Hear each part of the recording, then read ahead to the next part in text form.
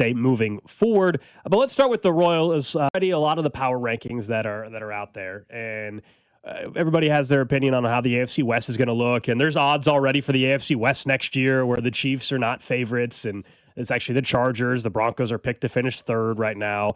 And so ESPN went out with their even what they call their way too early power rankings, and the Chiefs are not top 10 in that. I told you the Super Bowl odds, the Chiefs are 10th, 9th, depending on which book you look at. Do you believe that is actually where they should be before offseason even begins? Because I actually have no issue with it right now. Until we see the offseason plan and do they address some of the issues that we brought up yesterday during the Chiefs offseason show with everybody in studio, whether it be running back, defensive line, et cetera, and have better clarity on Patrick Mahomes' injury and whether he's good to go week one? I have no issue with them not being ranked in the top 10. That's fine with me. I think in my instinct is I'm not offended, right? I'm not offended by how dare you? But also, I just can't believe that that's right. Like, if you made me right now unbiasedly ranked the 10 teams, there is no planet in which a team that still did possess some things that worked for them, right? As in, they were a top 10 defense. They were a top 15 offense with Patrick Mahomes. And I understand they lost a lot of games last year because some things fell apart. Are you really here to tell me that this team isn't one of the 10 best in the league? Like, I think they're a wild card team, so that's 14 teams if you include both conferences, right, that make the playoffs. And if you're thinking wild card, then they're in that 10 to 14 range, right? Like, if you go right through the ones I'm for sure are better. Look, fine, I'll give Seattle, New England the edge. Although, I'll be honest, New England. You make me guess which team finishes better next year? It's not New England. So I wouldn't have them necessarily above it either. Rams, fine. Broncos, fine. They won the division and were the number 1 seed. Bills, even, fine. I'm not arguing any of those teams, including the Eagles. But once we get past those teams, the teams there below, like Chicago or Green Bay, or the teams they're lumped in with like Houston or San Francisco that bounces back and forth every year, no. They still have Patrick Mahomes. They are still one of the 7 to 10 best teams. When you start getting them outside of that top 10, I just feel like you're not factoring in the Mahomes factor after a single season, and that's just too early to eliminate that as being a factor just because for 1 year, all of those Mahomes stats went away, right? But we don't know if he's. We don't know how many games. We don't know how many games he's playing. That's why, this for a quote unquote way too early power ranking that ESPN put out, I have no issue with that. I mean, and this is where we've talked about we differ just on where they're at heading into next season potentially. If I think they're a wild card team, then having them 10 to 12 makes a lot of sense. And it's not, Green Bay is 10, the Bears 11. Okay, maybe you think they should be in front of them. Fine. Well, then they're still 10th. I mean, this list has the Chiefs 12th. I mean, I actually think they're in the right spot as of right this second. Now, if they end up absolutely nailing their first round pick and he turns out to be an unbelievably elite wide receiver immediately, or if you think they're drafting, a pass rusher and that guy ends up being a defensive rookie of the year candidate, all that changes it. And by the time we get to training camp, I might have a different feel about where this football team potentially is heading into the season. Right now, I think they're competing for a wild card spot. So when I see a power ranking that has them basically in a wild card spot, which is what 12 to 14 would be, I don't think there's anything crazy about it. If people are wondering, this is the list. Here was the order that ESPN had. They had Seattle 1, as Cody said, New England 2, the Rams 3, Broncos 4, way too high, Buffalo 5, Niners 6, Lions 7, Eagles 8, Jags were 9, and then 10, 11 were Chicago and Green Bay, Chiefs 12, Houston 13, Baltimore 14. It's kind of weird how different, you pair the power ranking versus the odds even that are out there, and both are way too early. But Baltimore has, I think, the second best AFC odds or best AFC odds to win the Super Bowl over at FanDuel, and they're 14th on this one. And I'll admit, I don't know why the Baltimore Ravens have as good of odds as they do to. I think there's some unknowns to win the Super Bowl. It's kind of surprising to me. Yeah, we don't know what their new coach is going to do. We don't know if he's any good. And that's the thing with new coaches is, in Mike Vrabel's case, right, it made him way better immediately, Gold. But you and I both know of the 10 NFL coaches who just got hired, 5, 6, 7 of them are going to stink, right?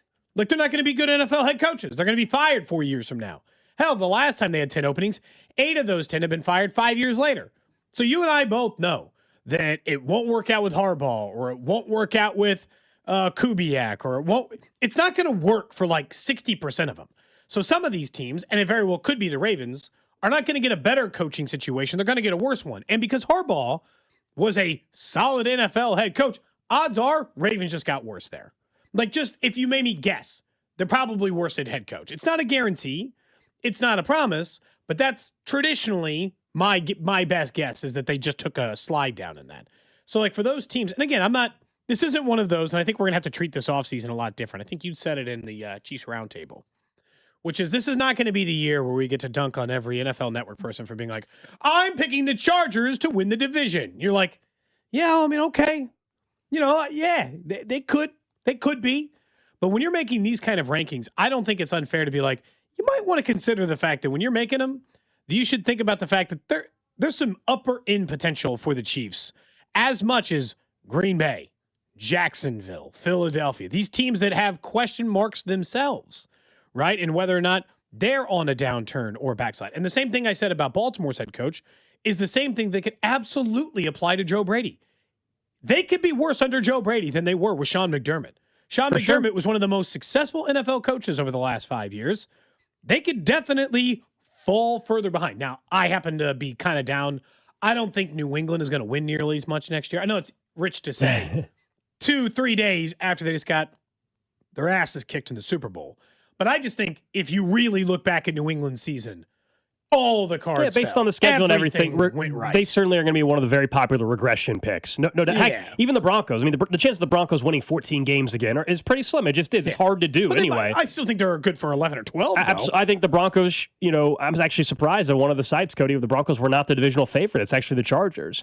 That probably is more about people still, once again, they just cannot quit the skill set of Herbert. And look, we all like Mike McDaniel as the OC hire. I think it's good. They got some, their offensive line is to get healthy and all that.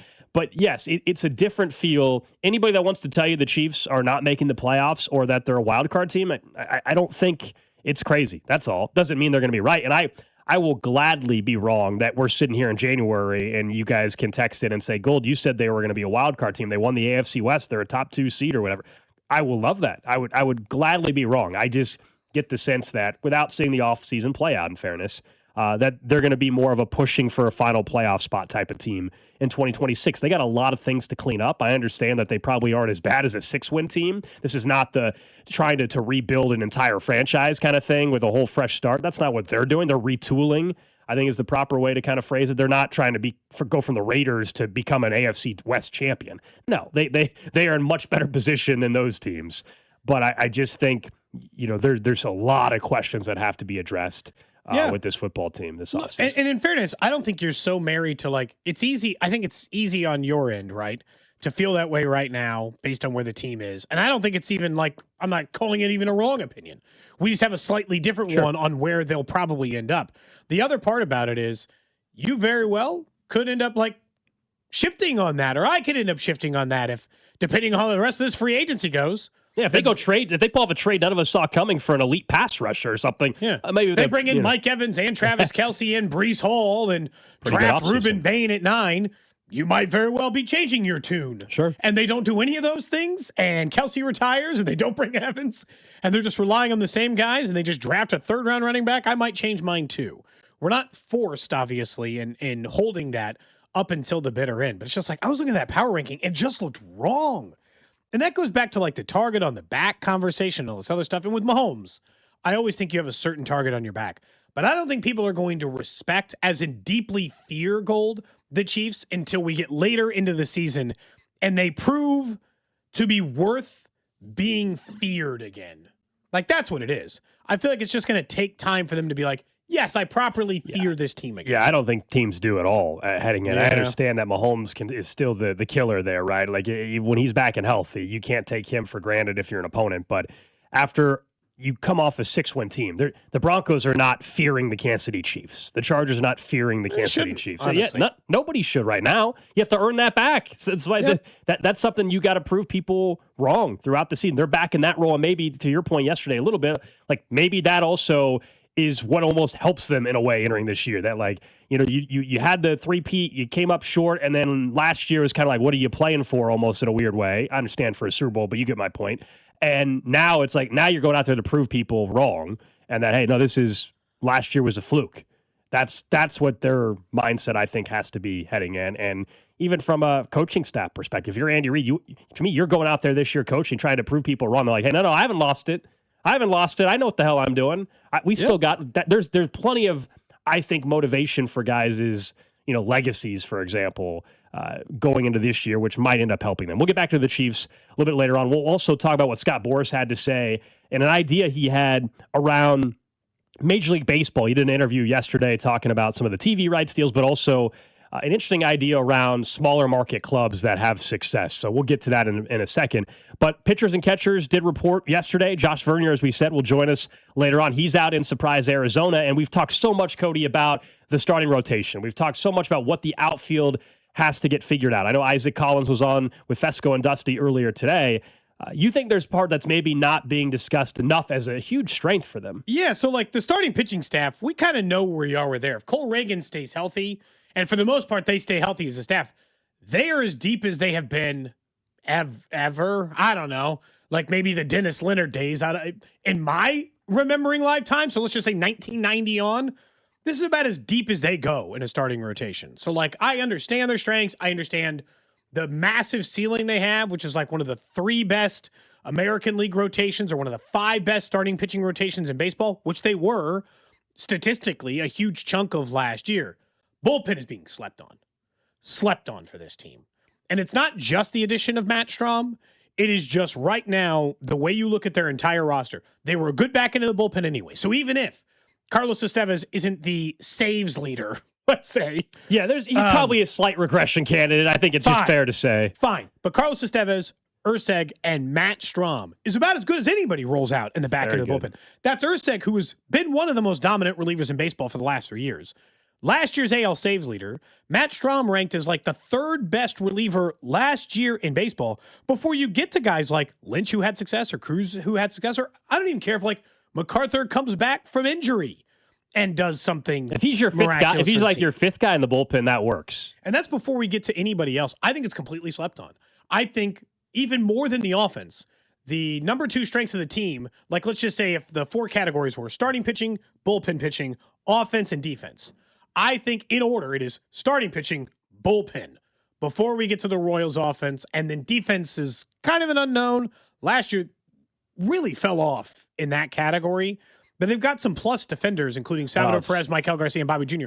The outfield defense, it was so awful. It was. I also think what fell off was like the base running. I mean, that was a huge conversation. They were giving out that's part of the offense in me. Yeah. Free outs, on the base pass and some mistakes and the balance of being aggressive and also being smart on the base pass. You brought up Matt Strahm though. I do think because everybody and I was included in this group so focused on the outfield and wanting the big addition, and it didn't happen, and they added some nice pieces, but not the big swing. That I don't know if we acknowledged enough.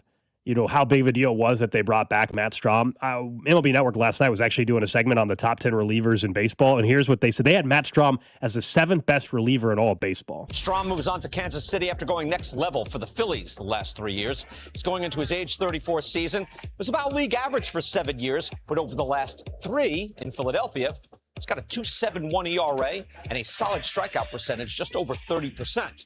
Now you narrow it down to the last 2 years. Strahm is among the elite relievers in the league. In that span, 5th in ERA, 6th in expected ERA, we'll use that a lot, and 5th in RA9 WAR, runs allowed per 9 WAR. That's run prevention with an innings component mixed in. 5th best ERA the last 2 years in baseball. Yeah, and again, I think their bullpen just got better again, the same as when they added Estevez. Look, I don't know if Nick Mears had a career year. He projects to be in the Royals bullpen. He had a 3.49 ERA and a career high 56 innings pitched last year. The rest of his career doesn't look like that. So is he going to be last year Nick Mears as a toss-in for the Isaac Collins trade? And by the way, he was on the morning show if you want to catch that up on the podcast page. But he's their 5th guy, 6th guy. Like we mentioned with if MacArthur's 9th infantry, it might be the 5th infantry. 6th infantry, right? Got to go much earlier in the innings. It might just be like I don't know if it's like the National Guard, reserve troops at this point. Reserve troops. I think is what it is. If we ride one final time for our guy James MacArthur, I gotta say he was effective in there. They're deep there too. Same as the starting pitching staff. The bullpen is deep. So deep, in fact, they can afford people to not have particularly good years and immediately replace them with people who I think can. That's the biggest difference. If John Schreiber, who made me nervous a lot of times last season for the Royals, is making you too nervous too often, or if Nick Mears returns to what he was the previous 3 years as a reliever, you have reinforcements, not to play on the MacArthur thing again, but you have other people available to you that you can dump to. And between Strahm and Ursag and, and Estevez, that's a great, I mean, it's not HDH, but like that spoil us all.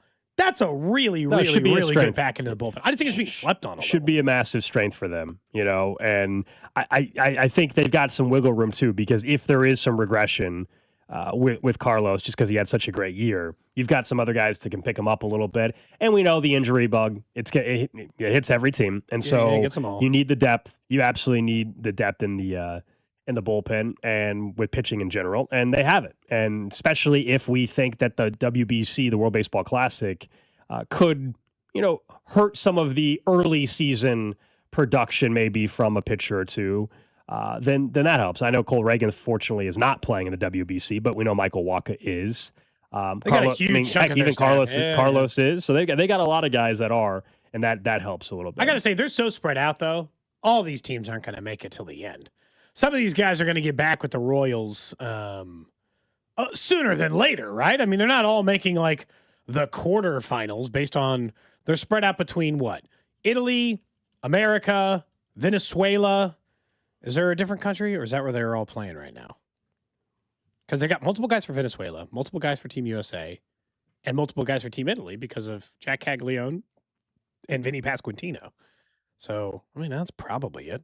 All those guys have to report. Vinny normally wouldn't have to show up. He has to show up by tomorrow. He's probably already in Arizona. He said remember, at the Royals rally, he said he was flying to Arizona right after the Royals rally 2 Saturdays ago. But you have to get in early if you're going to go compete for those. But yeah, I see the text line. They're like, General MacArthur, has anything ever died faster? You and I have mentioned the Grim Reaper on the show. It only lasted a week. Yeah, so we got 3 weeks on the MacArthur's 9th Infantry? 9th Infantry. That was about we got it. A crew together. You know what? We had a good time. I had a great time. Yeah. And if he's now the 5th option, he can be very good at that. But yeah, so different than like Nick Mears. Like you can have a bad season and we like to have some fun and rally around certain players and do it. We could just be boring all summer and just not do anything. That would suck, wouldn't it? It would suck. I wouldn't like that at all. Yeah. Pass. What else is available? Who do you want to get behind this year? I feel like we just got to get behind Cags one more time. Someone says it's a jinx. Yeah, I don't buy into that stuff. So. I know, but like we did a road trip for Bobby Wood Jr. He turned out fine. We did a song for Creed Humphrey. He's an all-pro player. It's not like we're a jinx for every player. Yeah. I don't know if we were a jinx for James MacArthur. It did not go great after we rode out there as an infantry and had a banner printed up. Nope. From that point forward, it wasn't good. It went south. Mm-hmm. Admittedly, it went south pretty quick. Man, that first game, though, I thought he was going to come in to save. It was a close game. We had the banner ready. Someone says, why don't you guys get behind Bobby Wood or Vinny? I mean, we literally have. I mean, we have Vinny on every week during football. We had and we had Bobby the Whittisons thing last year. What are we talking about? We get behind those guys all the same. Yeah.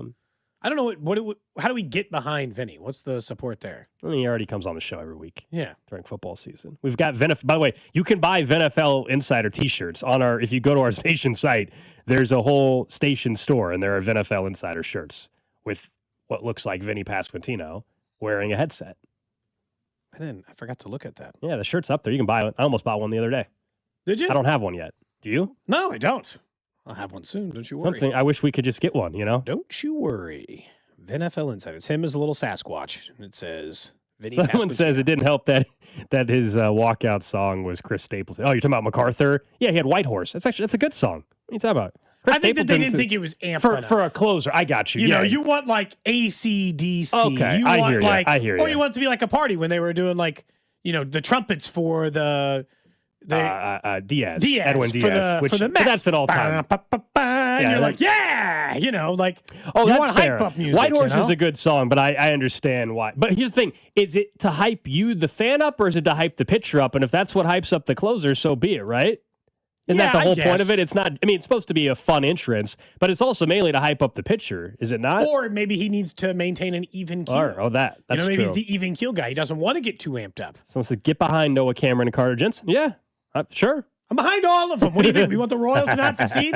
If you're just giving suggestions for, hold on. If they're just giving suggestions for like who we could support this year, both of those are local guys, so that's very easy. I mean, I'm high on both. I'm still Team Cags, that's for sure. And I'm here in a couple weeks, probably once it warm. Well, I guess it's gonna be warm next. Maybe I'll wear the Cags shirt next week. So no, I'm by no means am I out on that. If Carter Jensen gets to June and is a serious player for Rookie of the Year, I'll do a song for him for his Rookie of the Year campaign. June, July. What's late enough for him to actually be a serious contender? Mid-June. All right, so we'll call July 1st. That seems fair. Okay. July 1st, Carter Jensen is a Rookie of the Year candidate. He gets a song. Someone says, "What are the walkout songs this year? Do you guys have the playlist?" We do not. No, they don't tell us that. No, we'll have to wait till opening day together on Monday when the Twins are in town. We'll be right outside Gate D broadcasting live. I can promise you. It'll probably be freezing again by then. But how was that one day of 70? Good chance, right? There's a good chance of that. Too early to look at the weather? Yeah, it's a good song. Maybe not the best walkout song. I don't know, but I like the song. Power Ballad just doesn't seem like a closer song, right? It just doesn't feel like a closer song. No, yeah, it doesn't. I've asked baseball players before. I think they put a lot of thought into, most of them, not all. Most of them put a lot of thought into what they're gonna walk out to. We've long standing. I want to try to make a bet. Did the Chiefs play the Jets this year? The Jets, yeah, at home at Arrowhead. Okay. So yeah. I think we need to make a bet with that might be week 1 or 2. That if the Chiefs win, we get to choose his walk-up song for like a week. Just 1 week, and he can approve it. It won't be something inappropriate. Yeah. We're not insane. We won't choose something to like get him in trouble. I want to be able to choose a walk-up song for somebody one time. I don't know what we offer him in return, but yeah, what's our payoff for him if the opposite happens? If the Jets upset, he has to name his price. Okay, we can negotiate. We'll have Vinny on the show here in a couple weeks, maybe from spring training. Over the next couple weeks, we'll try to have a couple different players join us. Yeah, it'll be fun. We obviously like talking to Royals baseball this time of year, and we'll continue to do so outside of that. Don't forget, spring training coverage on 96.5 The Fan, brought to you by Park & Go, the best deal on airport parking. Up next, thinking of baseball, Scott Boras, the power agent, maybe the most powerful in all of sports, had a couple intriguing ideas about baseball moving forward. We'll get to that next year on Cody and Gold. This is Cody and Gold on your new home for Royals baseball. 96.5 The Fan. Brought to you by Heartland Men's Health, the leader in men's sexual health. Thousands of men have been successfully treated for low T, ED, and more, all with discretion and compassion. Make your appointment at heartlandmenshealth.com. Need to sell your house in Kansas City but not sure what the best option is? Selling a home, especially when dealing with foreclosure, divorce, job relocation, or an inherited property, can feel overwhelming. That's why I don't just make offers. I help homeowners understand all their options so they can make the right choice with no pressure and no obligation. I'm Rex, a local homebuyer and resident right here in Kansas City. Whether you're looking for a fast cash sale or just want to explore your choices, I'll walk you through the pros and cons of selling to me or listing with an agent. If selling directly is your best move, I'll offer you a fair cash price and a closing timeline that fits your needs in as little as 7 days or on your schedule. No repairs, no commissions, no hidden fees. Just a transparent, hassle-free process so you know exactly what to expect. Let's talk. Call 816-330-6000 or visit rexbuyskc.com for a free, no-pressure consultation. Rex Buys KC, helping homeowners make informed decisions with confidence. 40,000 people. That's not a crowd. It's a small city. It's also the number of people choosing pain relief without surgery. 40,000 people who said, stop, before you replace my knee or my hip. Before I put my life on hold, there has to be another way. And they found it at QC Kinetics, the nation's leader in cellular level treatments that revitalize joint tissue naturally. Patients who thought surgery was the only answer are getting their lives back thanks to QC Kinetics' advanced regenerative treatments. Surgery isn't always the answer. QC Kinetics uses safe, natural treatments to activate your body's healing power with zero downtime. Get started now to ease inflammation and slow the progression of osteoarthritis. Call them today because 40,000 people can't be wrong. Before you say yes to surgery, do your research and call my friends at QC Kinetics. The consultation's free. 816-412-6299. That's 816-412-6299. QC Kinetics off 435 in State Line and in Gladstone. 816-412-6299. Drew Brees here. Whether you're on the field or on the road, having the right team on your side makes all the difference. I learned that the hard way. On the field, you don't go anywhere without a solid O-line. And when your car breaks down, you want that same kind of protection. That's why I trust CarShield. Their protection plans help you tackle expensive repairs so that you're not blindsided. Visit carshield.com now and join the team that's helped millions of drivers save. Coverage varies by plan. View contracts and exclusions at carshield.com. At quarterback, calling the right play could change the whole game. And when your car breaks down, same idea. Make the right call before the big repair bill hits. CarShield helps protect you from expensive auto repairs. Plans include 24/7 roadside assistance, towing, and rental car options, all to keep your drive alive. Look, breakdowns happen, but choosing CarShield, that's the easiest call you'll make all day. Visit carshield.com now and join the team that's helped millions of drivers save.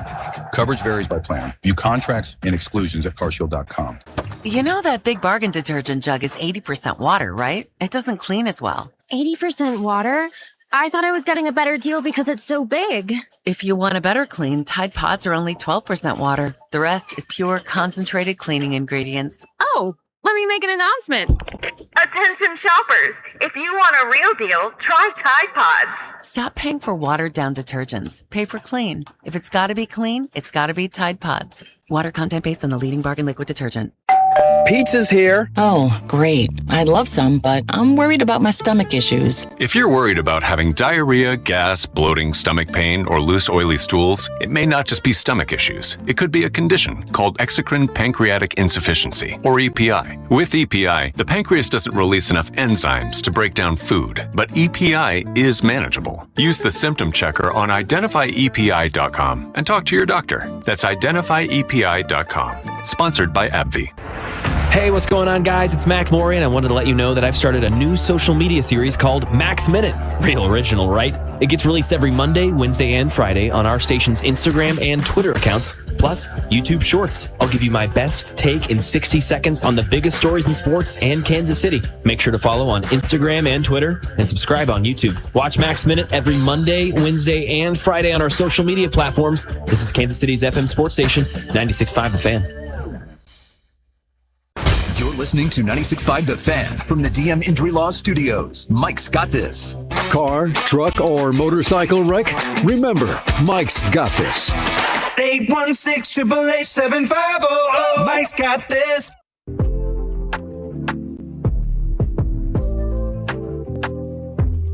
Just getting started here on Cody and Gold. We were talking during the break, something really cool the Big 12 just announced. So Big 12 tournament, we all know, is coming up next month in Kansas City, and they are going to have a brand new court. Now, number one, that's just good news because last year, remember that the court was horrendous. In person, not as bad. On TV, it was awful. It looked really bad on TV. It was a terrible decision, whoever decided that. Well, this year, for the first time ever in an actual competition, not like an exhibition or all-star game, the court will be made, it will be a glass LED court technology they're using. And so if you look at the video on social at Big 12 Conference, basically they can change everything about the court. They can add a different logo whenever they want, literally with just a push of a button to swipe on an iPad.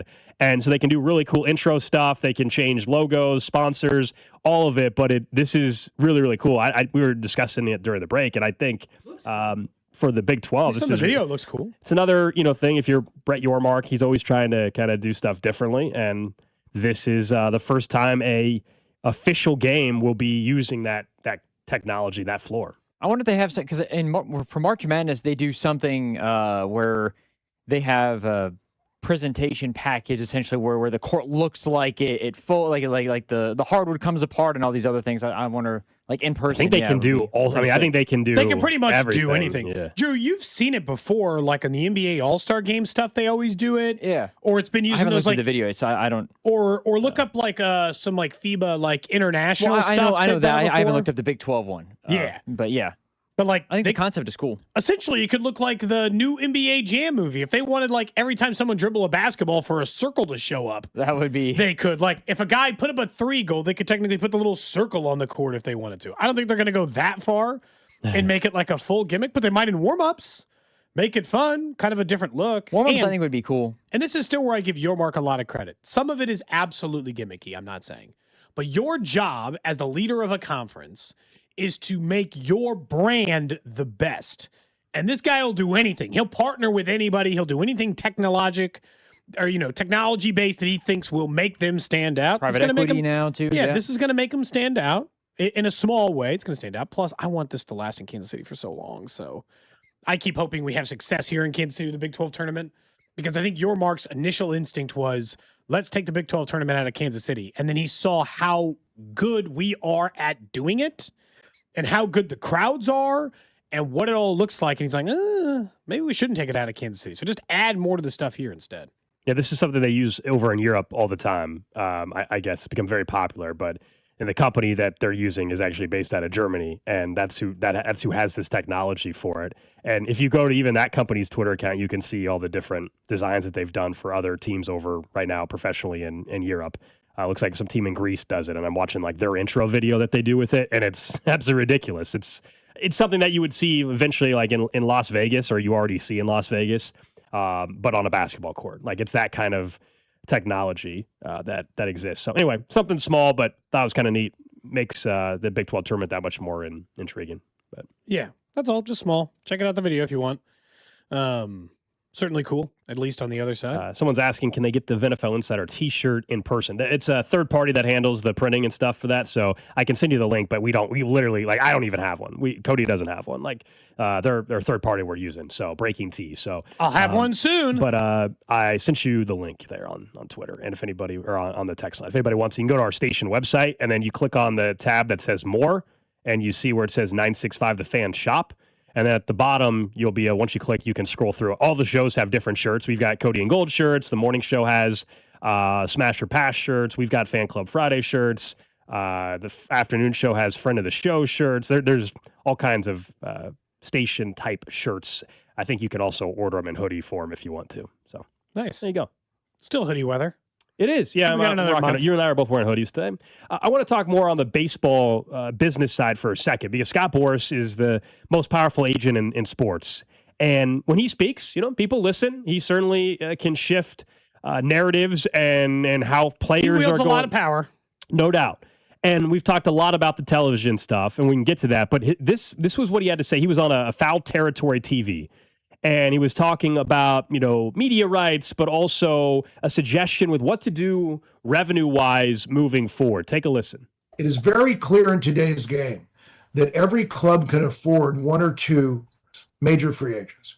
I've always believed that in the player community, you are rewarded based on your performance, and you're also penalized based on your performance. We need to bring that to sport. We need rewards for winning.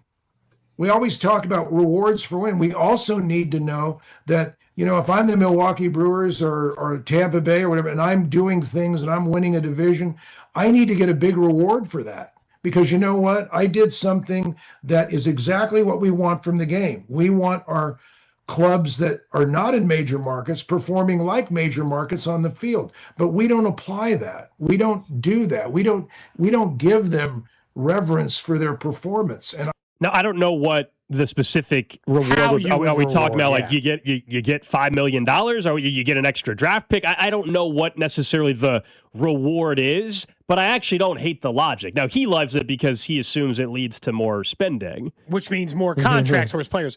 So is that not something now that they have? Or like if you win the World Series, you don't. No, they added some rewards, which is MVP and Rookie of the Year. And this was for every team, though. This doesn't just apply to the Royals. This is universal across all 30 baseball clubs. That is, if you don't hold a guy hostage in the minors and you call him up, if in the first 3 to 5 years they win an MVP, win Rookie of the Year, those things, you can get some additional draft pick compensation. Yeah. But what he's saying is, if you are a small market team who is trying, why don't we tell them, good job for trying, small market baseball team. Here is some incentive. Because the truth is, the big market clubs, it is rare for a big market club to just tank. Like Houston did it, and that's when that does exist a little bit. Houston did it some. But for the most part, you don't see the Yankees, Dodgers, Blue Jays. You don't see them just hang it up for a year. They might spend a little bit less in a year, a little bit more in a year, but they don't just mail it in the way the Twins might just spend $50 million one year, or the Guardians might have a $70 million payroll one year and shed everyone, or the Marlins. He's saying if you're the Royals and you spend $180 million, or you just are competitive. You attempt to win. You win at least 81 games. You go to the playoffs. Benefit the small market teams. Give them something for making the playoffs, for making an effort. Therefore, winning could lead to more winning, keeping you at the top of the league. He also, we didn't play the whole clip, but he also called for cutting revenue sharing teams, two teams, that skip the playoffs that are not without rebuilding. So like, hey, you're not making the playoffs a bunch, but you're not rebuilding. Now, I don't know what's that criteria? How do you prove that someone's not trying to rebuild?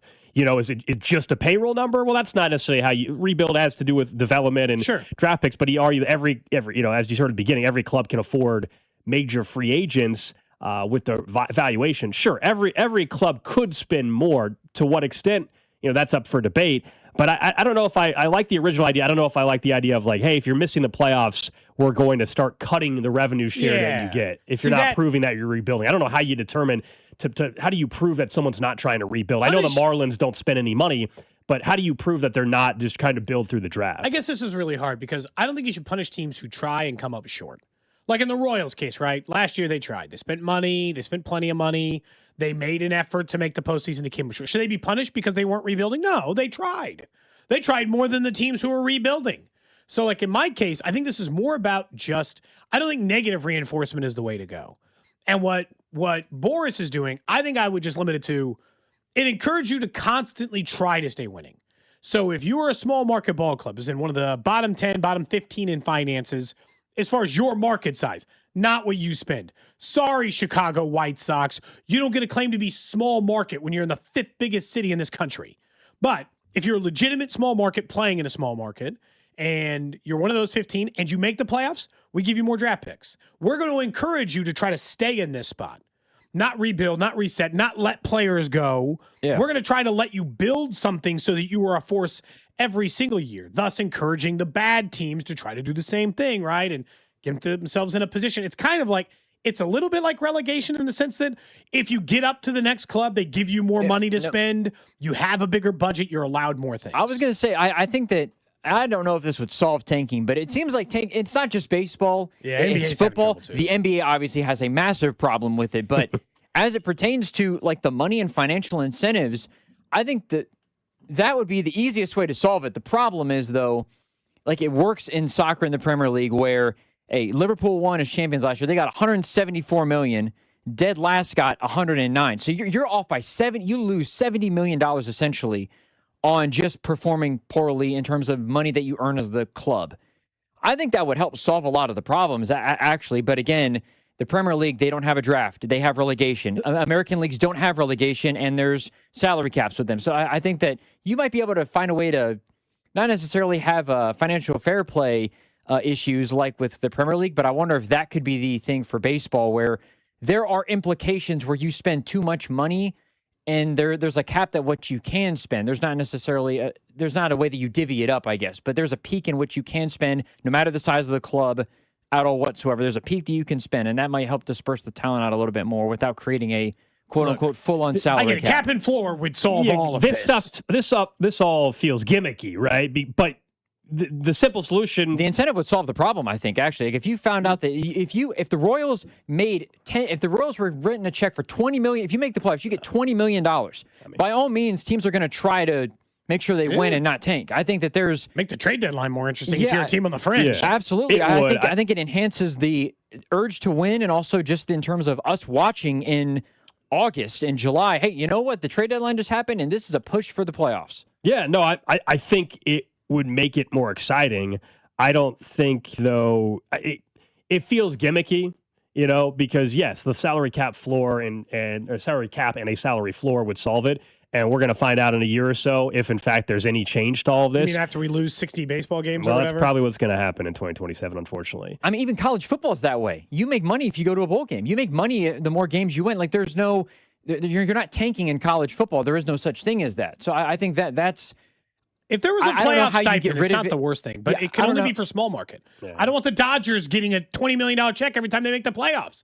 It should only apply to teams who do not have a competitive advantage. Scott Boras said, was even saying small market teams. And who knows what, I know, Drew, you were just throwing out $20 million. I have no idea what the dollar amount would be. I have no idea, is it enough to make a difference? But intriguing ideas. I just think everything's on the table, when we know that the CBA is coming up at the end of this year. I do also think having, and this is an American issue as it pertains to the sports landscape and the concept with the leagues, if we didn't have drafts, we wouldn't have, I don't think we would have, there would be no tanking problem. It wouldn't exist if we didn't have a draft. The draft, in the way that it's incentivized that the team that does worst actually benefits the most, because we have the draft across all of the sports that we have, it actually has coincided with the idea of tanking. And, to the whole topic of conversation point, is there a way that you can make winning incentivize more than getting the first overall pick? The problem is trying that, for like, that. we pretend like sometimes we talk about the difference in those. We pretend like those leagues don't have a problem.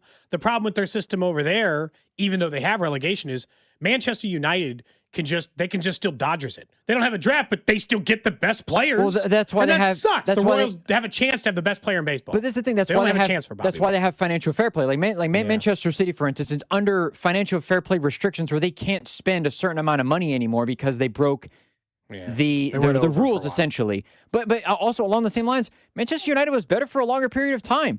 That's part.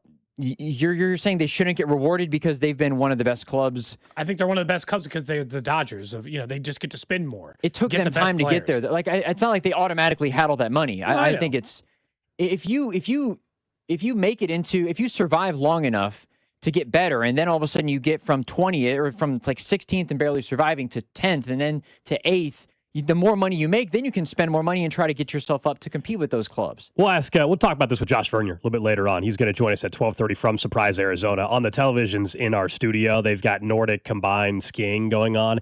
Are these the athletes that might be injecting themselves with acid? Correct. Okay, just allegedly.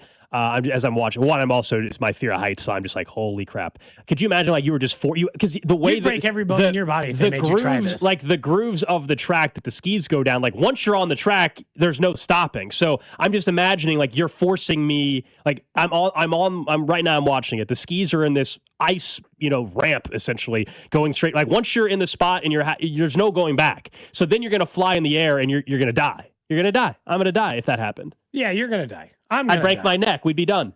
Is there any chance that I don't accidentally flip backwards or flip forwards and just maybe get close to landing on my feet?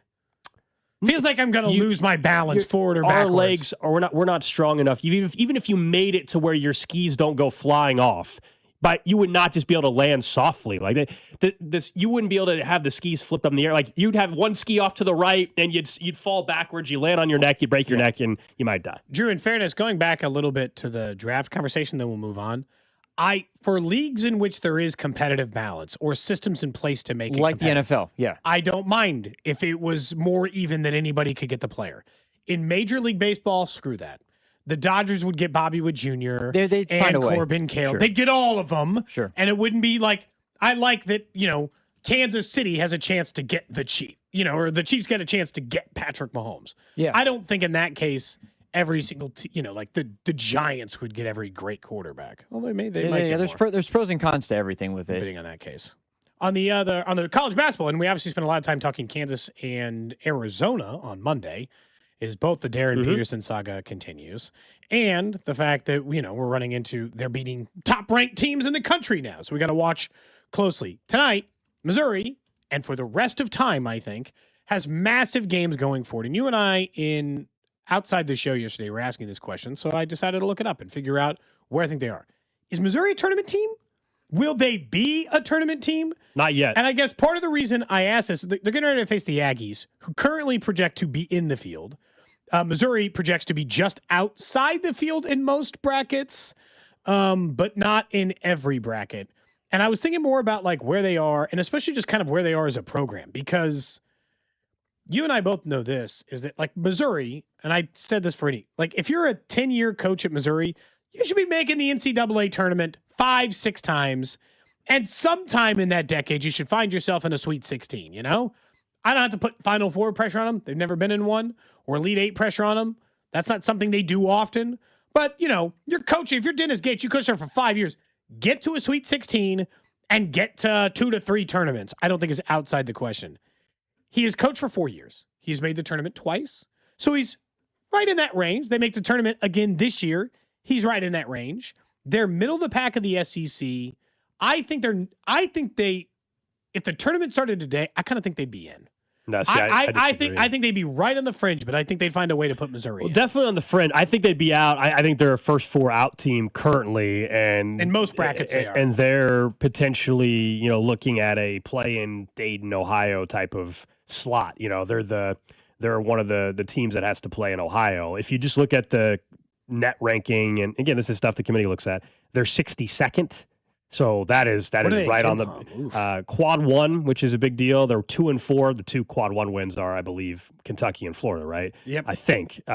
Quad 2, they're 3-3, and then quad 3, they're 2-0. So they don't have a strong resume because of the non-conference. Now, unfortunately, in the SEC, they've got, I think, 2 more games against ranked opponents and the SEC tournament. Is there a path? Absolutely, there's a path. They've got plenty of games in front of them.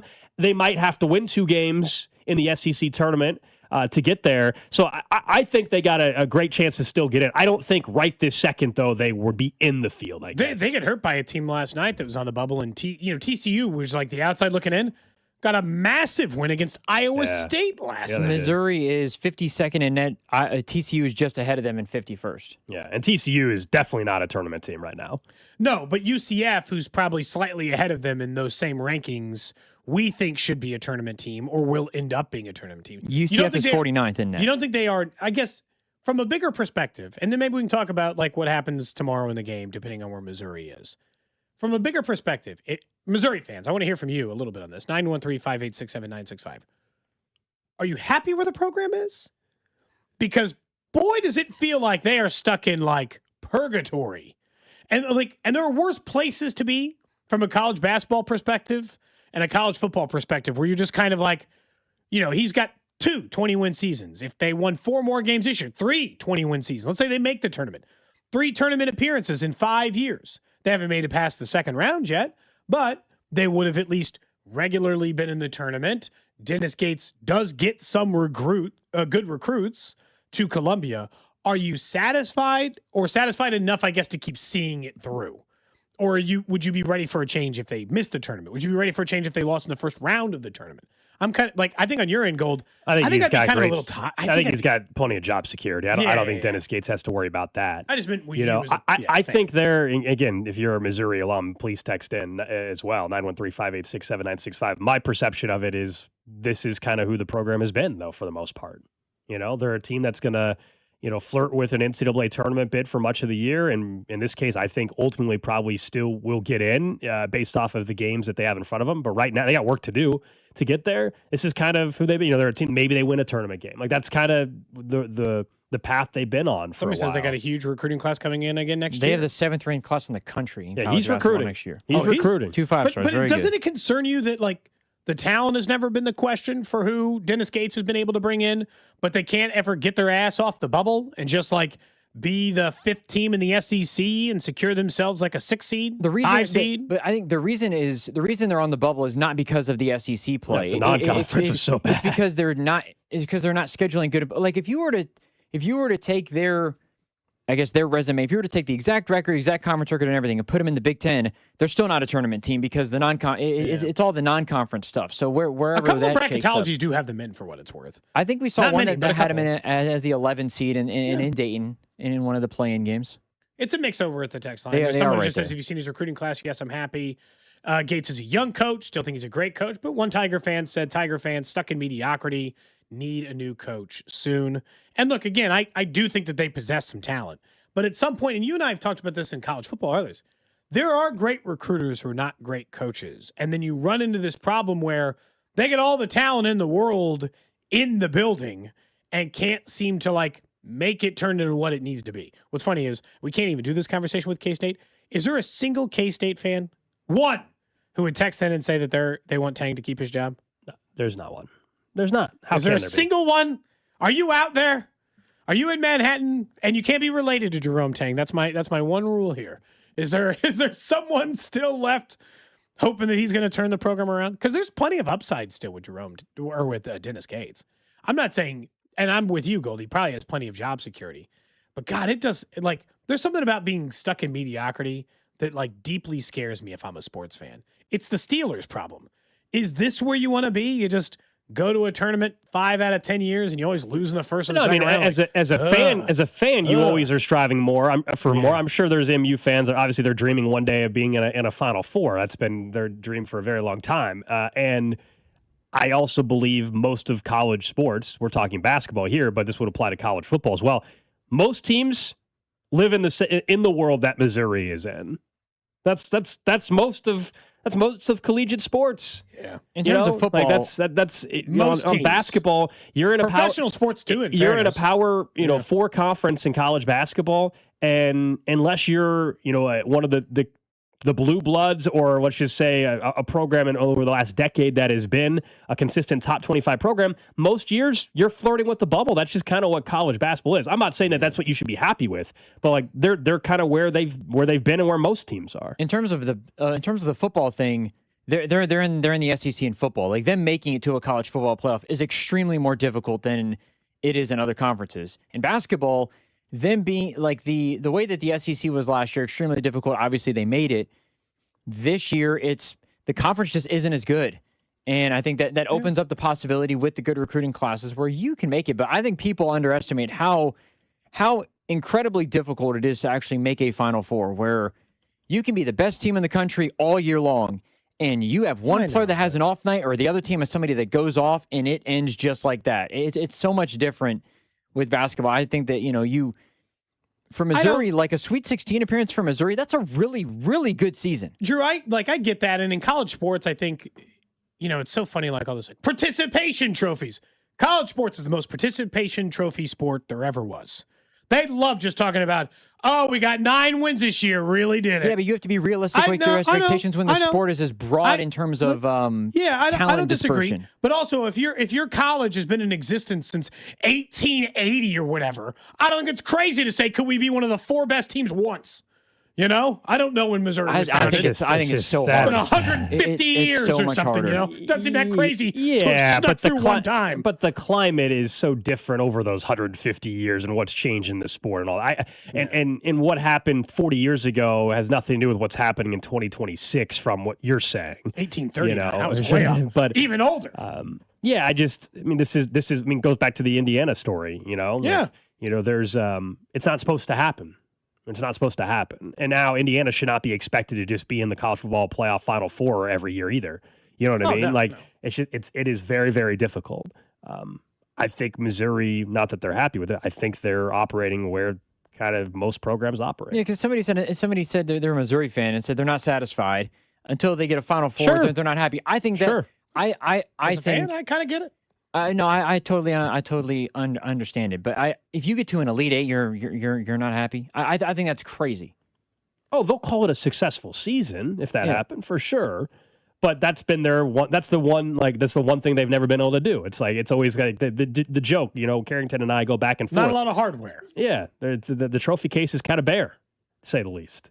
I'm just saying, and that's fun to talk about. When your college basketball program has been one of the stronger conferences as it existed the entire time the sport of basketball has existed. Yeah. I feel like you can have tomorrow, 1 year where you get through. Tomorrow, you mentioned A&M. So that's a chance, though, for Missouri to get a quad 1 win. As I said, they are, 2-4? They could get to 3-4 in quad 1 wins. And they're a projected tournament team right now. A&M would be quad 1. And guess who the coach is? That's Bucky Ball. Remember from a year or so ago when KU was playing them in the tournament? Yeah. Not A&M, but the coach was at Samford or whatever. Bucky Ball. You guys know what I'm talking about. I do know what you're talking about, but I don't remember now. The tournament stories. Samford. It was Samford. They erase from my memory the second we get out of the NCAA tournament. Bulldogs. Yeah. I don't. It's very few ones that Bucky you're like Ball. The Steph Curry years. It's very few years where you like remember. Can you still name any of the name of the kids from like Loyola Chicago? Do you remember their names? If somebody can, it's because there's a couple local kids, but I honestly cannot think of a single name. Yeah, somebody locally knows because they went to Blue Valley or something like that. But I think for the most part, we appreciate those stories in the moment, but we don't like. Or who was that kid who hit like 15 threes 2 years ago? For Oakland? Yeah, what was his name? I don't know. Yeah. Does anybody remember? Nope. Drew, do you remember the name of that kid? You guys, we all know who everybody's talking about. I'm thinking of the person. I can picture them. Yeah, I don't remember his name. Oh, we spent like an entire day talking about Jack that kid. Golke. Jack Golke. Yeah, that was 2023, 2024. When was that? He scored 32 points. They beat Kentucky and all 2024 March Madness. Yeah, I'm surprised that we don't remember his name as much as you remember, sorry, Gold, but Farouk Manesh from Northern Iowa. I will always remember that name. That one, of course, He's a Kansas fan. Sure. He remembers Ali Farouk Manesh. Sorry to all the KU fans out there. But he's also still out there coaching in college basketball, isn't he? Yeah. We got to get to a break. I do love that. This is the perfect encapsulation of the text line. One text. Finally, you guys are talking MU. Very next text above it from somebody else. You guys love talking about Missouri when they're like this. Mind your business. I mean, see, it's a lose-lose for us, okay? You guys are mad when we don't talk about Missouri. We do when you guys say don't talk about them. This, we were talking about they were K-State. If we talk KU, you guys will text in sometimes and say, why aren't you talking MU? We're talking MU, and now you can't make everybody happy. Can't win sometimes. Anyway, all right. Up next, let's talk about the NFL. Some very interesting offseason storylines. We've been meaning to get to this, and we will finally next. Cody and Gold, brought to you by Heartland Men's Health, the leader in men's sexual health. Thousands of men have been successfully treated for low T, ED, and more, all with discretion and compassion. Make your appointment at heartlandmenshealth.com. Follow the station on Instagram for ticket giveaways and behind-the-scenes content from the show at The Fan 965. We're just talking about Golke. I bet he had to go find a new career that wasn't in college athletics. You don't think he's still playing, right? No. He could have a career in IT. He could have gone to Centric, gone through the program with hands-on training, and figured out what that career in IT, cybersecurity, AI, so many different fields. By the way, he is playing in Brazil, so he's still playing basketball, but when it comes time for a new career, he's going to look into Centric maybe for a career in IT. And in as little as 4 months, you can get that. And don't forget, whatever you're doing for a living right now, you may think okay, I have no clue about technology or anything like that, but it doesn't matter. That's what they are so good at, and you can still keep your current job while you're going through the program. So if you're like, hey, I can't afford to cut off my income, they are flexible with their scheduling. So in-person classes, online classes, they always have new classes starting. All you got to do is go to Centric.com, talk to our guy Russ Mondry, and get an idea of what the program could do for you. That's Centric.com. Don't let winter catch you off guard. Keep your family cozy with a $69 heating system tune-up from Hamilton Plumbing, Heating, AC, and Rooter. We have pros available 7 days a week to keep your system running at peak efficiency, helping prevent costly breakdowns, lower energy bills, and keep your home warm all winter long. Over 40 years experience and more than 8,000 5-star reviews are great reasons to trust Hamilton. Visit callhamilton.com/radio for details, terms, and conditions. License number 2025-11121. Guys, Hy-Vee has us covered this Valentine's Day. No matter how you celebrate, Hy-Vee has everything we need to make Valentine's Day special. I love it because it's a one-stop shop for everything. Flower arrangements. They've got beautiful floral arrangements for everybody. You can pick them up or have them delivered. Hy-Vee also has home-cooked meal options where they'll do everything, and then you will look like the superstar in the kitchen. And so many great gift ideas as well, including chocolate and retail gift cards. Just one stop to make this the sweetest Valentine's Day ever, only at Hy-Vee. It's Thirsty Thursday at Hy-Vee. Time to stock up the bar and fill up your tank. Earn 50 cents per gallon fuel savings on every $50 purchase of wine, beer, hard seltzer, and spirits. Mix and match all your favorite libations and get a 50-cent fuel saver with every $50 purchase. Stack up the savings and your next fill-up could be free. Don't miss Thirsty Thursday at your Kansas City, Missouri Hy-Vee. Product promotion differs by location. Offers valid where legal, available while supplies last. Never have I ever called my sister from the finish line of my first marathon. Hello? You won't believe where I am. Are you running? Mile 26.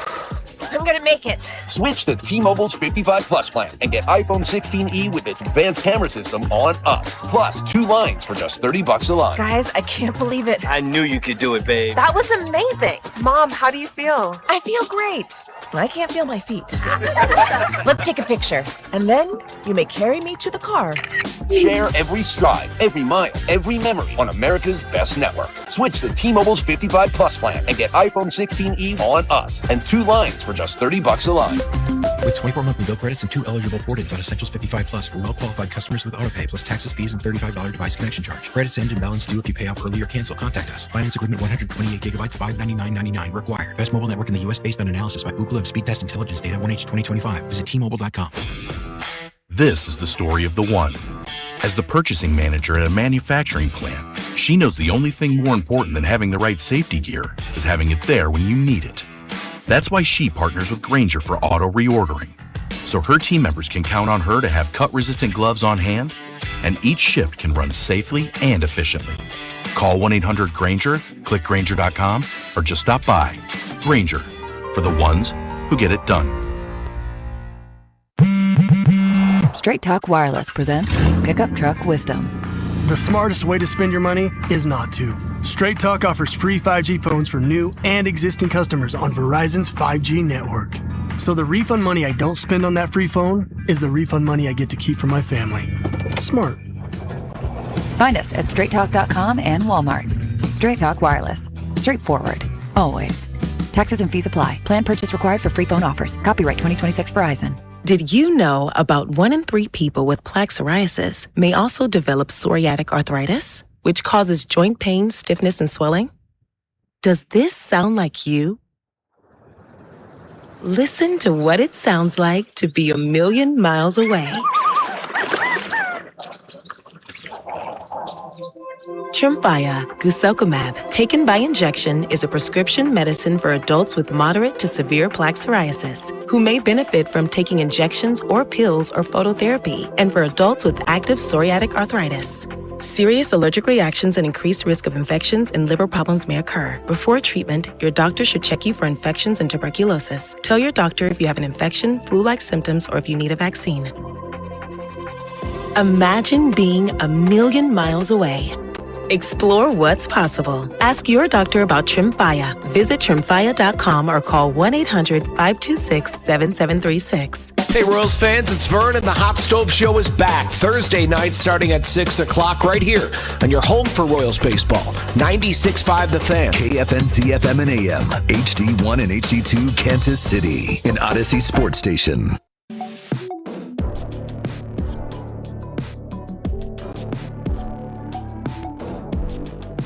11 o'clock hour here on Cody and Gold. We were talking during the break this awful Nancy Guthrie story, but there's new details like all the time coming out, and like everybody's got a theory on it. Very, very sad situation you had last night where they had somebody detained and they've already released that person. It wasn't the suspect. And yesterday during the show, there was the first time we had the images and the video of somebody at the front door of the residence of Nancy Guthrie the night that she was kidnapped. It's just, and they detained crazy. or questioned a delivery driver who's claiming he's innocent and has since been released.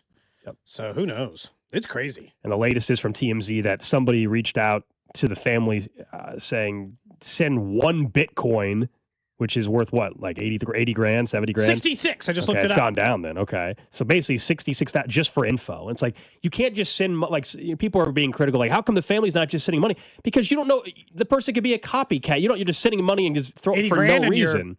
Mom's already dead. You don't know. You don't know. It's awful, but it's straight out of a movie. It's so bizarre. Yeah, it's crazy. It really is crazy. I've been following it. I guess I'll keep an eye out on it as well. It's going on, 2 weeks now? Yeah. It's been a little while. Yeah, it's awful. We'll get to the trash of the day here in about 15 minutes or so, but let's talk a little NFL. And there are a lot of storylines, as there typically are, not just with the Chiefs, but the rest of the NFL and what could happen. I want to go through a couple of these. This was from NFL Network, and they were discussing, some of the trends that we're going to see this offseason with a few players and what it could lead to. The Colts plan to open talks soon with Daniel Jones on a multi-year deal to keep him in Indianapolis. Jones got to Indy last year on a 1-year contract, was playing his best football the first half of the season until he suffered injuries, including a torn Achilles that he is rehabbing right now. I am told Jones wants to be in Indianapolis. The Colts want to work out a deal. If they can't, the franchise tag would be an option, Mike, but either way, the plan is Jones stays in Indy. To the Bengals and Trey Hendrickson. Remember that deal he did before this season after the holdout? It was a 1-year deal where they came to an agreement on a number. We said, okay, Trey Hendrickson's going to play out his last year and then be a free agent and then head elsewhere.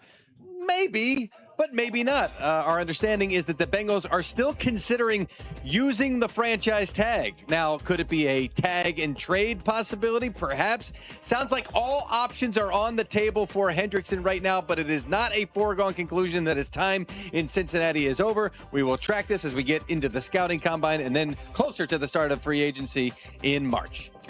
Russell Wilson is going to be a free agent again this offseason, and he wants to continue playing despite spending most of last season as the Giants' third-string quarterback. Jameis Winston is expected to be the backup to Dart this season. At 37, opportunities to be a long-term starter are probably not going to be too plentiful. Russell Wilson told us at the end of the season he was focusing mentally and physically on getting ready for what's ahead, and he said, I have great confidence, Ian.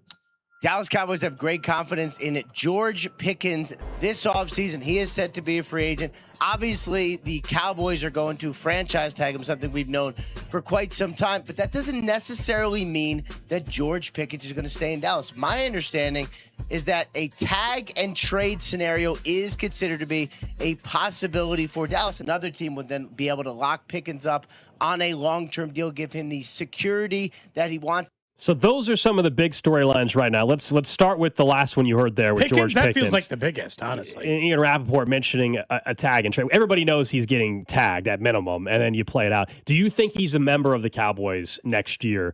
This is an organization that typically drags out contract talks to the last second. Micah resulted in a trade. They hate CeeDee Lamb and Dak Prescott waited to the very last minute to get it done. George Pickens earned a big contract. I know there's still some concerning moments at times with how he acted, but overall, kind of like A.J. Brown. I'm not sure you can keep him happy forever. Right. George Pickens is a really hard player to keep happy forever. But, man, for those first 2 years on the contract, it's going to be sweet. Like, Gold, if you tag and trade, like if you sign George Pickens because they're willing to trade him and you don't have to give up, I don't think it would take a first, right? Like even for that, because he's going to be owed $27 million in a brand new contract. But you give up a second-round pick and George Pickens is your wide receiver. I mean, for those first 2 years, man, it's going to be magical. Now, you're going to have to pay him $40 million a year, whatever the going rate is for top wide receiver money. Is that what Jamar Chase makes? Is he the highest-paid guy? Yes, he is currently, I believe, because he passed Justin Jefferson. I don't know if it's 40 or what. It's 40. Yeah, it's slightly over 40. I just think the Cowboys, there's 40.25 million. If there's because CeeDee got paid too, I think, in the similar time frame. If there's 34 million. Any organization that's willing to trade a star player at his it's the Cowboys. They truly don't operate like anybody else. No, and they have a star wide receiver. So if they think that they can improve their team in other methods, they only picked up Pickens for the 1 year. Obviously did not go great there in Pittsburgh, although in retrospect, some of that was just quarterback play.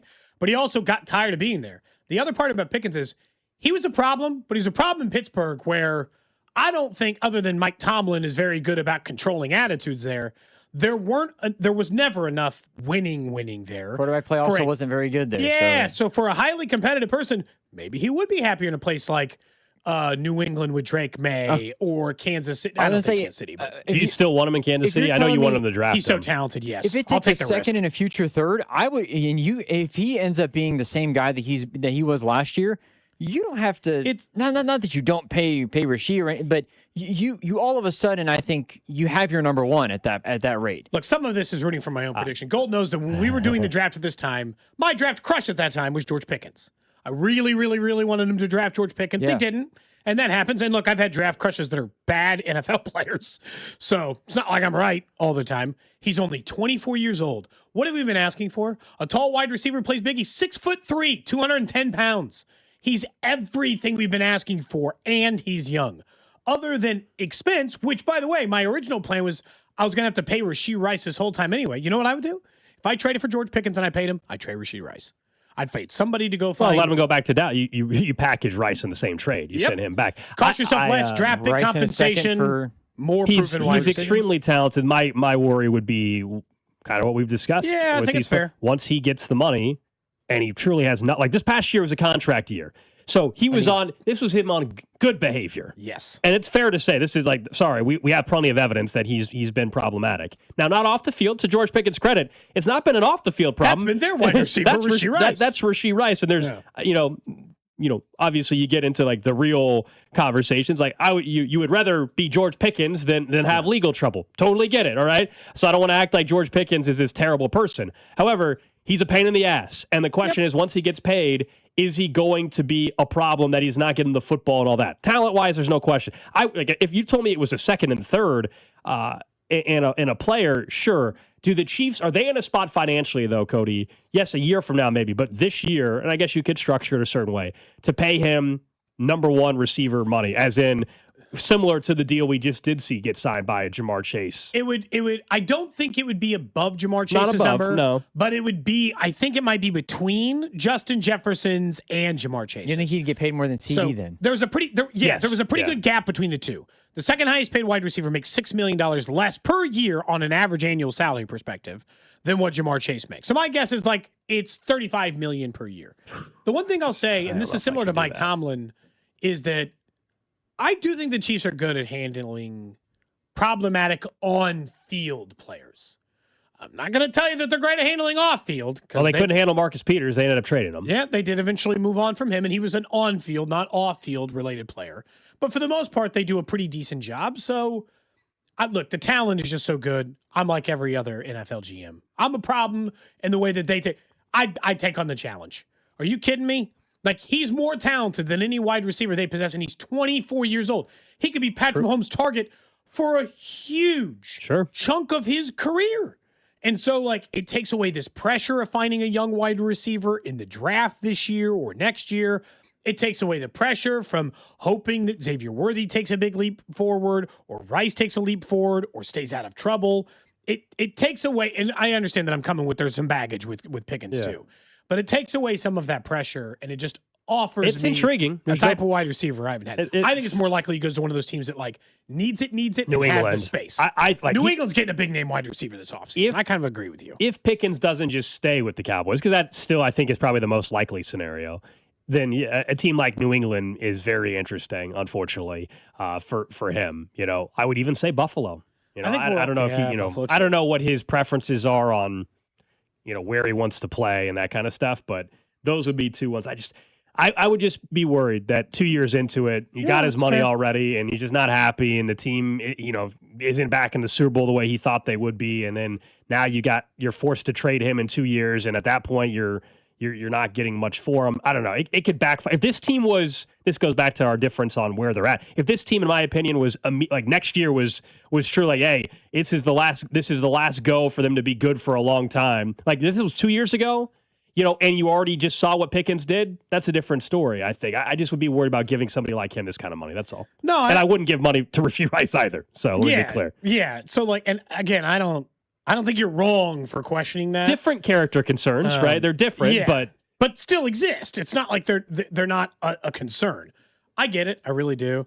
I just feel like he's everything we've been asking for out of a it's everything you've been asking for out of a player. No doubt. And so there's that part of me that just like can't let it go, because like if I made you like draw out a letter that said, hey, what's the type of wide receiver you would like the Chiefs to have in the draft? What's your kind of dream scenario? You'd be like, I don't know, 6'3", 210 pounds, can get the deep ball and the underneath stuff. You'd be like, you're describing George Pickens, so do you just want him?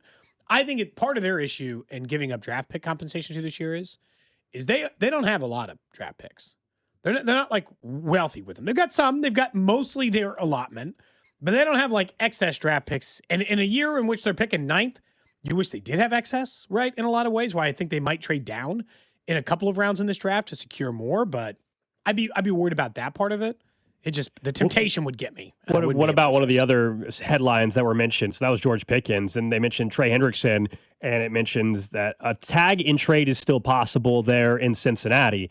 Trey Hendrickson's just been, I feel, I know he was hurt this year, but I feel like he's just been almost held hostage to a certain extent there in Cincinnati. Like, what's the future for him? I think he's going to go on a 1-year deal or 2-year deal with somebody, and it's going to be a big number. You're going to be surprised by the number. It's going to be like 2 for $50 or something, because guys who had 18, 20 sacks, whatever the hell he had 2 years ago, they're not on the market very often, even at his age. 31. But I genuinely think it's going to be like a 2-year deal, and the second year is not going to be fully guaranteed. But I think he's going to want to be on a contender.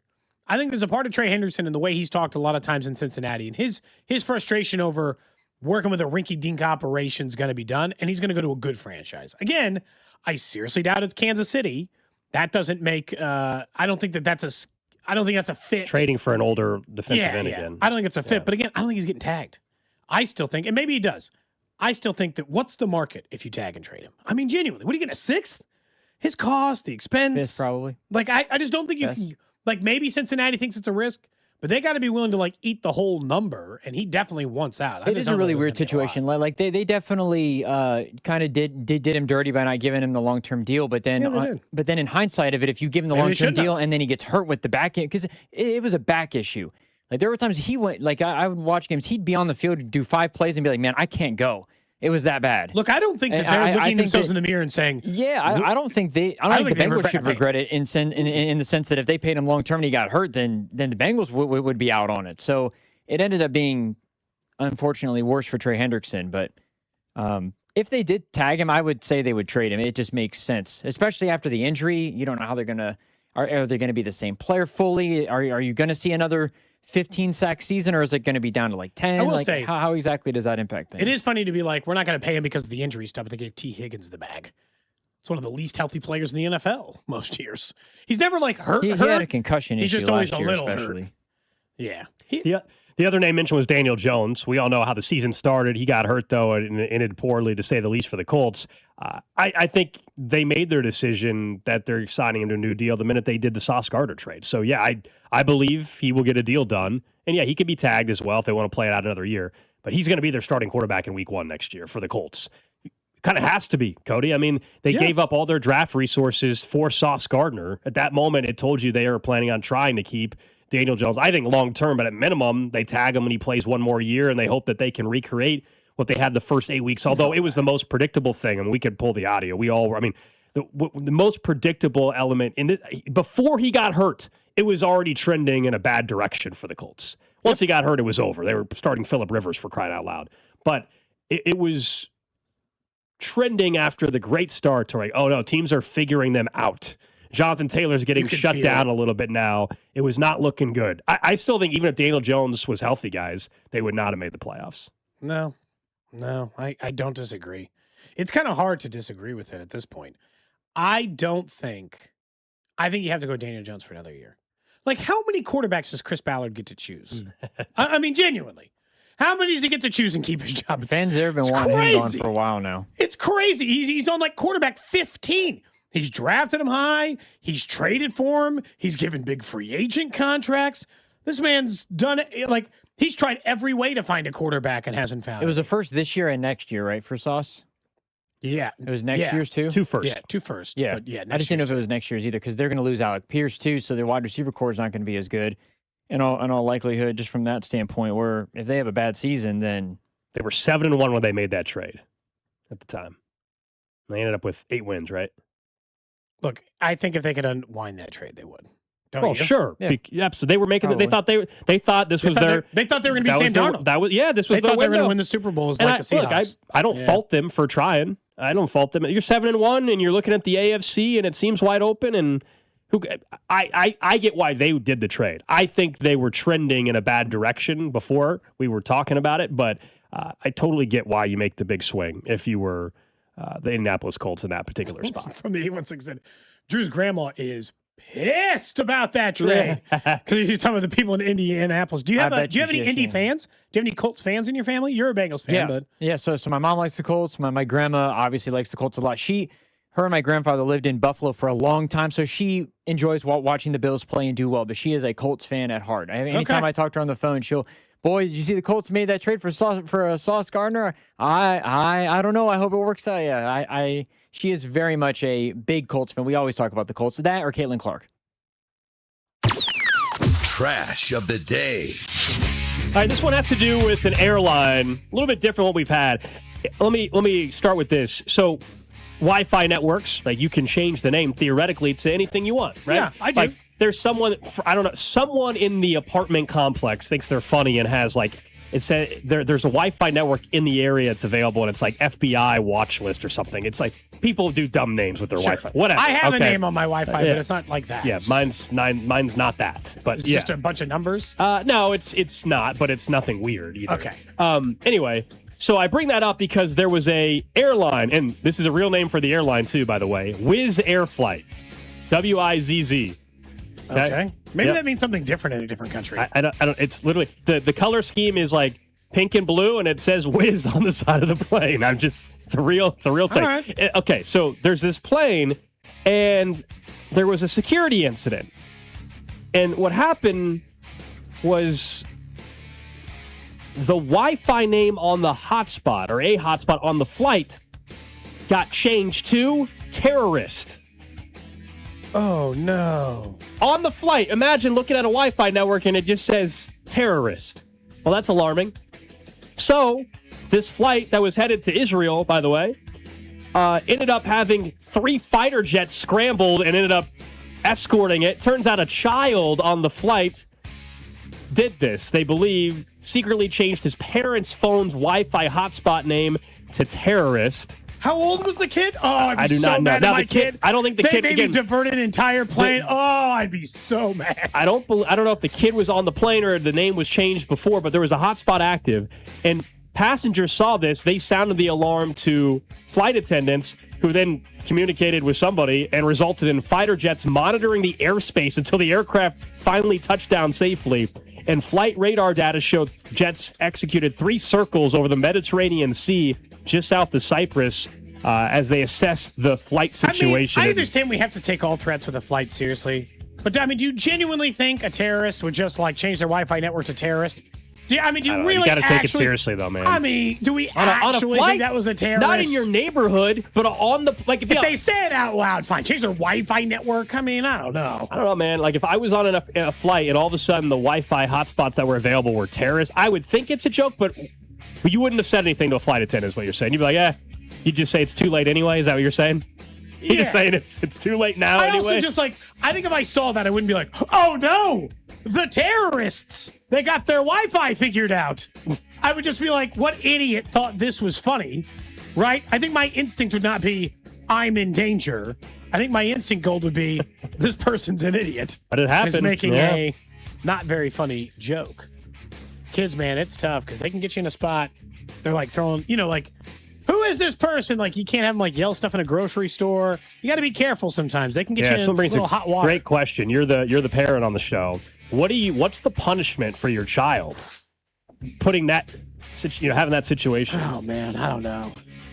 How old are they, or do we not know? We don't know. We do not know. Old enough to know how to switch the Wi-Fi hotspot name. I mean, it's not some 5-year-old, I don't think, that typed out terrorist. So it's got to be at least a 10-year-old, right? Just get the whole story. What were you thinking? I don't think there's a punishment. I think there's just a very serious There's no grounded for a week type thing or anything. Grounded I don't know. I mean, I don't know. Weird. I'm asking, my parents didn't really ground us.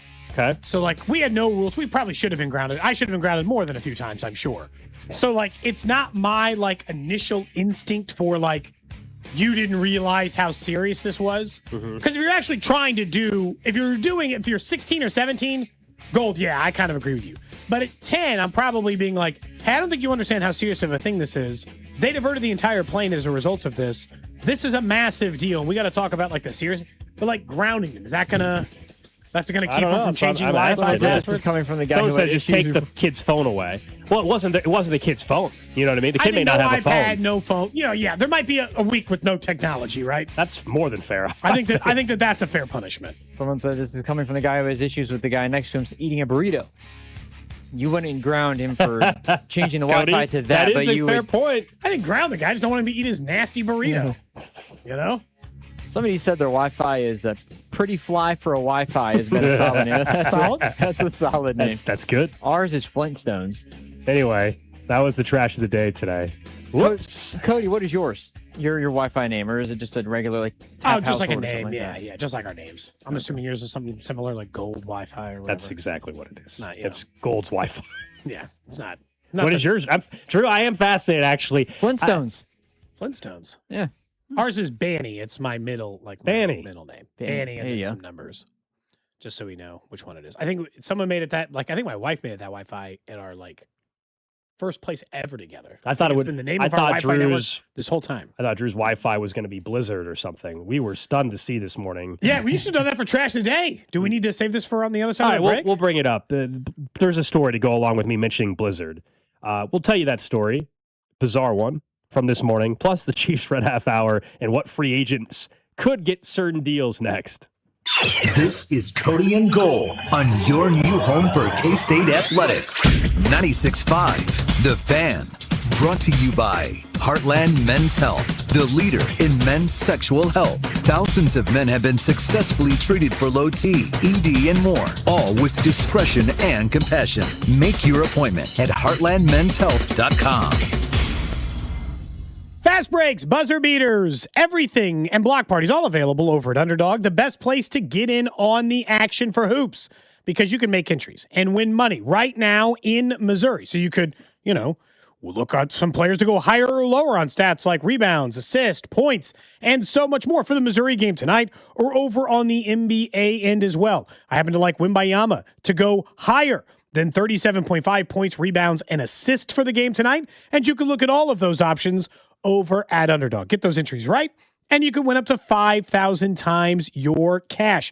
So many different ways to play. Ladders, where you make 3 to 5 picks, progressively win more based on how well each pick performs, plus pick'ems and champions, and deal reveal, and so much more. So head over to Underdog and download the app today to use promo code TAPP, T-A-P-P, to score $75 in bonus entries when you play your first $5. That's promo code TAPP, T-A-P-P. Underdog, make plays, win money. Must be 18 plus and present in Missouri. Terms apply. See assets.underdogfantasy.com/web/playing terms.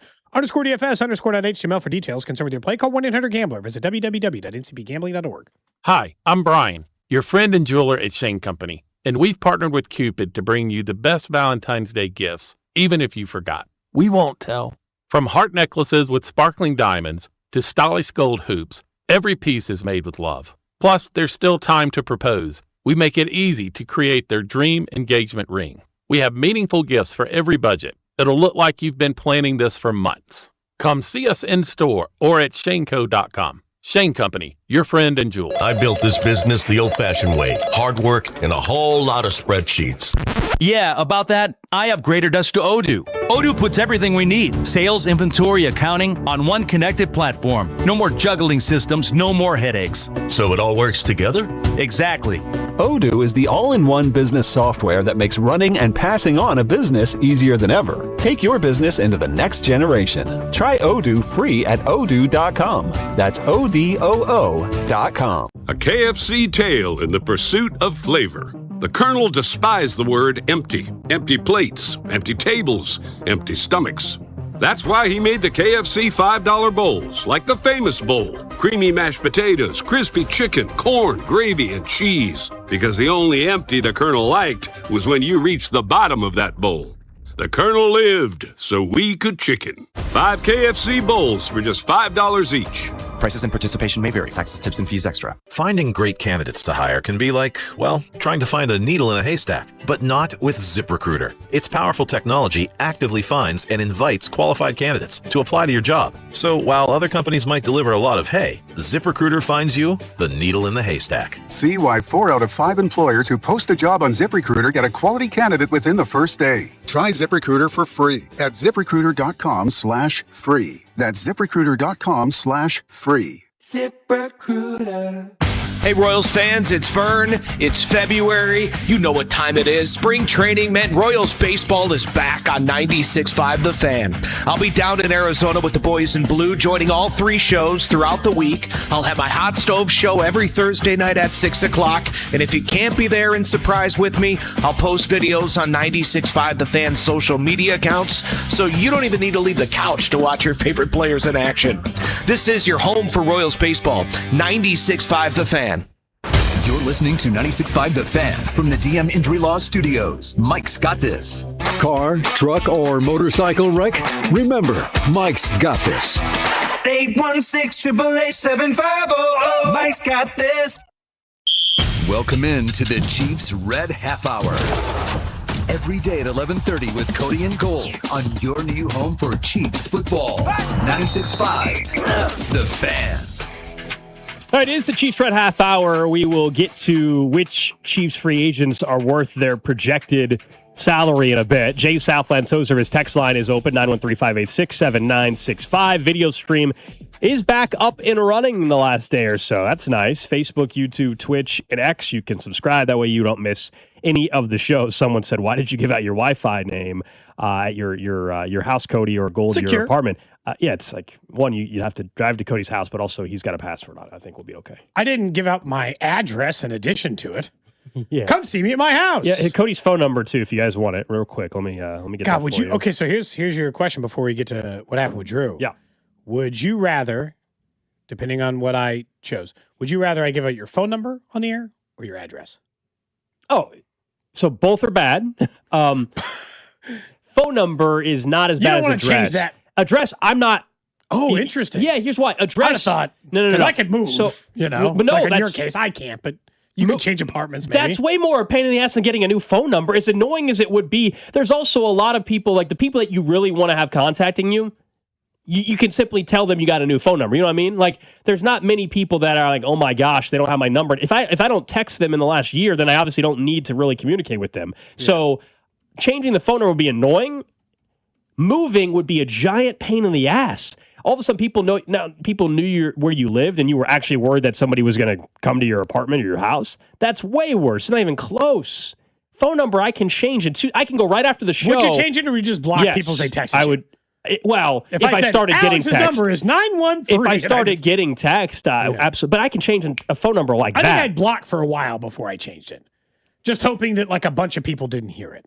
Yeah, I mean, people are like, anybody can find your address they want to. Sure, if you want to be a complete creep, that's true. You could technically find out somebody's address if you really want to. That is fair. But just giving it out on the radio would might be able really to find bad. my number if they worked really hard too. I don't know. Yes, people can find people's information if they want it. Let's get to Drew now on the other side. Drew, it was 8:30, 8:45 this morning. You walk in. Normal, right? Some of us go get breakfast before, eat a snack before. I'm going to say this now because I like you, Drew, and I want to make sure that you're okay. I'm going to ask you, are you okay? Before I ask and talk about what happened. Are you all right? Because at 8:45 this morning, you were eating a DQ Blizzard. Yeah. At 8:45 in the morning. And I don't know, Gold, did that seem like a cry for help for you? I was or were confused. you just confused by the food choice? I was really confused. One, what the hell are you eating the Blizzard for at 8:30 in the morning? That's just strange. Two, I was confused, like the dynamic of, like, look, I love a good Blizzard. So I go, it's 8 o'clock at night maybe, and you went and got a Blizzard, and you eat it right there. Sometimes I eat it in the car because by the time it gets home, it's going to melt. So that's one of the foods that I think a lot of people. Before you eat the dinner, huh? Oh, no. You just been on the I'm way. saying, no, I don't ever get food at dinner at DQ. Yeah. I'm saying I have craving ice cream or whatever. So I'll eat the Blizzard, and sometimes I'll eat it in the car because I don't want to drive home and have it melt. Anyway, point being is just I would have thought if you bought it, you would just eat it then. Yeah, so we did get dinner. We got like the soft chicken tenders, which are pretty good, by the way, very good at DQ. But we also got Blizzards, and I was like, I don't want mine. Right now, I'm just gonna put it in the freezer. And but then this morning you were like, I need a snack. I thought to myself, I was like, do I want it now, like before I go to bed, or do I want it like tomorrow? And I was like, you know what, I'll just take it in. I don't think I could eat a Blizzard at 8:30 in the morning. It was very good. Like, it'd be like, I don't think there's any circumstance. You know how, Gold, like, you and I wouldn't drink at 9 in the morning, but if you're at the lake or an all-inclusive resort, you, like, trick your brain into, like, I can have a margarita at 9 in the morning, whatever. I'm at the all-inclusive. So you put the Blizzard in the freezer overnight. Yeah. And then you ate it at 8:45 a.m.? This is why I'm asking if you're all right. And if there is something wrong, you don't have to tell me now, but I'm here for you, Drew, and I want to make sure that you're okay. I appreciate that. That seems like something's not right. That feels like the kind of thing I would do if I was real sad or like something's just going on in my life. Yeah, I appreciate that. I am I'm good. I don't know. I just didn't want the Blizzard last night. I was like, you know what? I'm going to take it to work tomorrow. Someone says DQ's open that early. No, I got it last night. He bought for it dinner. last night, didn't eat it, and then decided to wait. Yeah. Until this morning to consume it. By the time I got, by the time I drove here, it was melted enough where I could eat it without a problem. What was the flavor? Chocolate ice cream or Reese's peanut butter cup every time. It didn't bother you to eat it at 8:45. Cool. Could you eat ice cream? That just can't be There's healthy. some foods I just can't eat in the morning. That just can't be healthy, eating ice cream at 8:30 in the morning. Well, it's not healthy. No one's denying that. Well, it doesn't matter. That doesn't I don't matter know if when it's way you worse eat than it. a donut. Yeah, usually it's what? What do you normally you have the hash brown and Diet Coke and hash brown, or a Coke and hash brown. Me eating a Blizzard at 8 a.m. is no different than me eating a Blizzard at 9 p.m. in terms of I love what Blizzard. it does to my body, essentially, from that standpoint. I just gotta say, of it not being good for you. Someone says it's just frozen cereal. There are just some foods. Great way to look at it, technically. There are just some foods I can't get over the mental hurdle that is not a morning food under any condition. Like ice cream, I don't know that I've ever had ice cream in the AM, right? Like before noon. Like even as a kid, like we go to the park, maybe. Like if the ice cream guy came by at 9 a.m. I'm gonna end up wanting a blizzard. What's gonna happen now with this conversation? Exactly. Yeah. But not at 8:30 in the morning. Someone says, would you have been more or less concerned as a beer? Well, he's coming into work, so a beer would be. We'd be like, there would be a real conversation. If he was just like had a, like a 40-ounce Schlitz in his hand and a DQ, would be like, dude, what the hell's going on in your life? We'd say, hey man, everything all right? Like everything okay? You got everything under control? Yeah, we're all good. I got the, I Someone says, what are you guys doing? Drew's doing life correctly. Screw it. Eat whenever you want. Well, you can, So somebody said it doesn't, the worst part is Drew does this and he'll still be a stick. Yeah, thankfully still the metabolism is enough where it's okay right now. All right, at least we addressed that. But yeah. Have I'm you good. addressed on the show? That wasn't the first thing that I guess I had in the morning. I always, the past like 2 weeks I've started off with, I don't know if you guys have seen that trend, the hot cup of water, like a warm cup of water. It's a trend about a hot cup of water. If you have a hot cup of water first thing in the morning before you do eat anything like that, you drink a hot cup of water or a warm cup of water. It helps a lot of your digestion. It can also just wake you up, and it can also improve like your metabolism. I gotta say, bit. I think he negated it with the ice cream at 8:45 this morning. I don't think the hot water did its trick today. Like generally speaking, maybe that works, but I don't think it did it. I don't think it's. That is the first time I've had ice cream after doing. I don't think it was working to its full effect today. That's all. Let's talk about the Chiefs. It is the Chiefs' red half hour. I was doing a little research, Gold, because I was starting to think about the Chiefs' upcoming free agents and whether or not we would sign them at what Spotrac says will be their going market rate. Now, you and I both know some of these numbers are going to seem high, some are going to seem low, because the way and these numbers, while updated, probably don't account for the upswing in the cap and what some teams will be willing to pay. Somebody always gets overpaid. Somebody gets underpaid. This happens. But I pulled 5 players, and I want to know whether or not you would sign them based on their current projection or projected contract over at Spotrac, one of the better salary cap sites. Let's start on the low end. Kareem Hunt, $1 million or 1 year, $1.9 million. You want Kareem Hunt back? For that price, just as long as he's not the lead back, I'll live my life. My fear is that if he's there, they'll want to use him more than they should. And like his existence gums up the works a little bit. It means no Brashard Smith or it means no free agent running back. I don't know. I'm a little fearful. The price is fine, though, I'll say. I just would like them to reset the backfield. And Kareem Hunt was very effective in short yardage. There's no doubt. He saved them quite a bit, honestly, if you can go back the year prior to that with what he brought to the run game. I don't believe it makes sense to have him on the roster next year while you're bringing in a new coaching staff on the offensive side. Hopefully you're bringing in some other running backs to have a fresh approach to the run game. I just think it's time to reset that thing and not bring back any pieces other than Brashard Smith from that rushing attack. Because you have Hunt and Smith. The number. I'm not interested in the player. If you have Hunt and Smith and then you sign Breece Hall, I like the backfield, but like you said, on 3rd and 1, I want Breece Hall getting the ball there, not Kareem Hunt in that scenario. What's weird, though, is, and I don't know if they're going to sign Breece Hall. If that was the case, I would rather be Breece Hall. But if it's just Tyler Rozier or a 3rd-round back, the one part of their offense that definitively worked last year, and it hasn't worked every year, in fairness. We've spent time on this show talking about them being bad in short yardage. Do I want to take away the one thing they do great for $2 million? Like, that's the part that talks me into Kareem. I'm not 100% on board with it, but I can be talked into it. Tyquan Thornton, 1 year, $2.9 million, his current projected estimate over at Spotrac. That feels like a layup. Yeah. Come on down, Tyquan. If that's your number, I'm in immediately. It might be more than that, but I'd pay him that in a second. Be very interested if that's correct on the estimate. I'm wondering if he wants to come back. He was effective early. They used him, and then they just didn't give him any opportunities late in the season or in the middle of the season. Once guys came back and were healthy. So if I were him, I'd want to know what my role is actually going to be because other teams would sign him. But if you're him, you also say, where have I had success other than Kansas City? And the answer is nowhere else. Yeah. And so, and again, I still think there are more wide receiver steps now, Gold, than there have been in any of the previous 2 years.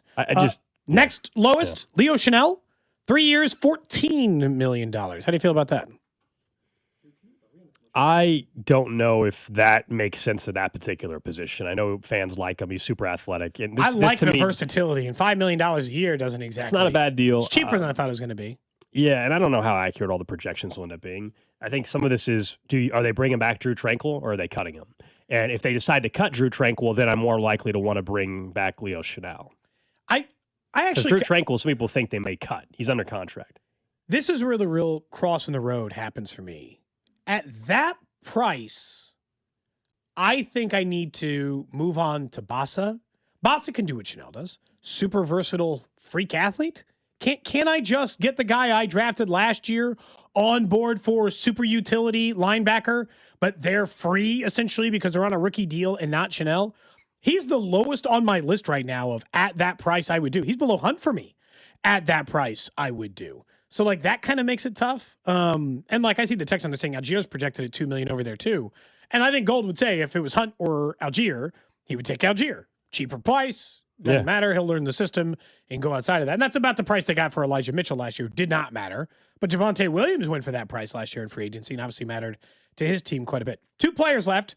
Jalen Watson. This one, I will say, seems incredibly low. So I'm just going to warn you now. Spotrac currently has him in a 3-year, $38 million deal. I think he's going to get more like $15 million a year. And I think it might be more for like 4 years. I think instead of 3 for 38, it might be 4 for 60. Because if it's 3 for 38, sold. Right? Aren't you on the auction block immediately, Gold?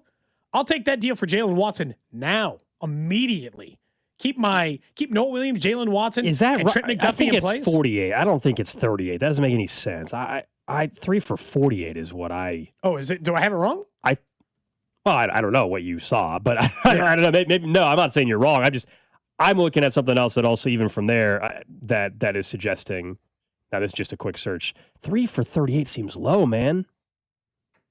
That just seems really, really low. That's what they just have it listed as market value. Yeah, $12.5 million annual. Look, for that dollar amount, I would be interested, I think. If it's what I think it's going to be, 48, then no, he's someone, especially if you think you're going to eventually retain Trent McDuffie. That's why this conversation is interesting. What's your long-term plan with McDuffie? Are you just playing this out? You don't have to do anything technically this offseason with McDuffie. You can then franchise tag him the year after that. They got a couple years of runway. If you know you're just going to play out the McDuffie deal and never get him a long-term deal, then go ahead and sign Jalen Watson. If your plan is to give a long-term deal to Trent McDuffie, then you let Watson walk. You eventually sign McDuffie. You move up Noel Williams. Christian Fulton is going to play a lot more next year, hopefully. He's still on the roster. And that's how I'd proceed. But 3 for 38 seems low. Really low. I mean, genuinely, like, disturbingly low. Last but not least, the highest contract projection over at Spotrac, Brian Cook. 4 years, $56 million is what they're estimating him at. So, like, I don't know, 14 and a half per, which would put him at, the topper end of the range of free agent safety, certainly in price. Safety pay hasn't jumped as high as some of the others, if you're wondering why they're not getting paid like corners. Are you interested in Brian Cook for 4 years and $56 million, coming off of a career year and a contract year? No, thanks. No, I'm good. This is where the draft comes in. If this is where, and if you want to play out the scenario where they take Caleb Downs, here's your scenario. But I mean, Cook's not even. I mean, he's a free agent. He can sign wherever he wants. No, I anyway. know. I'm just saying, like, what's the safety number for franchise tag? Have we not considered that for Brian Cook? I had it up yesterday. Franchise tag 2026 projections. You can start doing that next week. That's why I'm asking. What's the safety number? Safeties would be 20.8. That's a no. I mean, if he's going to make $15 million or $14.5 million a year, you don't franchise tag him for I'm not 20. paying. Good for Brian Cook. I'm not paying him 4 for 56. Someone says, is Brian Cook really that good? They had the 5th ranked defense in the NFL last year in points per game. And they did that with 0 pass rush. None. So someone in the secondary was good. Yeah. Trent McDuffie's great. He's an all-pro. Jalen Watson had a really good year. Brian Cook had the best year of his career. And I'm telling you right now, he will be coveted by some NFL teams. He probably will get that number. Do you want to pay it to him? I don't know. Because I talked about this before. I do think that they need a veteran safety to help the back end of the grouping. But if I'm going to pay that, then I have to draft Brian Cook's replacement. And I feel like I'm going to have to just do that cheaper. Unless I'm trading Trent McDuffie, like you said, and then everything is different. If you trade Trent McDuffie, you can give Brian Cook a contract. You can give Jalen Watson a contract.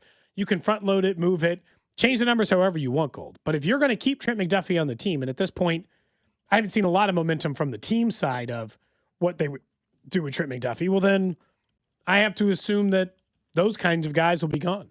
Those are the ones that stood out to me. If you got another player you want to know, if we talk about it later in the show, I'm happy to look somebody else up. I didn't want to pull the Travis Kelce number because it didn't seem worth it. And the Ian Rappaport number, because he's not going to a different team. They're not competing. Sure. The number's not competing against a different team.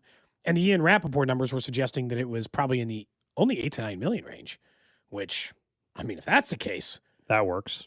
Now we're talking. That was the thing I was surprised by yesterday in the Chiefs roundtable conversation we had with everybody at the station. I was surprised Carrington's like, I don't want another old dude. And then he said, but I'll sign Mike Evans. I'm like, Travis Kelce knows the system and is consistent. Like, it's fine to also want Mike Evans, but I don't know that you want to say, like, they're slow and old and, like, Mike Evans will solve that, you know? Mike Evans has been a hell of a player as well. I think you said it earlier. You know, if Kelce wasn't back, then I mentioned Mike Evans. I'm worried, though, you've reached the point now with Mike Evans where you're jumping on too late here. Yeah. He played in 8 games last year. I think he played in 14 the year before. I think, unfortunately, you might be catching the very end. And if it's like, well, you just want him for the red zone, not at $12 million a year. I don't want to bring in Mike Evans for $12 million a year if we're not expecting him to be a primary role in this offense. And all of a sudden, if you told me they had 2 mid-30-year-old guys playing key roles in the offense, I just don't think that's smart. They say his market value at Spotrac is 2 for $27. Yeah, that's a 2-year deal as well. No thanks. I guess part of that, and I also think he's going to get more than that because Cooper Kupp got 3 for $45. So market value, they're putting him in that range. Again, Cooper Kupp. Someone will pay him. Pretty older. Again, the Patriots seem like a great fit for Mike Evans. Yes. The Patriots have got to sign a wide receiver. They got cap space and a young quarterback who just came up short in the Super Bowl, and Stephon Diggs was his one. We're looking ahead to next year anyway because, everybody's got their early rankings of teams, and ESPN put out their top 10 or top 15 really power ranking, and the Chiefs were not in the top 10. And it's February, so let's all keep that in perspective, but they shouldn't be.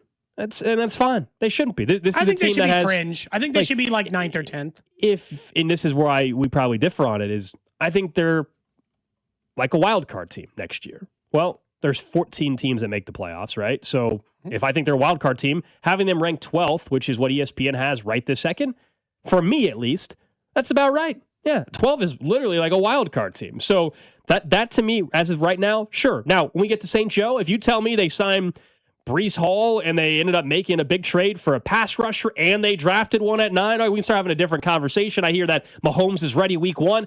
All that can change. Also, what happens with the Broncos offseason and all that. But as of right now, the Chiefs have a ton of questions, and it's a scenario where I don't know if they can fix it all in one offseason. So that, to me, is about right. They're a team that's going to push with 10 or 11 wins max for a wild card spot. But even given that, shouldn't Patrick Mahomes make you a top 10 team in a power ranking situation? Like, I'm still not. If he was healthy all year, they would have been an 8 or 9 win team with him this year. Yeah, so I'm really torn because I am not so delusional to think that the Chiefs were a good football team this year. I understand that. And I don't want to sound like Andy Reid in this, like, oh, they were only like 4 plays away from the Super Bowl. Because I don't think that either. But I also just don't think they were ass. And I don't think that it's an impossible turn of events that the Chiefs have one semi-decent offseason and they're back to being a 12-win football team because Patrick Mahomes and Andy Reid exist. Now, the one part that does make them a challenge is in their own division, on paper right now, are they the third best team? Like, just on paper, before any move has been made, before a single draft pick has been made, before any of that. If we presume 100% health for every team. Because that's the part where the Chargers come into it. The Chargers are a better team than them last year, and they did that without a huge chunk of their Chargers are favorites right now to win the division. It's way early, but the Broncos obviously were the number 1 seed. So like there is an argument that this team right now is current standing in a power ranking of the AFC West 3rd. Now, there's no argument for 4, thank God, because the Raiders are awful. And I think there's an argument for the Chiefs to be ahead of both of those teams, but there's an equally strong argument for the Broncos or the Chargers or both to be ahead of them. And so that part of it kind of makes it a challenge. And I'm not like, it's so weird. Our conversations this year, Gold, are going to be like, listen to the way we're talking about it. Normally what we do is we come on here, some dum-dum over on NFL Network does his, all right, I got my power rankings. Got the Raiders 1. I think the Chiefs are finishing last in the AFC West. We're like, are you an idiot? How stupid are you? This is your stance. And we got We got to dunk on these people for having horrible opinions about choosing the Chargers to win the division again. Like, ha, ha, ha, real funny, dude. And in this case, none of those conversations are crazy this year. Yeah, someone said on the text line 913-586-7965, they said, Gold, name 10 AFC teams that are better. The list is not just AFC teams. No, it's the NFL. They're not saying they're the 12th best team in the AFC. Yeah. This is the entire league. So the list was. If it was the AFC, that's a whole different conversation. Crazy. To me, they would be in the 6 to 7 range. Seattle is listed as number 1 on this. New England 2, LA Rams 3, Broncos 4, Bills 5, Niners 6, Lions 7, Eagles 8, Jags 9, and then 10 was Green Bay, 11 Chicago, and 12 was Kansas City. So this is an entire NFL thing, NFL list, and then 13 and 14 were the Texans and the Ravens. I can't call this list terrible or anything. No, but pretty much all those teams, 6 through 11 that you mentioned before you get to the Chiefs, I think have just as many question marks about them as the Chiefs. The Chiefs' biggest looming question mark is in a power rankings perspective, will Patrick Mahomes be ready week 1 or week 4? You know? Because if you just told me it's week 1, well, then they don't have more questions. Detroit missed the playoffs. Chicago, is it a 1-year thing? The Packers, the same problem, right? They fell apart. They didn't look quite the same halfway through.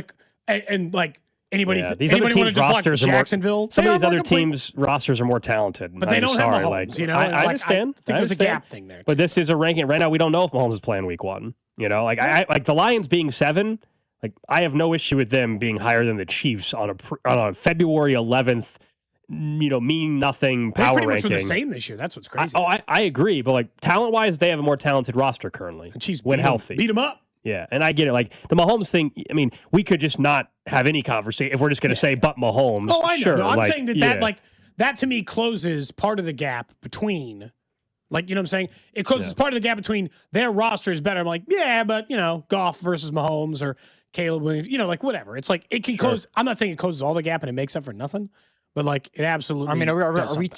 Are the power rankings talent power rankings, or are they the best team? Because you guys just talked about yesterday. The Chiefs didn't have the best team on paper, the best talent on paper in the Super Bowl, but they were the best team because they were the better team. I think power ranking is just teams you think are going to win the Super Bowl. Yeah. It is February 11th, but this list, they said they had 80 writers, editors, TV personalities evaluate how NFL teams stack up against one another. They ranked 1 through 32. If you're wondering, the last team ranked on this at 32 Jets. Was the Cleveland Browns. 31 was the Jets. 30 was the Raiders. 29 Dolphins. 28 Cardinals. 27 Titans. 26 Saints.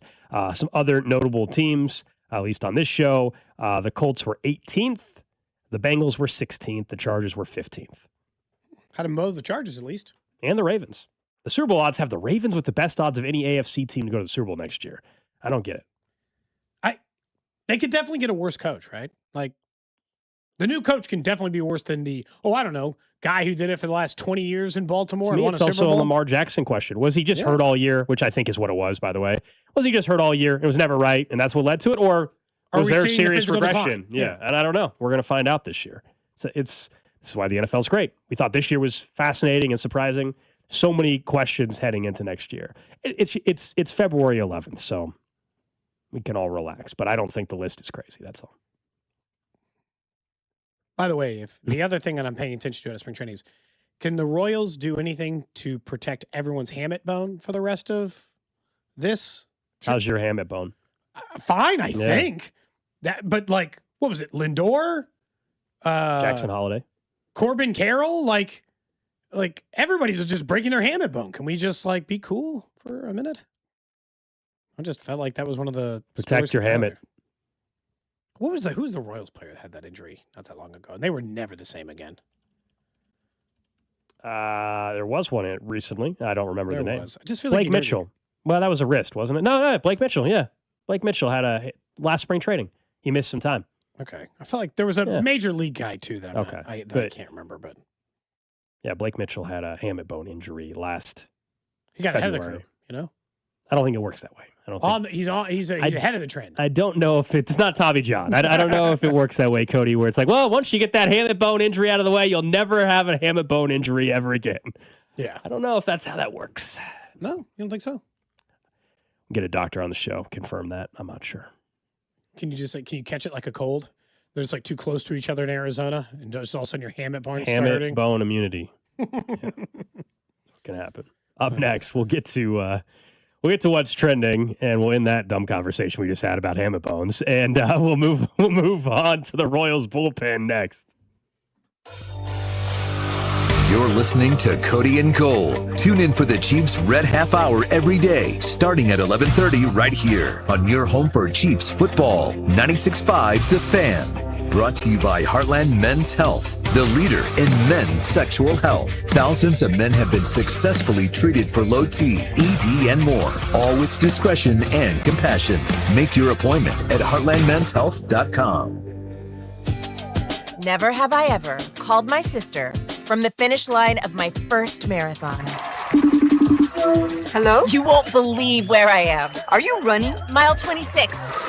I'm gonna make it. Switch to T-Mobile's 55 Plus plan and get iPhone 16e with its advanced camera system on us. Plus 2 lines for just $30 a line. Guys, I can't believe it. I knew you could do it, babe. That was amazing. Mom, how do you feel? I feel great.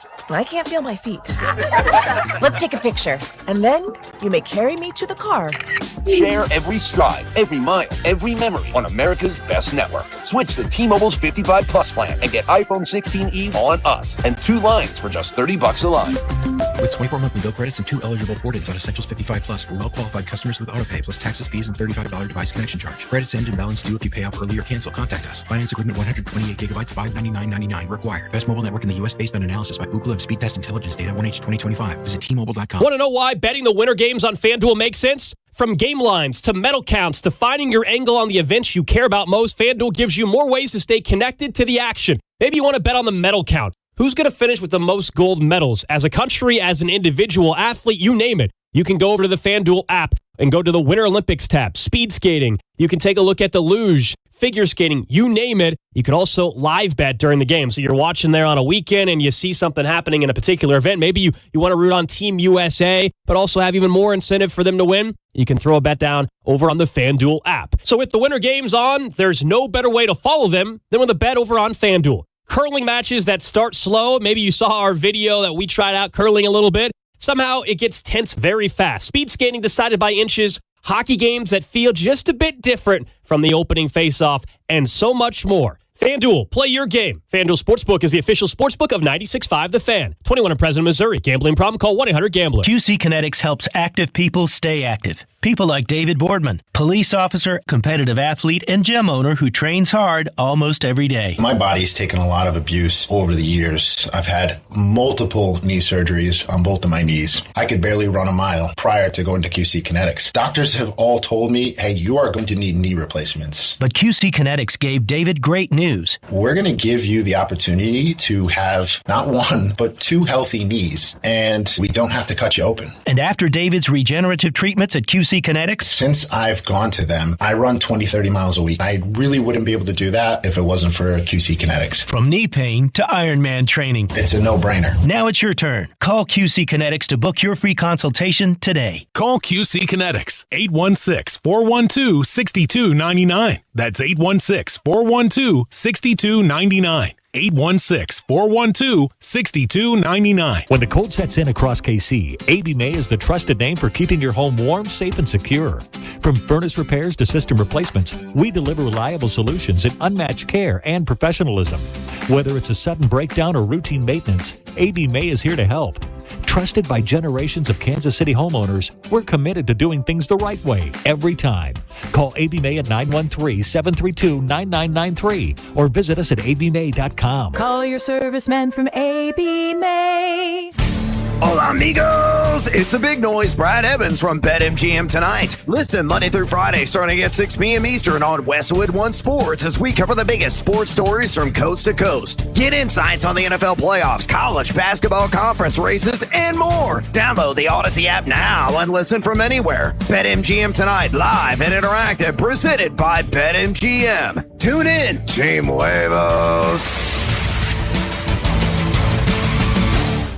Welcome back to Winter Hack Radio, the place for clever hacks to survive the season. Icy driveway? Well, try spreading sand or birdseed to help with traction. Snowy puppy paws? Well, grab a whisk, brush it off, done. Catch COVID-19? Well, just get Actually, there's no hack for COVID-19. But if you test positive, prescription medications for COVID exist. Ask your doctor if they're right for you. Visit PfizerForAll.com to learn more. Sponsored by Pfizer. When it's time to replace your appliances, Lowe's has you covered.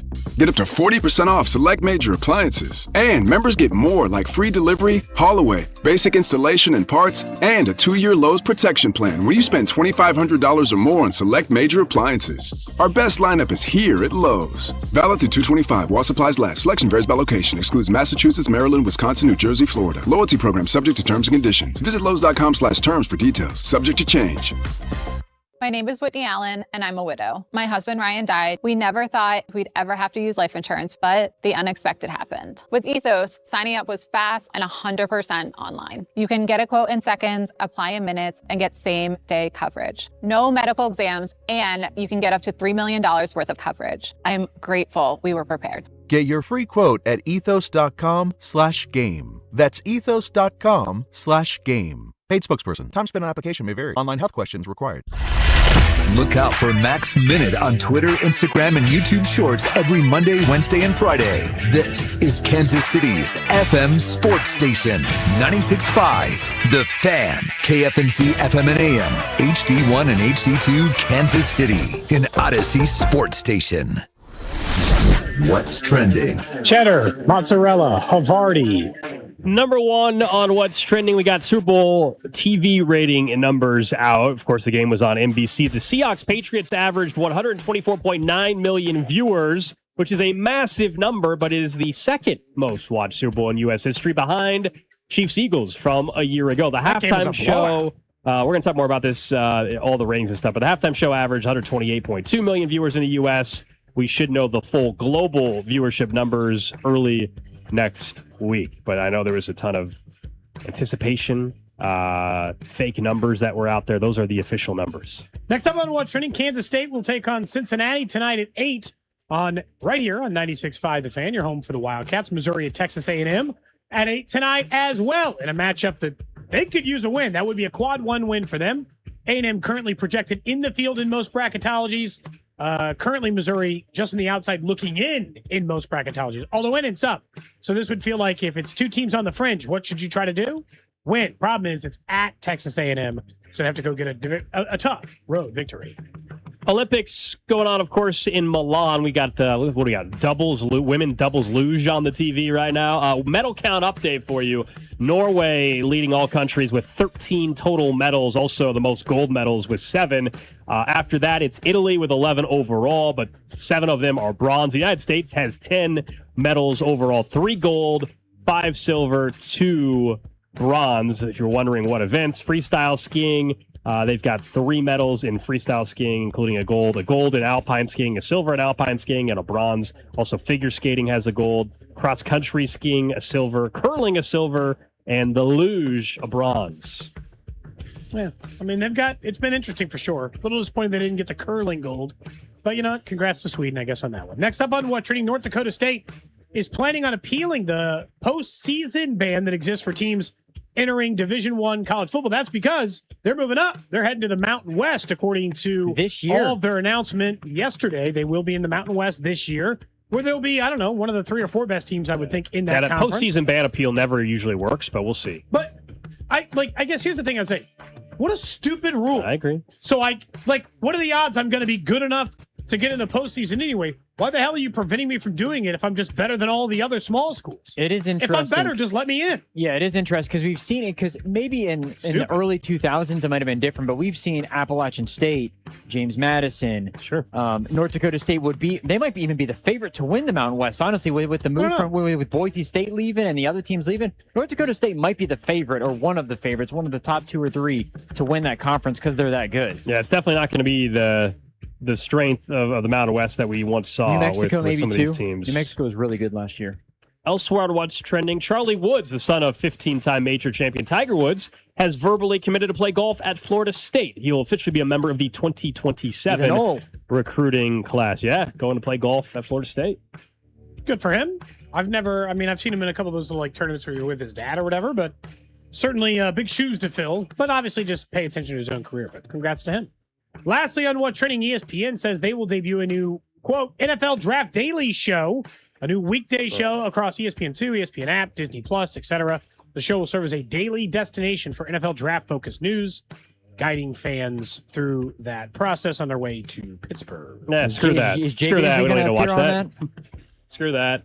You can just get the mock draft sounder on this show. Yeah. I don't need to promote what ESPN is launching for draft coverage. Go listen to Character Concerns, too. What's that? Yeah. So go listen to Character Concerns, for local too. draft coverage, it does make sense, you know? All right, that's what's trending. I am surprised that they're going with a full draft show, aren't you? The draft, there's more interest every year, man, just because of more and more people are familiar with the process or want to feel like they're familiar with the process and mock drafts. Everybody does them, right? We have listeners that'll text us in their mock drafts all the time, right? Because anybody can go online and do a mock draft right now.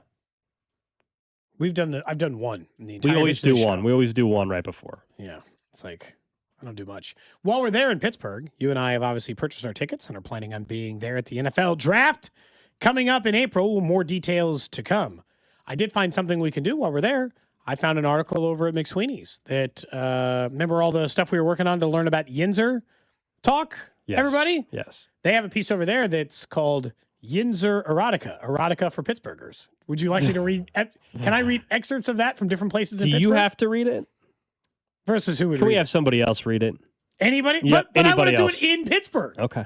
I want to read it like from, the bridge near the river Mm-hmm. or, the place you said we're supposed to go get sandwiches from. You want to read it? You're saying you want somebody else to read No, it? I'll read You it. want I'll read it from the Pittsburgh place. native, like Mike McCarthy or Ben Roethlisberger. Well, that would be funny. Because Big Ben lived there for a little bit. I know we might get to. I'm not. Which somewhere parts him of a little these? bit later. Yeah, we will talk about Big Ben later in the 1 o'clock hour.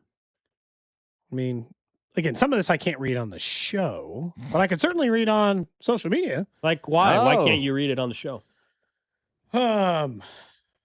I just think some of it is. This is your I'm not allowed to new thing describe right a now. sexual act. This is your new thing now. You're into Yinzer erotica. That's your thing. Does the wife know? I just think it's funny to read on the air. Something about safe words being what was the safe? I'm sure we'll. You're saying you are going to do this? When you guys are in Permonti's, the Pittsburgh? name of the place that said it was in there. That's listed in there. Said, what? That's not the safe word. She snapped. But I could go for a chipped ham with cheese.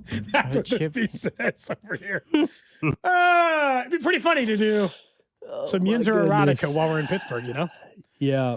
They're going to regret sending this show. We've been above board for so long. How much longer can we last?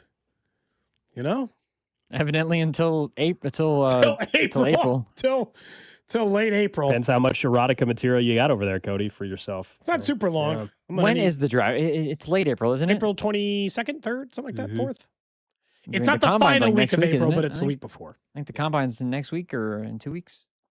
2 weeks, I think. Someone says it's weird. Cody wants to read your erotica. He won't even go to a strip club. Aren't the same thing, That's fair.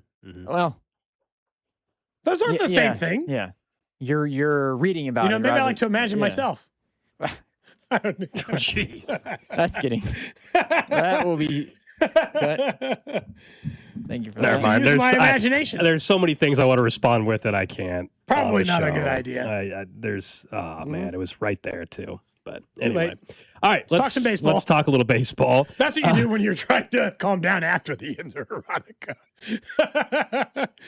All right, Royals baseball. So we know we've discussed the outfield a lot, and it'll be discussed, I'm sure, all the way up till opening day and during the season. And we'll discuss it with Vern here in about 20 minutes when he joins us. And we know the starting pitching is a big strength, but you think the bullpen is underrated. And earlier you mentioned some of the additions. Matt Strahm is probably a name that hasn't been discussed enough coming back to Kansas City. Maybe because we already remember him. I don't know. Like MLB Network, I won't play the audio again. I can sum it up for you, but they did their top 10 relievers in all of baseball. Matt Strahm was 7 last night on their broadcast that they had, their program they were doing. And he's got the 5th best ERA over the last 2 years, does Strahm. So to go with Carlos, to go with Urseg, that's a really impressive back three of your bullpen. And it covers you a little bit just in case Carlos has a bit of regression. He was so good last year. He was used quite a bit. and he was playing with fire at times, but he got out of it. And so if he regresses a bit where he's not leading the American League in saves, let's say, and he's not an all-star again, if that actually happens, you feel better knowing that Strom and Urseg are also there. The bullpen should be a strength, but you never can have too many bullpen arms. There's some guys that, whether it's injury, Cody, or hey, they just fall off. Like bullpens change so often in baseball. Yeah, like I mean, for instance, I think Annie Rogers put out her projection, very early projection, for the Royals bullpen a couple of days ago, and she had Alex Lang in it, a guy who pitched really, really well for Detroit a couple of seasons ago, has been oft injured since then, but was like another guy where you're like, that's another depth piece. The thing is, I think why I love their bullpen is it is the perfect combination as it sits right now on paper of back end guys who can get strikeouts, right? Matt Strom, Lucas Urseg, Carlos Estevez, guys who will get outs and can get out of big situations. And then they are just deep. If Schreiber, Lang, Mears, Lynch, Cruz all don't work out, I got 7 other names behind it, including the 2 guys they traded for last year who wouldn't project to be in the rotation. James MacArthur coming off of his injured season. He's no different than Lang, right, in the sense that he could just bounce back and be a good reliever again. They have what I think is a very, very deep set of options between Falter or Lynch or these other guys where they can mix and match with whoever's good. Who's ever good out of this. Some of these guys will need to be stashed as like potential starters. I get that. And at some point there will be injuries, so they'll need to do that. But they'll be able to cover it more than last year. Last year, by the time the season ended, Estevez and Urseg were good. And then Gold, every other outing, we had to sweat how they were going to get 6 outs. Because Schreiber was probably, genuinely, their next best reliever. They might have Mears, Cruz, Lang. Those guys could all be better than Schreiber this year. They might not be, but they could be. And Strom definitely is. So they are just like, they could go 4 or 5 deep for sure this year if they stay healthy, versus last year is pretty much just 2 guys. I think it's a really undervalued part of the team right now. I think it is one of the better bullpens in the American League before the season starts. They got to actually do it. I understand that part, but I think it's one of the better bullpens in the American League. I really do.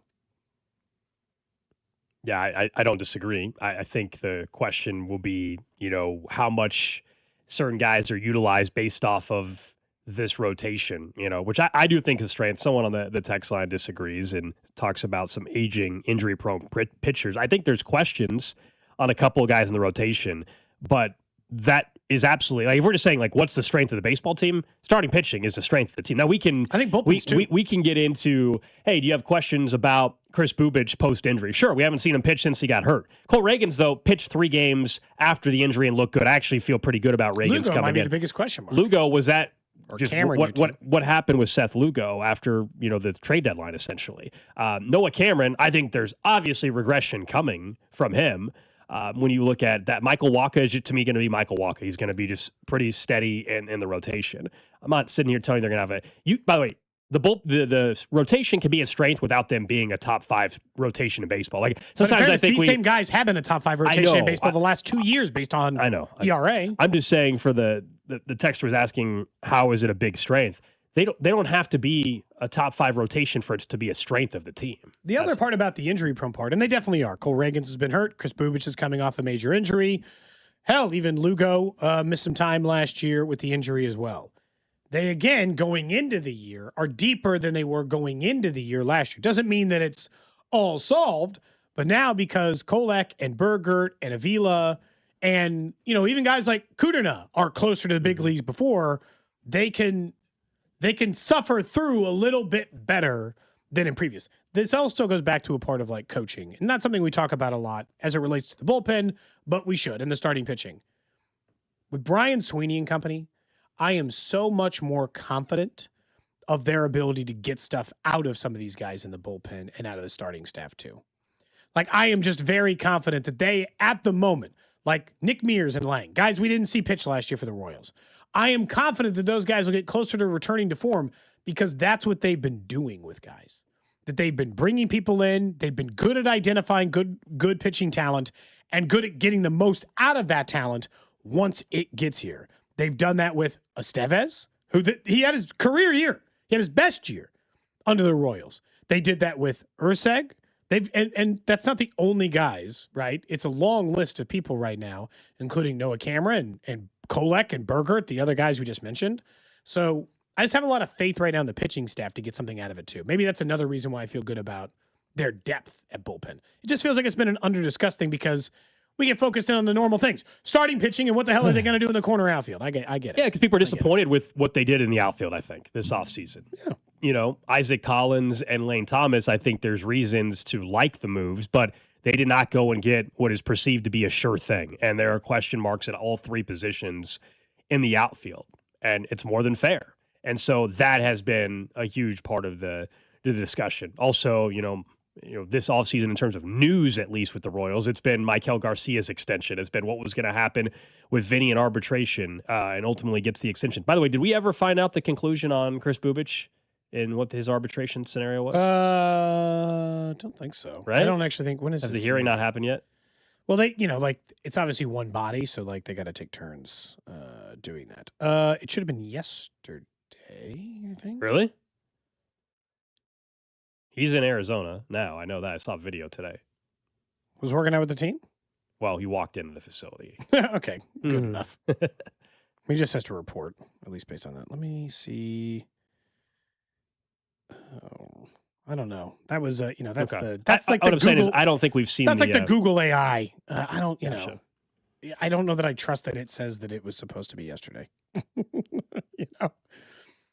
Does anybody trust like the initial Got to double results? check it. Got to double check it. Like, if maybe it's true, but like, I mean, I don't feel like I just like blindly trust whatever that thing is that they just like throw up there right away. So it should be any day. I certainly would have seen if there was an update on it, Gold, but that's fair. At the moment, I don't think anything has taken place. I was actually surprised.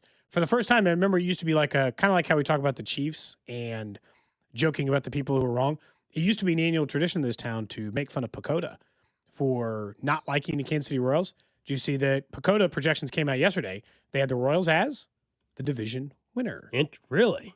That's with the Tigers moves? With the Tigers moves. It's updated as of yesterday.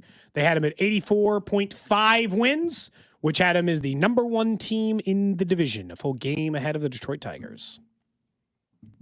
So, just letting you know. We can ask Vern about his arbitration update for Chris Bubich. Yeah, Vern's going to join us in 12 minutes live from Arizona. We'll kick off our weekly conversation with Vern in just a bit. He will join us each and every Wednesday. I mentioned during What's Trending, Super Bowl television ratings are out. And I do think even though the game was horrendous both on Sunday and the Chiefs-Eagles Super Bowl the year before, I sense some Chiefs fans are taking pride in the fact that the Chiefs still have the most watched Super Bowl. Of course they do. Even they though had it five was of the the 6 most watched games last year in the regular season. Even though it was an ass-kicking against the Eagles. But, yeah, I think people are somewhat like, yeah, you know what? Yeah, the most watched Super Bowl is still the Chiefs and the Eagles. Seahawks-Patriots averaged 124.9 million viewers. Again, the second most, so it was a massive audience. But, yeah, it did not get past the Chiefs, and we kind of felt that going into the game, right? We were saying there's not as much buzz for Super Bowl week, and wow, it still was enough to get 124, almost 125 million viewers on average. The game wasn't great.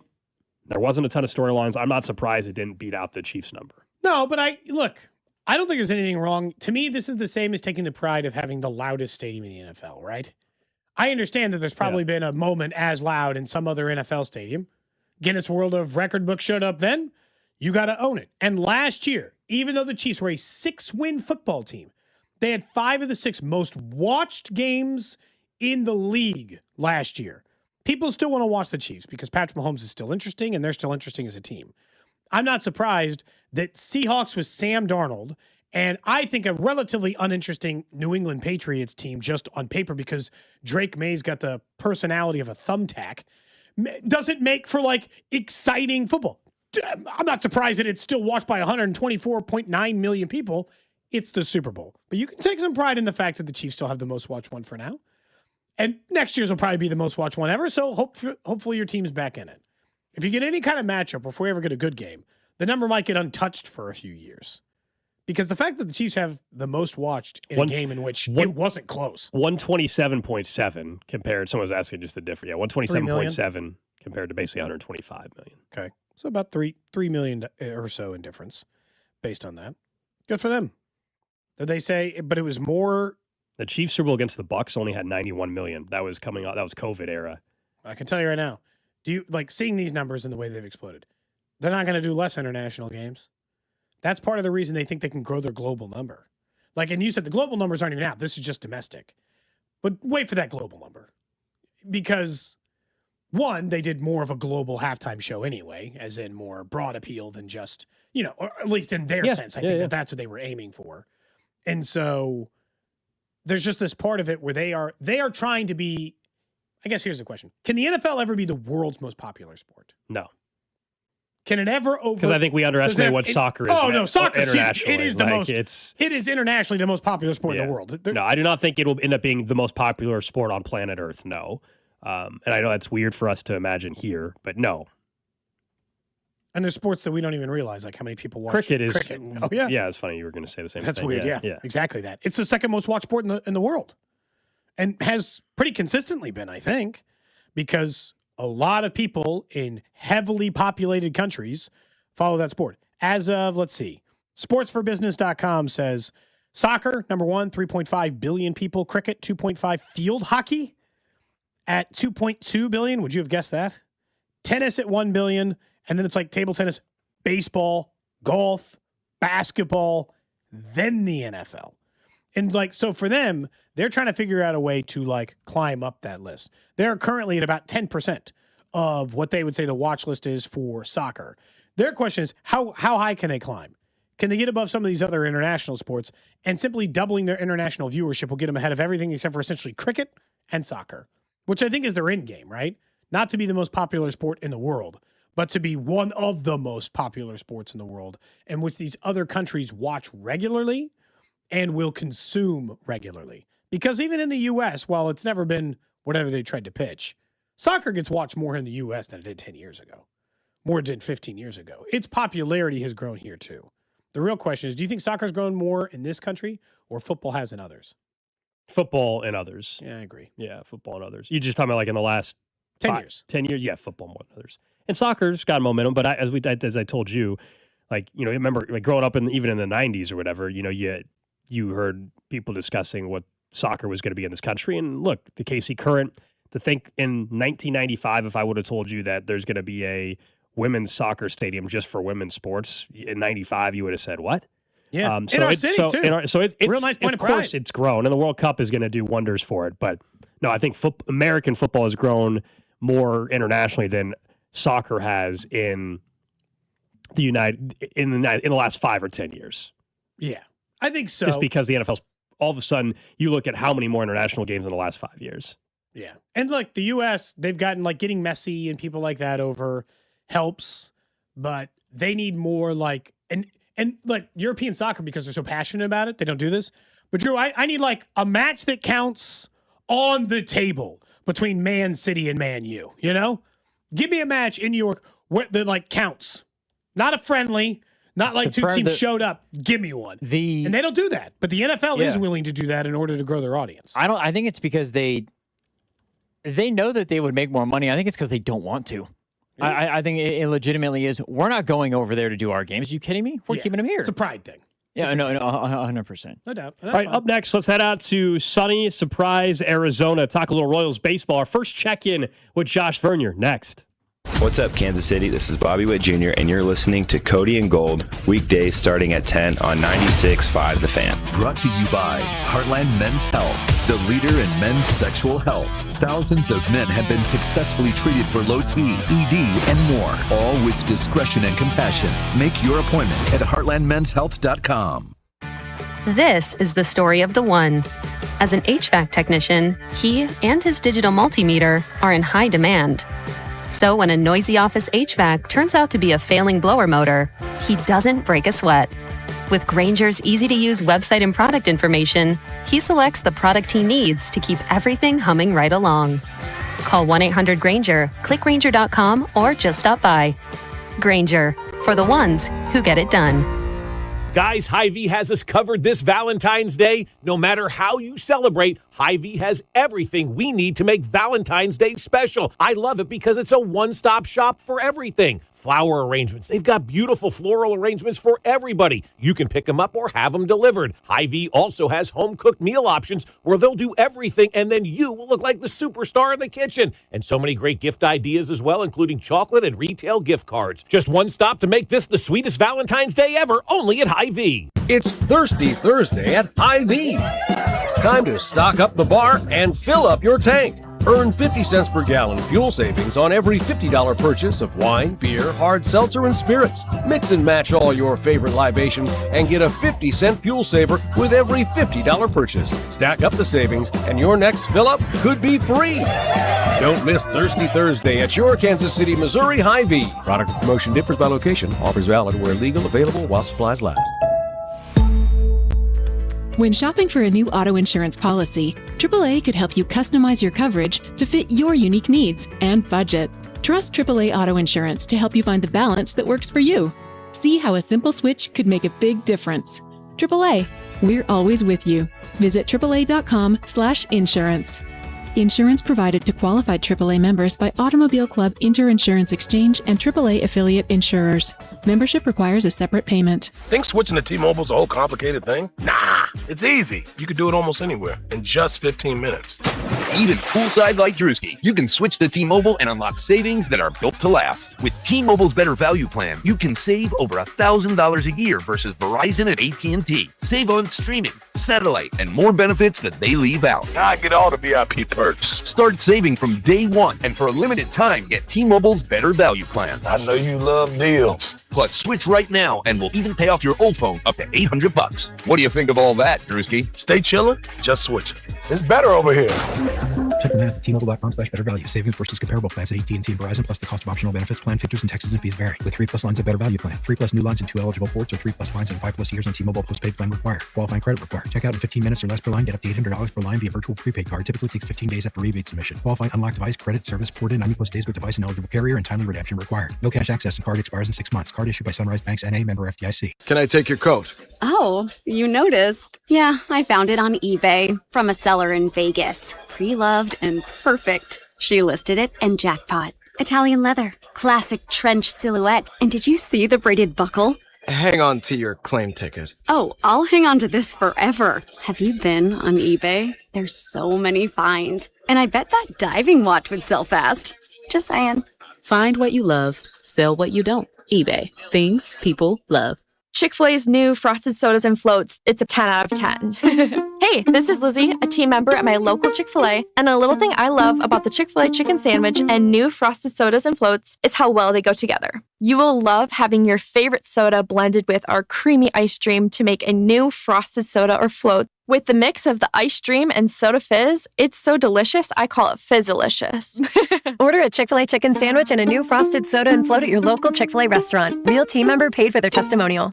You're listening to 96.5 The Fan from the DM Injury Law Studios. Mike's got this. Car, truck, or motorcycle wreck? Remember, Mike's got this. 816-888-7500. Mike's got this.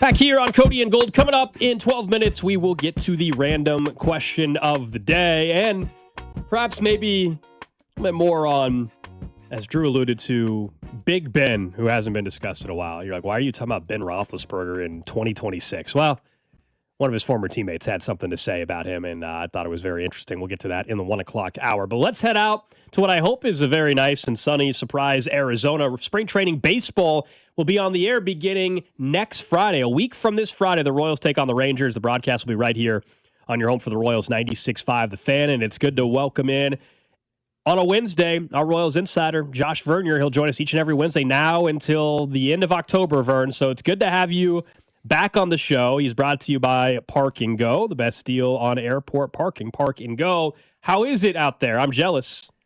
Yeah, it's very nice. Although I am intrigued by that tease. That was a terrific tease. I want to know what a teammate said about Ben Roethlisberger, but I'll wait. It wasn't nice for what it's worth.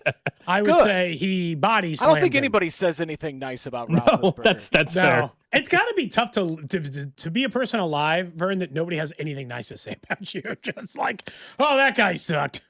Yeah, there's a few Royals and Royals past that come to mind. You've been around baseball a while, and we hear about strange baseball injuries. And then today we found out, not with the Royals, fortunately, but there's all these injuries going on. And I just saw as you were on hold and coming on the show that the Phillies pitcher Zach Wheeler, who had surgery for thoracic outlet surgery, which unfortunately is something that we've been hearing more and more about over the last couple of years. He's keeping the rib they removed in a closet in his house. Yeah. What? I think a lot of guys do that with the rib. Then he kept a piece of metal from his thumb. Sure. The rib? Yeah. I mean, it's one of those things you keep, and then 3 years from now when you're moving, you're like, why did I think I wanted this? Throw it away. Give it to the dog. Yeah, Vern, you and I, we've been married long enough. It's one of those things that they'd let me keep for a little while, but if we were doing a spring cleaning, could you imagine you'd be like, hey, you got to get rid of this? Hey, do we have a plan with the rib? Because it's not just staying in the closet. Are we going to display it? If not, throw it away.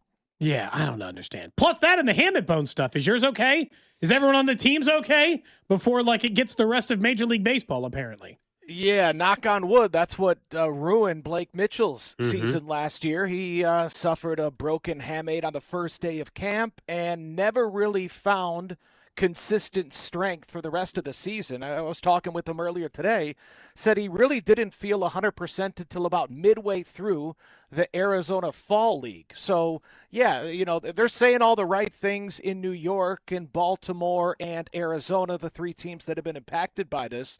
But just because it's a 6 to 8 week recovery time, it doesn't mean that Corbin Carroll's going to be Corbin Carroll when he comes back. I was happy to hear as we head into spring, though, Vern, that somebody like Cole Reagans is not going to play in the WBC. Now, look, you gotta play for your country. Like, by all means, I'm not telling anybody that they shouldn't take that opportunity. But with Reagan's injury history, I thought it was like, if you're a Royals fan, you should be thrilled to hear that he's willing to get to spring training and just be ready for the 2026 Royals first and foremost. I spoke with him about that yesterday, Gold, and the word that stuck out in his response as to why he said thanks but no thanks to the World Baseball Classic, he used the word October 3 times in like a 3-minute stretch. That's the focus of Cole Reagans. I think that's the focus of this organization. It's not just we're going to get to the playoffs or we plan on getting to the playoffs. It's we want to be at our best come October. So, yeah, you like hearing that from Cole Reagans. No, I'm not throwing a party that Seth Lugo and Michael Wacha and Carlos Estevez will be pitching in the World Baseball Classic. But at least the 35-year-old, the 36-year-olds in Wacha and Lugo, you have to imagine that they can listen to their bodies, hear their body talk a little clearer than maybe a youngster in Cole Reagans can. So, listen, watching those guys pitch in the WBC is going to be like watching a scary movie. You're going to have to watch it through your fingers because something happens to any one of those arms, and we can glorify the depth that this organization has pitching-wise, but the depth is depth for a reason. It's not Michael Wacha. It's not Seth Lugo. It's not Carlos Estevez. Those guys, I mean, obviously, everyone knows they're key. And you brought this up by talking about Cole Reagans. To me, Reagans, Lugo, Wacha, Bubic, Cameron, it's tough to say who's most important, who's most valuable out of that fivesome there. I don't feel like there's a lot of mystery right now. Like if you made me predict a 26-man roster, I think I could get it 24 out of 25 or 25 out of 26. Like I could get pretty close, Vern. Yeah. I think there's 3 open right now. Yeah, maybe. 2 bullpen and a bench spot. Exactly. And so it's like, will Nick Lofton make the team or somebody else, right? And so, or Tyler Tolbert or whatever. But when you look at the team as far as regression goes, who are the guys that most concern you? Is it Cameron? Is it Michael? Who are the players that you're who could slip back that scare you the most or you think we need to pay attention to the most? Well, position players, there aren't really many to choose from. You mentioned Mike Cowell, and no, I do not have concern about regression from him. You look at the outfield, there's not really room for regression. Carter and Jack are playing their first full major league season. So,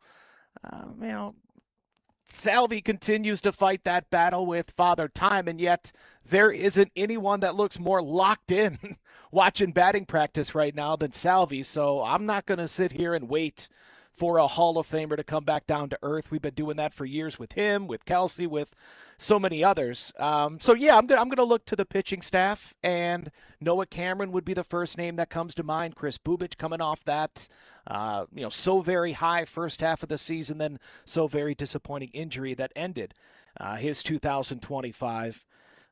Lugo, I don't think there's much room for regression. He did some of that in the second half, I was going to say, I guess there is. There's always room for it, but it would be devastating if that happens to Seth Lugo. To me, the X, Y, and Z, the three players, if they can meet or exceed their expectations, this team's going to the playoffs and could win the division. It's Lugo, it's Carter, it's Caglione. Those are my three X factors. The guy that I'm worried about, I guess, regression.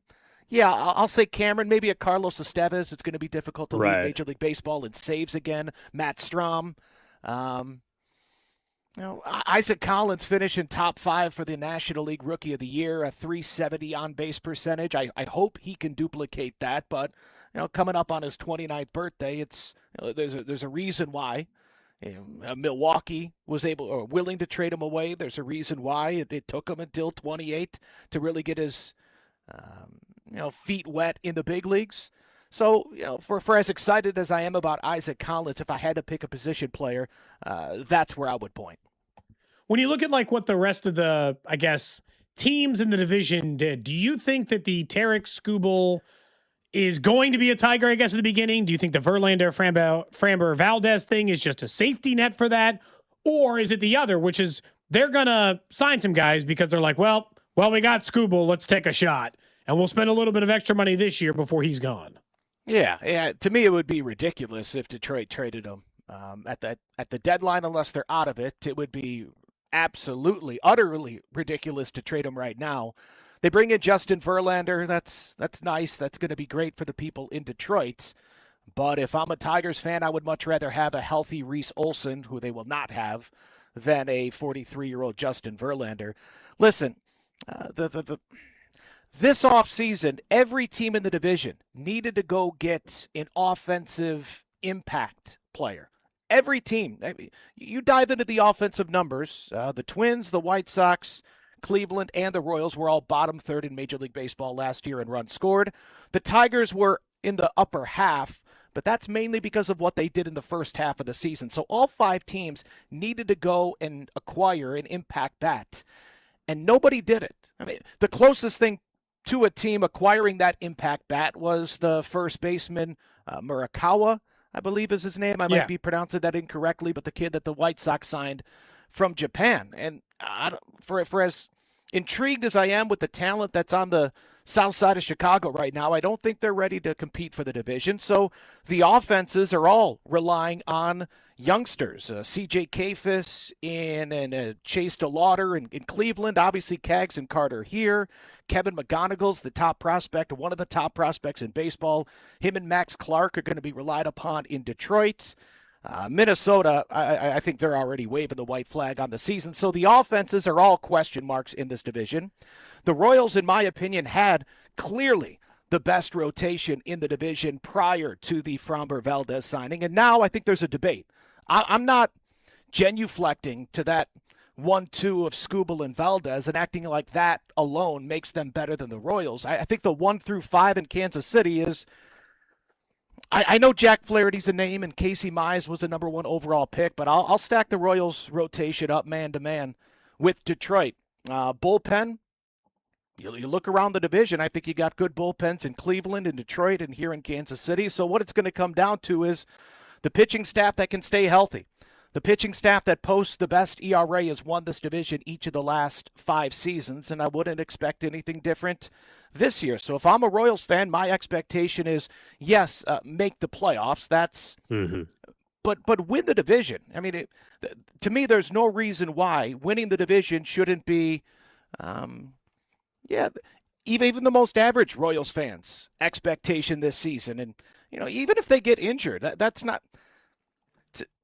2026 to me is going to be about setting the standard for this organization moving forward. Now that you have ownership and GM and manager and shortstop and third baseman, and they're all locked up for the next 5 seasons, the floor to me is an 82-win season. If you get injured like you did last year, you still need to deliver a winner. But the ceiling is win the division, and it's going to be really hard to explain away this team falling short because on paper or just using the eyeball test, there isn't a team that stands heads and tails above or heads and shoulders above where this Kansas City ball club is right now. Vern, we know Vinny and the Royals got the 2-year extension done right around the Royals rally. Any update on Chris Bubic arbitration? Has that hearing happened yet? I don't believe so. He's out throwing a bullpen right now. His first bullpen of spring. So I'm missing that right now. But Bubic seems to be in great spirits. But no, haven't heard about the arbitration hearing just yet. But that's going to be something that's going to be hanging over his head all season. Even after this arbitration issue is complete, the deadline could loom if he comes out and looks like the all-star we saw at the beginning of last season. And Cameron and Lugo and Waka and Reagans are staying healthy and putting up numbers. Half a season of Chris Bubic might be able to fetch you a bat if needed at the trade deadline. And then, of course, he's a free agent at the end of this season. So there's going to be plenty of distractions regardless of how this arbitration thing plays out for Chris Bubic. Are they just going to stash Kolek, Bergert, all those guys, like the extra starters of Ela down in AAA for when needed? Certainly Bergert and Kolek. Avila, I would assume, to start the season, but I think they are intrigued with his ability coming out of the bullpen. But as you know, Cody, to start the season, you are prioritizing inventory. They do have some intriguing NRI arms vying for one of those final 2 spots in the bullpen. And again, when you look at that bullpen, 7, 8, 9, in whatever order you're going to line them up, and Strom and Urseg and Estevez, the back end of your bullpen seems to be rather stout right now. So you can have the attitude, if you're J.J. Piccolo, of who's throwing it best in spring. We'll throw you out there in April because we know we have guys that we can call upon in Omaha later on in the season. So I wouldn't be surprised to see a non-roster invite grab that final spot on the bench. Wouldn't be surprised to see a non-roster invite grab one of those final 2 spots in the bullpen. Josh Vern, you're our Royals insider. He's going to join us each and every Wednesday throughout the baseball season. He's got Hot Stove Show on Thursday nights right here on 96.5 The Fan. Appreciate it, man. Thank you. Get off the phone line. Good to have that back. Good to have that back in our arsenal as well. We waited a whole year, Yeah, it's been a bit. It's been 4 months Not or that whatever. long. Yeah. Just feels like year to year baseball season, I just kind of, I move it from time to time. Someone was responding to what Vern said, and they said, you're not making the playoffs with 82 wins. Yeah, Vern was saying 82 is the floor. He was saying that should be, he said, even if you have injuries, 82 has to be the floor. You're not making the playoffs at 82, and he's not suggesting that. That's the floor. So, and then someone says, is that acceptable? No, the expectation is to make the playoffs and to compete for a division title. He was just saying 82, like it should. There's no excuses. It's got to be at least 82. That's I refuse to make a prediction, I guess, until we actually get a spring training game or whatever. Very high in the next Royals Friday, this season. right here on 96.5 The Fan. Yeah, Royals very. baseball, man. Very high in their possibilities. Cody, I wonder because Gold gave me a hilarious look, and I think I missed it a little bit, but I went back and I found what were you trying Vern and I being married to Vern, our respective wives. We've been married long enough. Yeah, I just meant like his people. I know what you meant, but it was funny you said. Vern, you and I we've been married long enough. The look that Gold gave me turned into just. I'd be so lucky. Maybe I like to imagine myself. You've had a. It's not super long. You've had some bangers today. I'm not trying You've had some good drops I'm today. just talking. Just saying normal things. Let's get to the random question of the day. Yeah. So I'm laughing because go ahead. You just go for it. Just go for the random question. Just go. Okay. Let's go. The random question today brought to you by Kansas City Urology Care, KCUC. Remember, you see the best in KC. Visit kcurology.com today. What happened? Did I miss something? Well, Drew already Drew was playing the drop, and then the people on the text line are laughing about that. They also said you didn't ask him about Bubic and arbitration. That was literally the last question. So I'm laughing that it's been an interesting day. Just a lot going on, you know? Yeah. For you, Gold. For you, Drew, the text line, 913-586-7965. And, of course, on YouTube, Twitter, Twitch, and Facebook.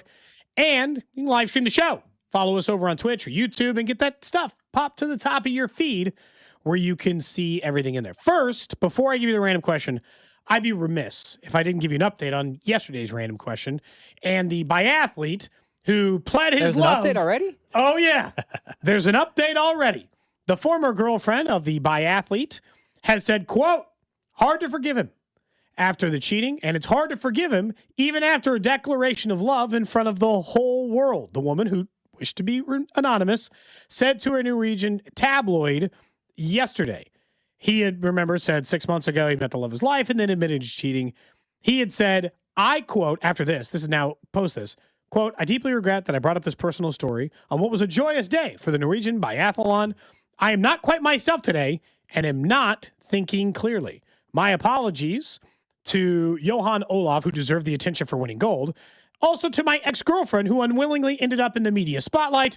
I hope she is doing well. I can't undo this, but I will now put it behind me and focus on the Olympics. I will not answer any further questions about this. She had said that she acknowledged, I did not choose to put him in this position, and it hurts to have to be in it. We've had contact, and he is aware of my opinions on this. That chick's done. She's done with his ass. Good for her. She don't want anything to do with him. His response and regret, that tells you that he thought she would reach out and be like, congratulations, you're right. I'll agree to try to make this work. And she was like, that doesn't change a damn thing. Just because you won a medal doesn't mean that now I'm forgetting what happened. Good for her. I think genuinely, I think he made it worse. I think professing your love on national TV and then becoming a national worldwide headline, that ain't helping.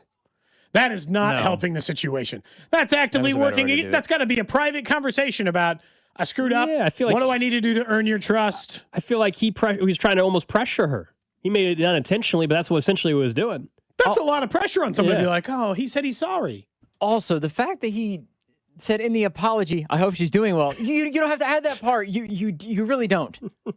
I like to apologize to the guy that gold, and then also her. I hope she's doing well though. Like, also, you don't have to do that. They were in a relationship for 6 months, and the dude cheated already. It's over. Okay. Cheated. He said he was with her for 6 months. Cheated 3 months ago. Told her a week ago. It sounded like like he sat on that for 2.5 months. Was getting ready to fly over to Milan and was like, "Oops, he cheated on you." She broke up with him, and now he's trying to get back together. It's embarrassing behavior. Oh, it's pretty bad. It's pretty bad. Let's get to the random part of the random question instead. I was thinking more about this as I was watching, more of like I was reading like a historical recap of like what had taken place. Was this before or after the Yinzer erotica? This was after. Okay. I was reading, I'm well read. I like to read some different stuff. Well, definitely a wide variety. Yeah, wide variety. It covers. I was reading about, once again, the downfall of Blockbuster, and not just like the normal stuff you've heard, like the hubris of Netflix and all that stuff. But I've got 3 kids in my class who are like obsessed with physical media, and it's making a big push back. People want to like own CDs or DVDs or albums or records again. Okay. And then I thought to myself that I would if it existed, and I wanted to know if you would too. If there was a Blockbuster-like store around the corner from your house again, would you frequent a business like that if it once again existed in its physical media form? You go check out a DVD, video game, gold, whatever, but it's just regular Blockbuster. They got the candy, the snacks, the popcorn, the movies. I think if that was around the corner for me, I'd go back. I think I would too. I think I'd be back in, Drew. I think I would. I want to browse for a movie. I want that experience back in my life. And I didn't know if I was insane, and it's just, it's not as good as like clicking through Netflix. Plus, I think, obviously with the cost of everything, like I know they didn't, at least at the, those types of stores, they didn't have like music or whatever that you could rent. But like vinyls, I don't know how much DVDs cost now if you want to buy a DVD, but vinyl's like $40. You can rent a movie. I don't know if let's say DVDs are $15. You can rent a movie. You can rent one on streaming services too, I'm sure. But sure. You can rent a movie. They might have like I think it was $1 Fridays for us when growing up. We would be able to rent any movie in a big section for $1. I think it's the tactile thing of like picking up the entire weekend. Yeah, that and inserting it into the DVD player and everything like that. Yeah, for sure. So there was Family Video was still around for a while. I think they have since closed even more locations. But they were still a lot of places. Blockbuster left, but there was still Family Video not far from my even from my apartment. So it's probably closed in the last 5 years or so. And there was one time I was like, oh, this is kind of cool. And I went there and rented like one movie. And then I realized after having to go back and return it, I'm like, well, this is why it'll never work again. We're lazy. People want convenience. People want to go home, sit their ass on the couch, turn on the TV, and find us a library of hundreds, if not thousands, of Cody things to and Gold, watch. the video store, is a successful business model. I'm saying is, if it were there, I'd do it. Somebody says the regular checking out of media still exists. It's called the library. It's free. I do check out stuff from the library. My wife checked out a show 2 days ago from the library. So I'm not saying it can't happen, but that doesn't, I don't know. There's something about the idea that like I can buy a little movie candy. I can physically browse all the movies. They're laid out in a way that is making it. I miss that experience. Yeah, I'd be willing to return. Well, I missed the experience. Definitely like the But you're saying memories you from would, it. in the end, you wouldn't go. No, I definitely like the memories. Trust me. I mean, I Blockbuster on a Friday night, and yeah, you pick up the popcorn. All that was great. But just like it's like anything, like that's just not. It doesn't make sense to go back to that now. But I think, like you said, we're lazy as a society, and that's embarrassing. Get out of the house. I can't even drop something off in the mail slot. Come on. PSA. Take 5 minutes to walk outside and to just be outside. You don't have to grass, touch some grass.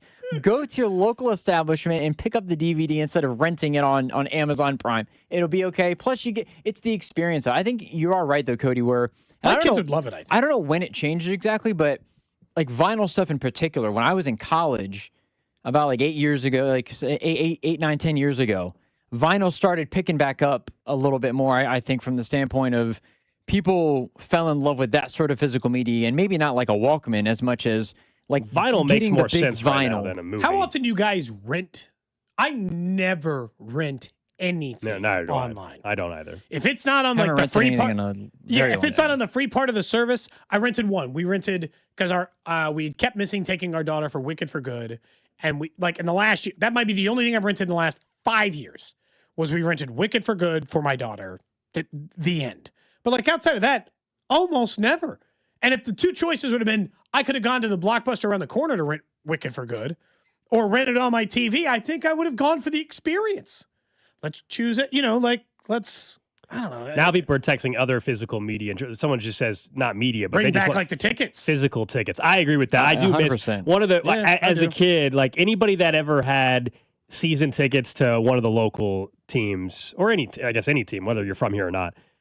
It was such an exciting day as a kid when the mail came and we had my family when I was little had season tickets for the Chiefs, and so that manila envelope that you'd open up and it would have the whole booklet of Chiefs season tickets and it's like perforated and everything. Like that as a kid, I loved it. Like that was a very exciting day. I would stare at those tickets. Like I loved it. This is like 10-year-old me or whatever. Yeah. But that was cool. And so that part feels like a frame-worthy thing. For sure. And so I understand why we have digital tickets and we're not going back. I get it. But those were awesome to have, and especially if you now it's like you go to a Super Bowl, you can get like souvenir of your ticket, but it's still not the actual ticket. You can get like there are companies now that will make replica, but it's not the same thing. I think the thing goes, and the reason why physical media is making a comeback is they don't want me to own anything anymore.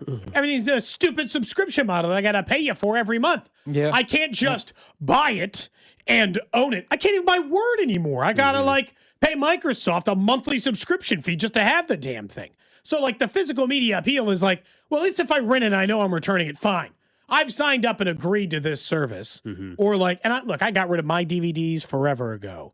I had one of those. Yeah, I had one of those. I had one of those really fancy DVD holders for a while. You remember the one from like Sharper Image that had like the little robot that would spin? Yes. I probably threw that thing out of the curb.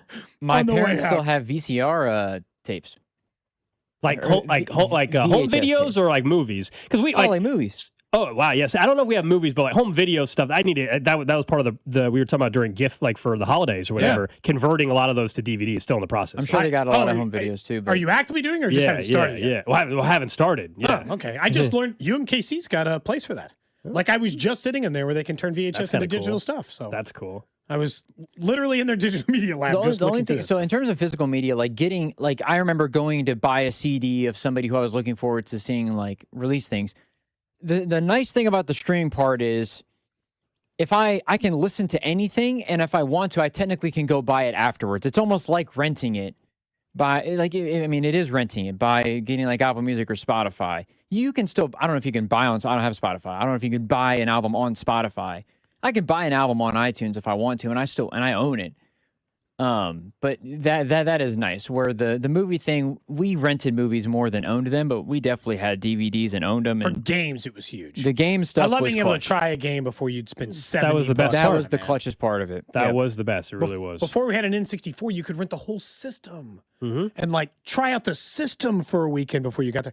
The first time we checked out an N64 and got to like camp out for an entire 48-hour, 72-hour weekend trying to play as much Mario as we could. Oh, very good memories. There's a lot of, so many good memories. I mean, when the second Halo came out, I was one of the people at midnight inside of Oak Park Mall waiting outside the GameStop location. There was, there's a couple hundred people, and it was at midnight. You're like, now you just would never have to do that. You just pre-order it and it starts downloading. You can pre-download the midnight, the release, and it's available at midnight. You don't have to do that, but you had to go to Best Buy or GameStop or whatever back in the day. The Madden releases at midnight, all that. Like, those were great memories. Pick it up at midnight, go back home, and then I would be on the phone with my buddies. We're not even playing each other on Madden, but we would just be talking as we're all playing till 4 or 5 in the morning. Like, those were great memories. Yeah. Can't replicate that. It does feel like the new generation, like Gen, I guess Alpha, is that like the one after Gen Z? That one's that generation is going to be the one to get people back into the full physical media, I think, because it's starting a little bit with Gen Z, but he was geeking out over like DAT tapes the other day. One of the kids. I remember you saying that. Did you end up giving that? Did he end up getting those tapes? I'm asking for permission. I don't think he's taken them yet, but. All right, up next, we'll get to the 1 o'clock hour, what Scott Boras is suggesting for baseball and what a former teammate of Big Ben had to say about him as a player, as a teammate, and as a person. This is Cody and Gold on your new home for Chiefs football. 96.5, The Fan. Brought to you by Heartland Men's Health, the leader in men's sexual health. Thousands of men have been successfully treated for low T, ED, and more, all with discretion and compassion. Make your appointment at heartlandmenshealth.com. Are you looking for the best deal on TRT? Well, Synergen X and Low T Center, that's your spot. They're going to get you taken care of with personalized TRT treatment meant just for you. So don't pay hundreds of dollars out of pocket for a franchise or settle for one-size-fits-all dose from your doctor just because they take your insurance. At Synergen X and Low T Center, you can get powerful TRT dosed for you, your body, and get it covered by your insurance all the same because they work with most insurance plans and customize those doses to fit what you need. So if you just haven't been feeling the same, why are you waiting any longer? And find out for yourself what Synergen X and Low T Center can do for you. They're offering free testosterone test and discounted peptides and GLP-1s to make getting your life back as easy as possible. So don't miss this opportunity. Go to Synergen X or lowtcenter.com and book today. Midwest winters take a real toll on your garage door if it isn't ready. Let Overhead Door Company of Kansas City come out and perform their 14-point tune-up on the garage door and 12-point tune-up on the opener. One price covers 3 garage doors and openers. The work is guaranteed. Overhead Door Company of Kansas City. Trusted here since 1927. Call now to schedule your garage door tune-up, 816-221-0072. Or schedule online at OHDKC.com. OHDKC.com. Are you a little bit down that football is over and you're looking for something that gives you that excitement, that thrill, mixed in with a little patriotism? Well, I'm here to tell you about the Winter Games, and you want to know why betting the Winter Games on FanDuel, America's #1 sportsbook app, makes sense? From game lines to medal counts to finding your angles on the events that you care about most, FanDuel is giving you more ways to stay connected to the action. So it doesn't matter if it's skiing, it doesn't matter if it's hockey, it doesn't matter if it's bobsledding. The Winter Games are on, and there's no better way to follow them than with the bet with our friends over on FanDuel. You can bet on curling, matches that start slow and somehow get intense. You can bet on speed skating, decided by inches, hockey games that show your patriotism from the opening face-off, and so much. FanDuel, play your game, America's #1 sportsbook app, and FanDuel is also the official sportsbook of 96.5 The Fan. 21 and present in Missouri. Gambling problem? Call 1-800-GAMBLER. Hey, it's Rex here with RexBuysKC.com, your local KC home buyer. If you own a property in the Kansas City or surrounding area and want to sell it fast and at a fair price, write this number down, 816-330-6000. I'm a private real estate investor, not some hedge fund or large national chain. My family and I live right here in KC. I can pay cash and close on your timeline, even in as little as 3 days. Here at RexBuysKC.com, we're improving Kansas City one house at a time. I buy inherited houses, vacant houses, foreclosure houses, behind in payment houses, my tenant won't pay the rent houses, and properties that need complete rehabs. Do you own a house that's trashed and needs thousands of dollars in repairs? Great. If you own a house and want to sell it fast, call me at this number, 816-330-6000. That's 816-330-6000, or go to RexBuysKC.com. That's RexBuysKC.com, and I look forward to working with you. When it comes to affordable term life insurance, everyone's whistling the Big Lou tune. If you're over 50, maybe a bit porky, or have type 2 diabetes, $1 million of term insurance may only cost about $200 a month. Even if you're not in perfect health, call Big Lou, because he specializes in finding big chunks of affordable term life insurance for just about everyone. Don't let diabetes or other health glitches keep you from owning $500,000 to $1 million or more of term life insurance. For affordable term life insurance, call Big Lou. Don't hesitate. Call 800-700-6898, 800-700-6898, or visit biglou.com. Call Big Lou, don't hesitate. 800-700-6898. Call Big Lou, don't hesitate. 800-700-6898. Visit biglou.com. Did you know about 1 in 3 people with plaque psoriasis may also develop psoriatic arthritis, which causes joint pain, stiffness, and swelling? Does this sound like you? Listen to what it sounds like to be 1,000,000 miles away. Tremfya guselkumab, taken by injection, is a prescription medicine for adults with moderate to severe plaque psoriasis who may benefit from taking injections or pills or phototherapy, and for adults with active psoriatic arthritis. Serious allergic reactions and increased risk of infections and liver problems may occur. Before treatment, your doctor should check you for infections and tuberculosis. Tell your doctor if you have an infection, flu-like symptoms, or if you need a vaccine. Imagine being 1,000,000 miles away. Explore what's possible. Ask your doctor about Tremfya. Visit Tremfya.com or call 1-800-526-7736. This is the story of the one. As the purchasing manager at a manufacturing plant, she knows the only thing more important than having the right safety gear is having it there when you need it. That's why she partners with Grainger for auto reordering, so her team members can count on her to have cut-resistant gloves on hand, and each shift can run safely and efficiently. Call 1-800-GRAINGER, click Grainger.com, or just stop by. Grainger, for the ones who get it done. I'm Boomer Esiason. My mom died from cancer. She was only 37 years old. She didn't have life insurance, and that was devastating for my family. That's why having life insurance is so important to me. Ethos makes it fast and easy. Get a quote in seconds, apply in minutes, and get same-day coverage. You can get up to $3 million in coverage with no medical exam. Get your free quote at ethos.com/play. That's ethos.com/play. Paid spokesperson. Time spent on application may vary. Online health questions required. Listen to the Royals Spring Training Opener on Friday, February 20th, starting at 2 o'clock right here on your home for Royals baseball. 96.5 The Fan, KFNZ FM and AM, HD1 and HD2 Kansas City, in Odyssey Sports Station.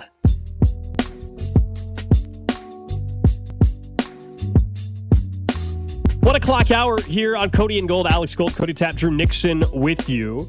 We'll get to what a former teammate of Ben Roethlisberger had to say coming up in about 10 minutes or so. Let's keep talking some Royals baseball, man. We are just over a week away from spring training.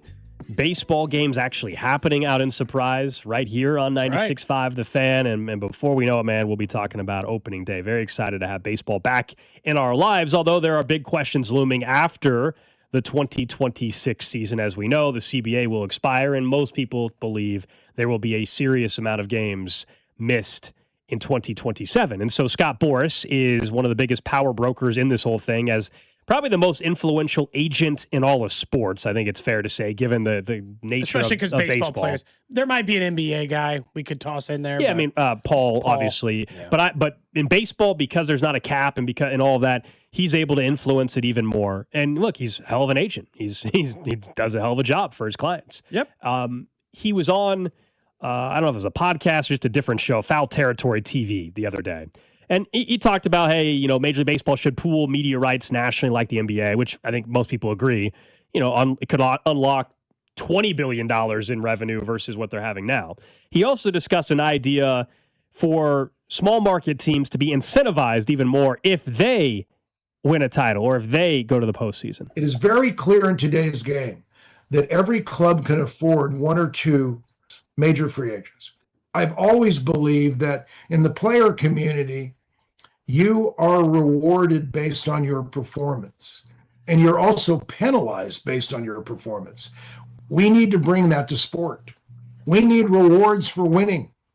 We always talk about rewards for winning. We also need to know that, if I'm the Milwaukee Brewers or Tampa Bay or whatever, and I'm doing things and I'm winning a division, I need to get a big reward for that. Because you know what? I did something that is exactly what we want from the game. We want our clubs that are not in major markets performing like major markets on the field, but we don't apply that. We don't do that. We don't give them reverence for their performance. And so that was Scott Boras. Look, in general, I don't hate the idea. If you're a small market team and you are finding a way with some of the constraints that you're under compared to a big market team and you're going to a World Series or you're winning one, players do get incentives for it. He's saying that the organization should. Now, the only question I would have within this is, A, what is that reward? Are we financial, draft pick? And if it's financial, how do I guarantee, as a fan, that's cool, I'm happy my team's, but are they... Is it spend it? Yeah, is it like, hey, you have 2 years to spend it, or is it just going in the pockets of the owner? Here's the problem with money. If it's money and they're the Tampa Bay Rays for a while, who could get to the playoffs without spending any money, well, they're just going to pocket that money. Now, if you say, let's call it $20 million, because that's the number we used earlier. If you say it's $20 million, but that number has to be spent on players. Next year, or just next year. Yeah, or next year. Now we're talking. And how do you determine that? I get it, right? Yeah. Because there's other players you might have paid anyway or outside of it. But if you have to allocate it into paying for more coaches, paying for better equipment, paying for something to improve the baseball team, we might be onto something. Draft pick is probably the easiest thing. But here's the thing. The only way in which this works in baseball, in my opinion, is if the only team who gets the benefit is the small market. We don't give the Dodgers anything for winning. It's easy for them to win. I could be the Dodgers GM. I'm not even saying that as somebody who thinks they can. I'm not the person who thinks they can run a yard in an NFL game. I could run the Dodgers. We'd be pretty successful. We'd be the World Series favorite, Scold. Same with you. You ran the Dodgers today. No matter if they just made you body switch, they'd still be the favorite. It's not hard. It's an easy job.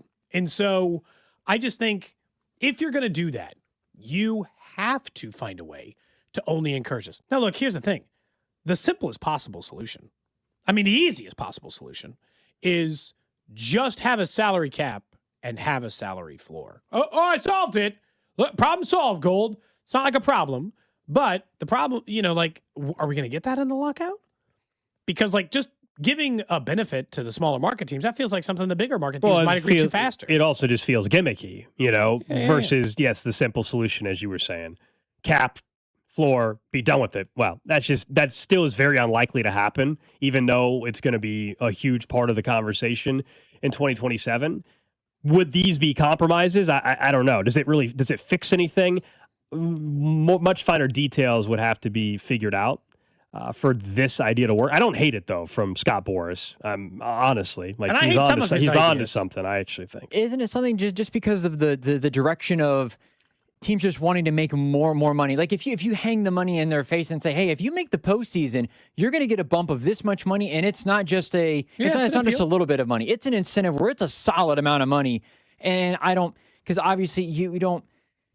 It's hard to tell them how you would like. It's not like if you win the World Series, you get an extra $50 million and you have that space to go and spend on the cap, because we know that based on the Dodgers situation, it would be even enhancing them and what they're able to do more. But from the standpoint of just dangling money in front of these owners' faces and saying, hey, man, if you guys win the division, you get this incentive and you get a boost. I don't know if a pick does anything.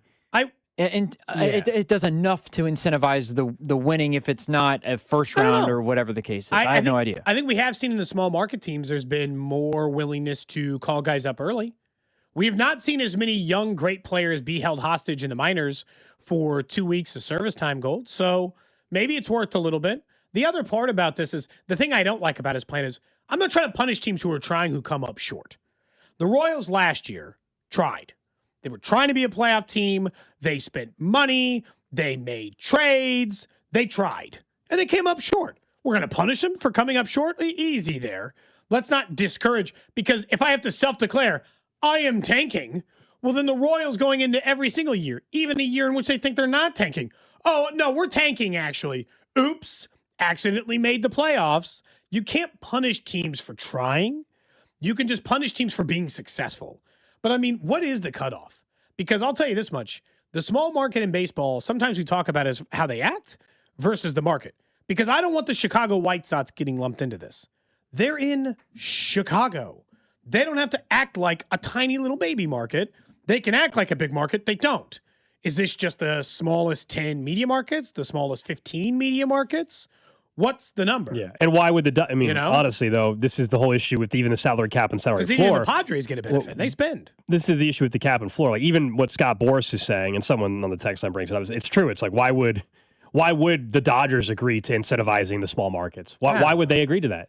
They seem hell-bent on killing the sport and or changing the sport. People want to bash the Dodgers. The Dodgers are not doing anything wrong. They really aren't. I know it's annoying, and hopefully it causes the Dodgers are not cheating. They're not doing anything within the rule. Like, no other owner, it is prevented from technically doing what they're doing. Now, there are financial. Steinbrenners are crying poor. Yeah, what the Dodgers is that where this is like a too far gone? It might be a too far gone situation because I saw somebody had texted that Bob and Dusty, I guess, this morning said if they don't have a season in 27, then baseball might be dead. Like it might be it'll be dead. It won't die forever. It's not going to never exist, but it's going to have massive ramifications for decades. There are fans even from the strike in the 90s that still never came back. I mean, there is that. It'll be devastating for the sport.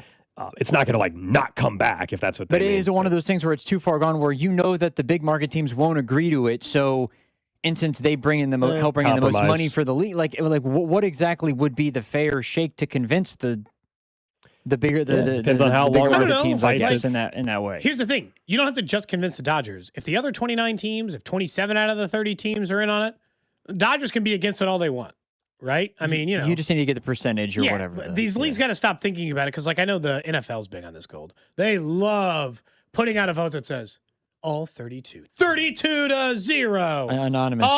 I don't care. Or I don't care if it's 20. Unanimous. Unanimous. Anonymous would be slightly different. I don't care if it's 24-6 because I think 24 is the team they have to. I don't care if Dodgers, Yankees, Red Sox all fight and everyone else is like, screw you guys. Yeah, sure. Because Gold and I have been saying for a while, and part of you just kind of wish this. Dodgers win the World Series again this year. Whew. Boy, is it easy to get everybody riled up together to be like, we got to do something. This is crazy. Mm-hmm. This is crazy. They're paying Shohei Ohtani till 2095, and they've won 3 World Series in a row. We can't keep doing this. They're not even going to pay Shohei the entire time he plays for them. So, we can't keep operating like this. It's nuts. Shohei's really just doing it so his kids can own, the Lakers. I don't know. It doesn't, we got to find a way to, balance the sport. Because in the end, we watch sports and we want to watch sports because we feel like at any time anybody could win. Baseball is really the furthest from it. And I love the sport.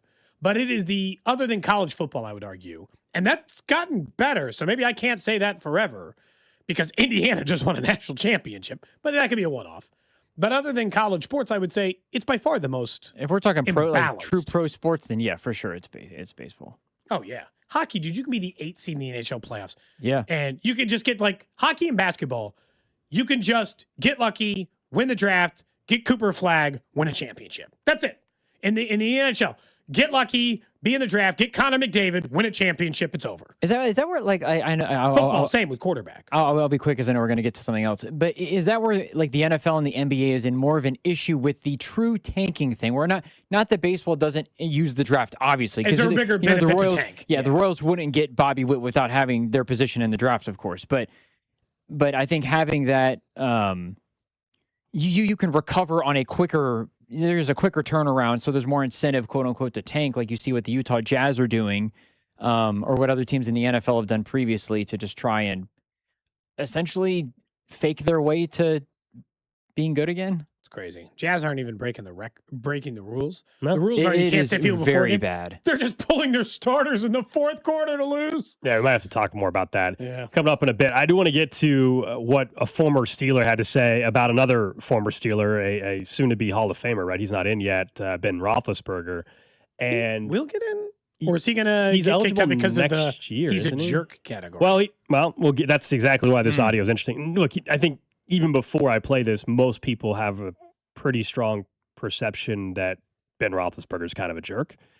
So Joey Porter was on Cam Hayward's podcast talking about his teammate, and I believe this has been edited, correct? This has been yes, cleaned and if up. not, I've got the dumb button ready. Okay, But yes, yeah. I believe it has been. Okay, so I think we have, bleeped what need to be bleeped. We need to clarify that now. Okay. Going He broke the forward. brotherhood. Then 7 definitely broke the brotherhood because, like, That's the one I don't understand.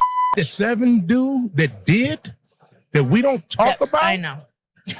Is crazy. Like out of anybody should talk, he should never grab a microphone and really talk Steeler business. Yeah. Because if we talking Steeler business, his ass is foul of all foul. Like that he's did is foul of all foul. He's not a good teammate. Won a Super Bowl with him, but the person, he's just not a good teammate. Like he knows that. Anybody in the Steeler building knows that. But we protected him because I've only won one Super Bowl, and that was my quarterback. So do I love my quarterback? Yeah, but is he a good person? No.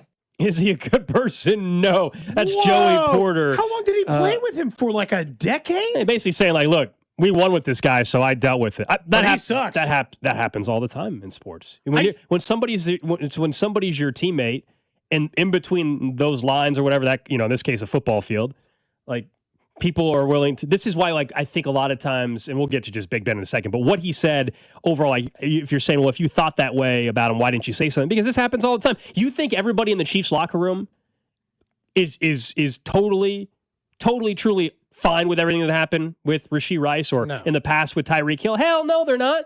But they're a team. This is any workplace.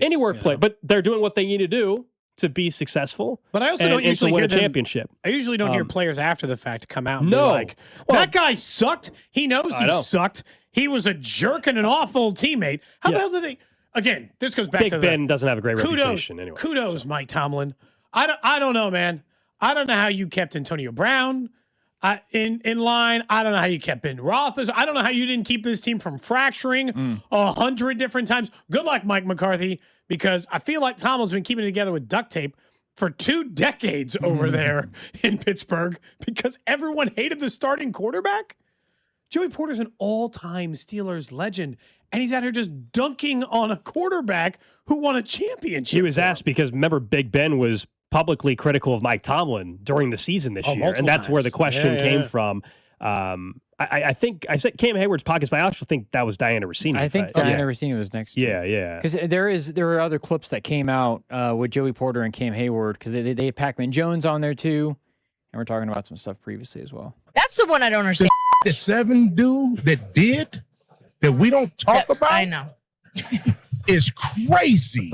Like out of anybody should talk, he should never grab a microphone and really talk Steeler business. Yeah. I gotta say, I need the dirt. Now. I was gonna say part of that makes you want to. He's like, hang on a second. Well, there were serious allegations and stuff around Big Ben anyway. Yeah, but I just mean, he's making it sound like he didn't. It seems like he believes the allegations against him. But like he in also sounds like the locker room. Yeah. How in the heck was that vibe in terms of things? It sounds pretty bad.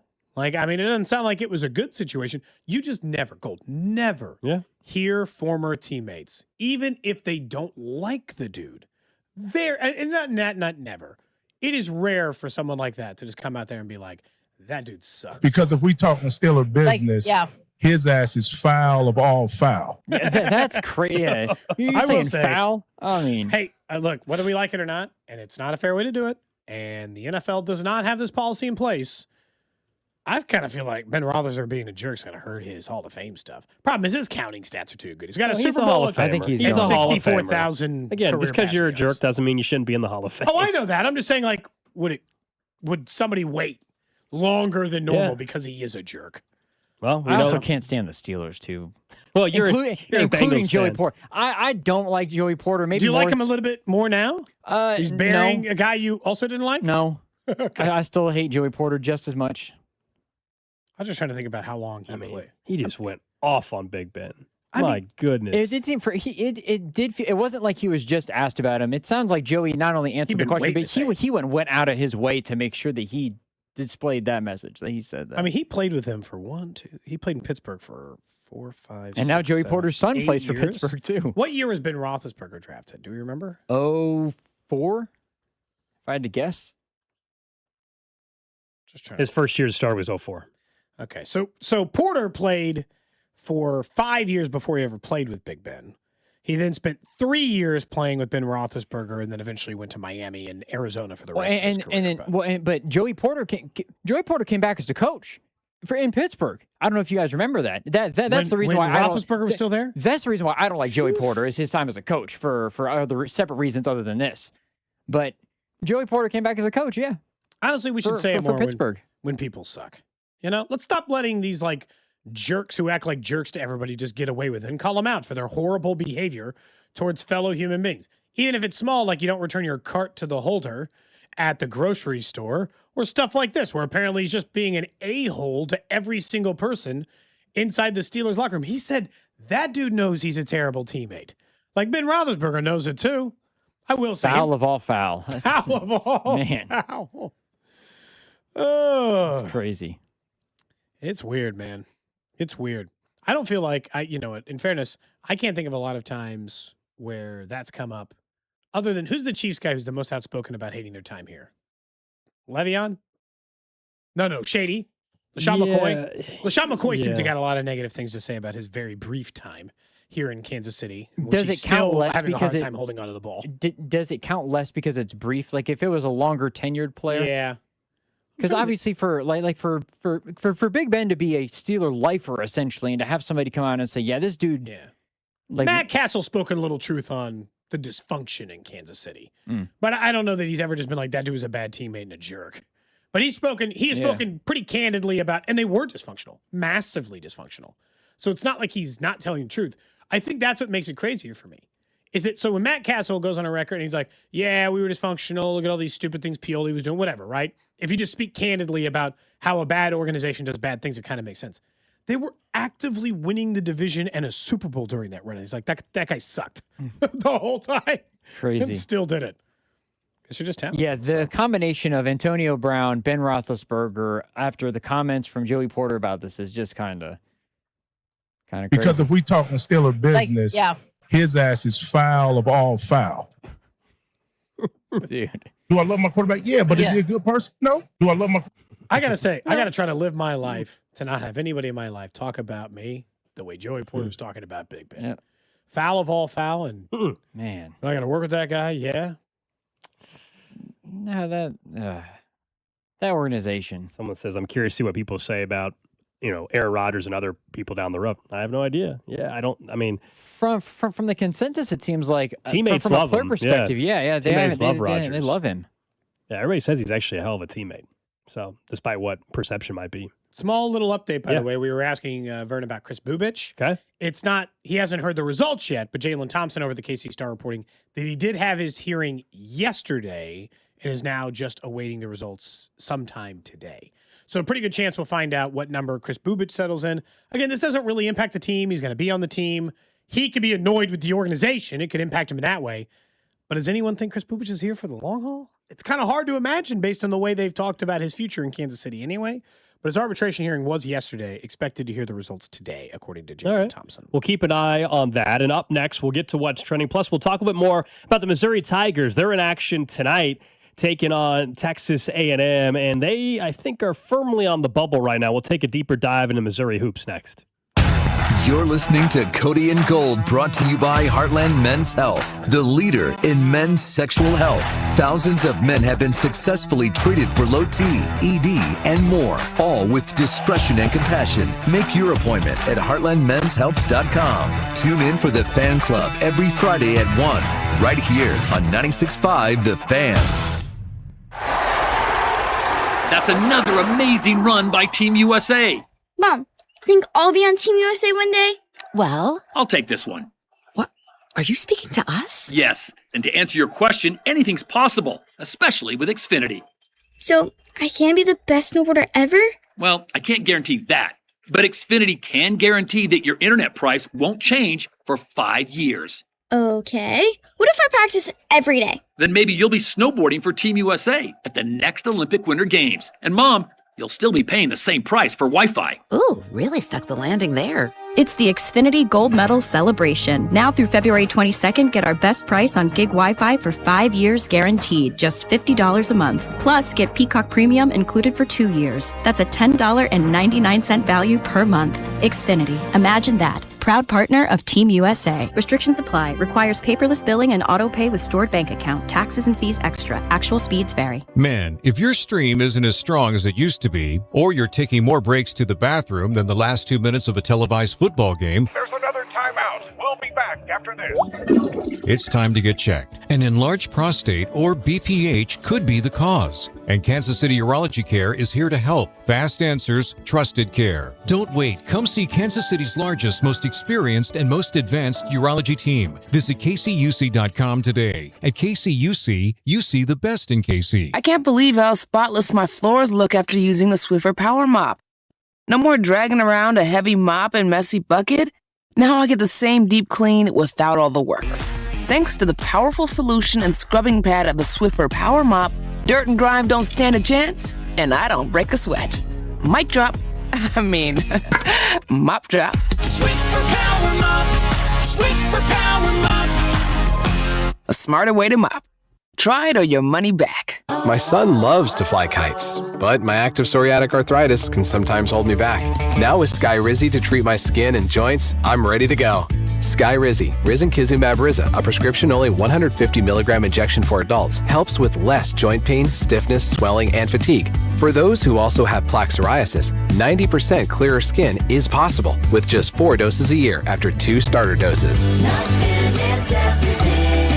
Don't use if allergic to Skyrizi. Serious allergic reactions and an increased risk of infections or a lower ability to fight them may occur. Before treatment, your doctor should check for infection and tuberculosis. Tell your doctor if you have an infection or symptoms such as fever, sweats, chills, muscle aches, or cough, or if you plan to or recently received a vaccine. With Skyrizi, there's nothing like clearer skin and better movement, and that means everything. Ask your doctor about Skyrizi today and visit skyrizi.com or call 1-866-SKY-RIZZI to learn more.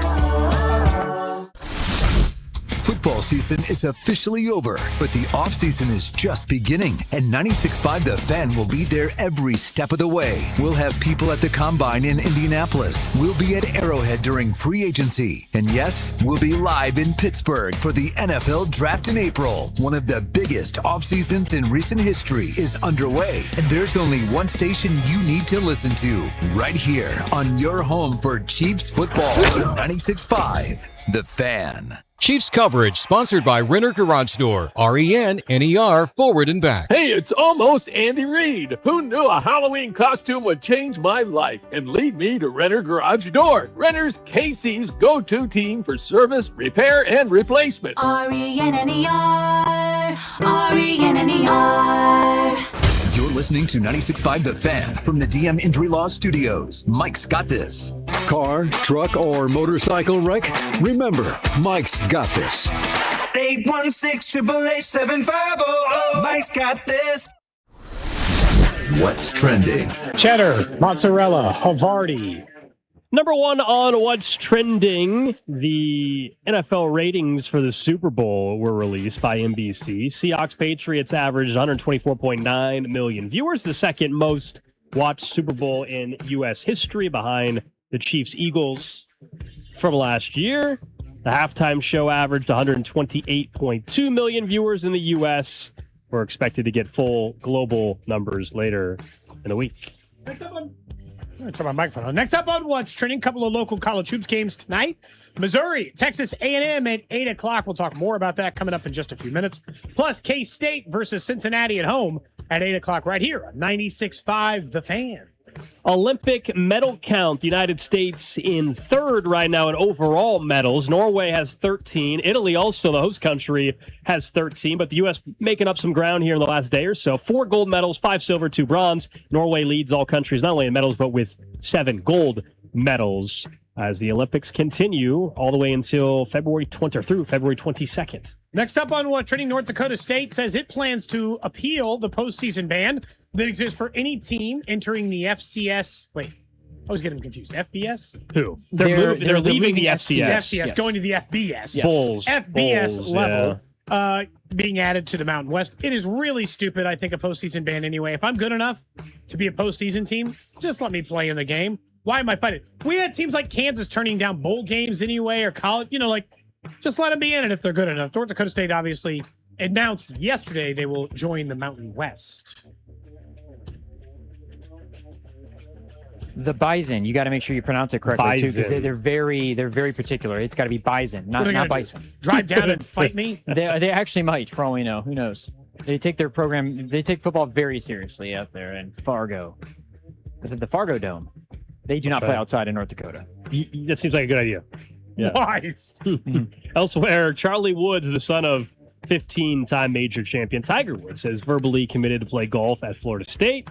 He's part of the 2027 recruiting class. Should his scholarship go to just any other athlete who wants to play at Florida State? His dad can pay the tuition. In all honesty, do we need to give out scholarships to people with $1 million? In all honesty, I don't know how many scholarships Florida State's even given out. Anyways, like he might have committed there. We don't know if he's on scholarship or not. I know. I'm just saying, like, if he was getting one, I'm saying just give it to literally anybody else. You mean for like an academic scholarship, or you just mean any athlete? Anybody, just anybody. Just because he's Tiger's kid. I'm just saying, if your dad's got $1 billion, you know. I'm not saying you didn't earn it, but I'm saying you don't need it. Mm-hmm. So, maybe we just give it to somebody else. Lastly, on What's Trending, the Big 12 announced today that they will use an LED glass floor, seen at some of the FIBA championships and the NBA All-Star games for the upcoming Big 12 tournament here in Kansas City, a little under, I believe, a month away. That will be revolutionary as far as this will be the first competitive, as in like Division I or NBA team to use it in an actual tournament. They can change. You can see the video up on the website. They can change logos and graphics and colors and do some interesting stuff. Looks neat. We'll see whether or not it works on the television. Our guy Rob Doster, who we had on last week, I think, or 2 weeks ago, he's not that big of a fan of it. He doesn't care for it too much. He was like, "Why are they doing this?" No, because it's look at last year's court. Entertainment business. Last year's court was a disaster. I understand that, but I think it's the hardwood versus glass aspect of it. Does the ball back, like all of the things that go into the. They're using it in other basketball leagues, just not in the United States. Yeah. I think it's one of those things that's like worth a risk, I guess. Your mark is trying to make a brand of we're cutting edge, we do stuff, we're with cool people. I don't know if that was his stance exactly, but I don't know. We're gonna find out. Obviously, none of us have seen it in person before, or these guys haven't played on it. Something tells me like people are thinking worst case scenario. It's not like these guys are literally like sliding on glass, like slipping on the glass, and like they spray too much Windex on the floor. You know what I mean? Like people are taking things to the extreme. I'm sure it has, I don't know, some sort of texture to it. I'm not worried about it. I guess from the Big 12 end, your marks thing, and you know this as somebody who lives in, like, we live in Big 12 country, right? Like, at least 2 of the locals are still in that conference. Brett Yormark's thing is we're cutting edge, we're ahead of everyone else. Yeah, he's a business guy. That's, he's a brand guy, right? I'm a brand guy. I'm going to make this look good, feel big. So, like, even if it impacts the play, and I don't think it will, but even if it does, that's something he's going to take a chance on and is going to continue to take risks, I will say, with. And the Big 12 is, and I give Yormark some credit, Big 12 could have died just as easily as the Pac-12 did. One of the 2 of them was going to die. Absolutely. And if you had said 5 years before, I'd have definitely thought the Big 12 was going to be the one that died. When you told me if you had told me 5 years ago they were going to lose Texas and Oklahoma, I'd be like, they're definitely going to die. And they survived. Yeah, he's good at trying things, being aggressive. You have to if you want to survive. And the court, I mean, I think it looks pretty amazing. We'll see. Basically, what the exact setup is that it's 12 millimeter thick glass panels that are embedded with LEDs that actually they claim provide better grip, provide superior grip, consistent bounce, improved softer impact for athletes too. They're actually saying it's better. It's not just like is it comparable? It's like a sport court, but with better. LED. We'll see. It is got to be kind of weird to look at it when you're a player. Like they're going to put that like fake wood grain on top and then mess around and do all this stuff. I think it could be cool for intros and the presentation. And when teams win, right? West Virginia wins and they put their logo at center court and like I think West Virginia might not win anything, but you get the point. They might be playing game 1. Wait, who are the last 2 teams in the Big 12 right now? Kansas State and Utah? Is that like they'll play together on Tuesday at noon or whatever? I think so. There's a good chance K-State. Arizona State, I think, is down there too. K-State, this could be the last place team in the Big 12. Yeah, so there's a chance that they're playing at 2:00. Yeah, on Tuesday. Mm-hmm. So this show would end at 1:00 on Tuesday. You're saying for last place basketball. Are you saying you're rooting for that? Well, that's actually not. I don't think that's good. Actually, I like people. Sure. I think that's bad news for us. Actually, I'm gonna say this as an apology now to K-State fans. I want people to listen to this. Utah, though, is 1 in 10. Pre-game for a team in dead last place. K-State and Utah are the last 2 teams. Baylor's 3rd to last, and then Arizona State 4th to last. The battle for the 16th spot in the Big 12 tournament will be fascinating. I'm sure you're locked in. I have not bought a session pass to go to the Big 12 tournament in a really long time. I might buy one for that Thursday. Did you get credentialed? No, I didn't end up getting credentialed. I guess I could have, but I didn't end up doing that. I guess I could probably still apply. Who the hell knows? But so maybe I'll be there this year. I think Drew, myself, and Mac are going for the station this year. But yeah, Cody, I mean Thursday is going to be unbelievable with the quality of teams. Arizona, Houston, Kansas, Iowa State, Tech all playing. There's a pretty good chance 5 of the top 10 teams in the country are going to be playing in that arena on that day. The likelihood that you see the national champion is the percentages are pretty. If you sat there for the whole and percentages are pretty solid. And I'm going to see at least 2 of the top 2 draft picks, if not, depending on what you believe some other players. You will see the number 1 draft, the number 1 player in the draft. Definitely. And you probably see at least 1 other top 10 pick, if not 2 other top 10 picks. If you talk about Arizona with, what's his name? That's going to be, top 8 pick probably, if not better. I don't know. We'll see where things settle for him. Another thing where I give credit for, I give credit to your mark is when they attracted a team like BYU, is is that a good fit? Well, when they've got NIL money flowing in, it's worked out very well. It is. Houston is still one of the. If we step back, and I understand why Texas was intriguing for the SEC. Duh, it's a Texas brand, it's the money. If we're just talking about results and winning and elevating the conference from that, and I know it's all about money, but if we're just talking truly about on court stuff, Houston's been the best conference addition maybe we've ever seen. I'm serious. Like market, I know it's not money. Performed. I know it's not money the way it is for Texas and Oklahoma in the SEC or in the Big Ten getting Oregon. I understand, but like truly results.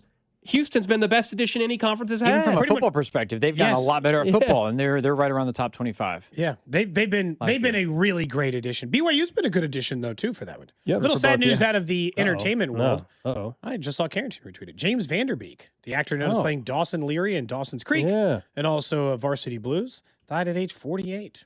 Well, he had been dealing with colorectal cancer, I think. Yeah. Right. I remember the news because he had been pretty open publicly about his diagnosis, I believe like a year or 2 ago. And that's awful.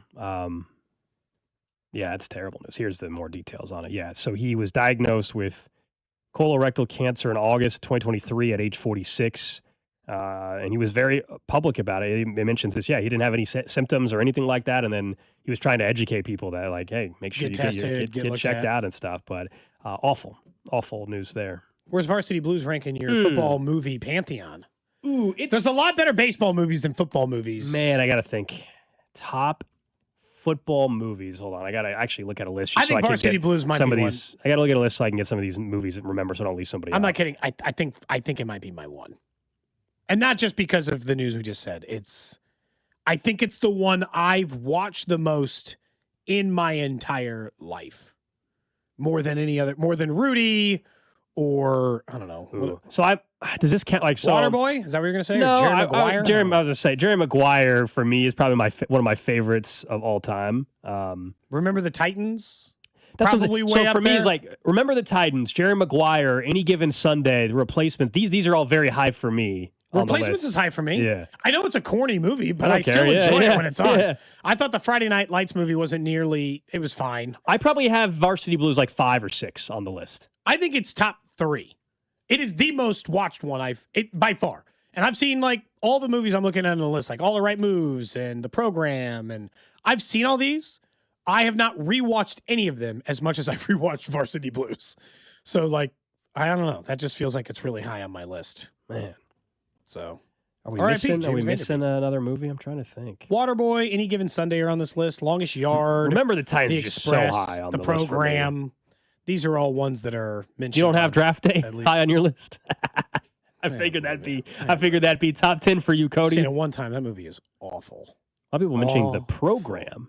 You know That's what? a great. Have you ever seen that? You know what? It is a gritty. I don't know if I've seen The Program. It's a good movie. I don't know if I've seen that. It's definitely a good movie.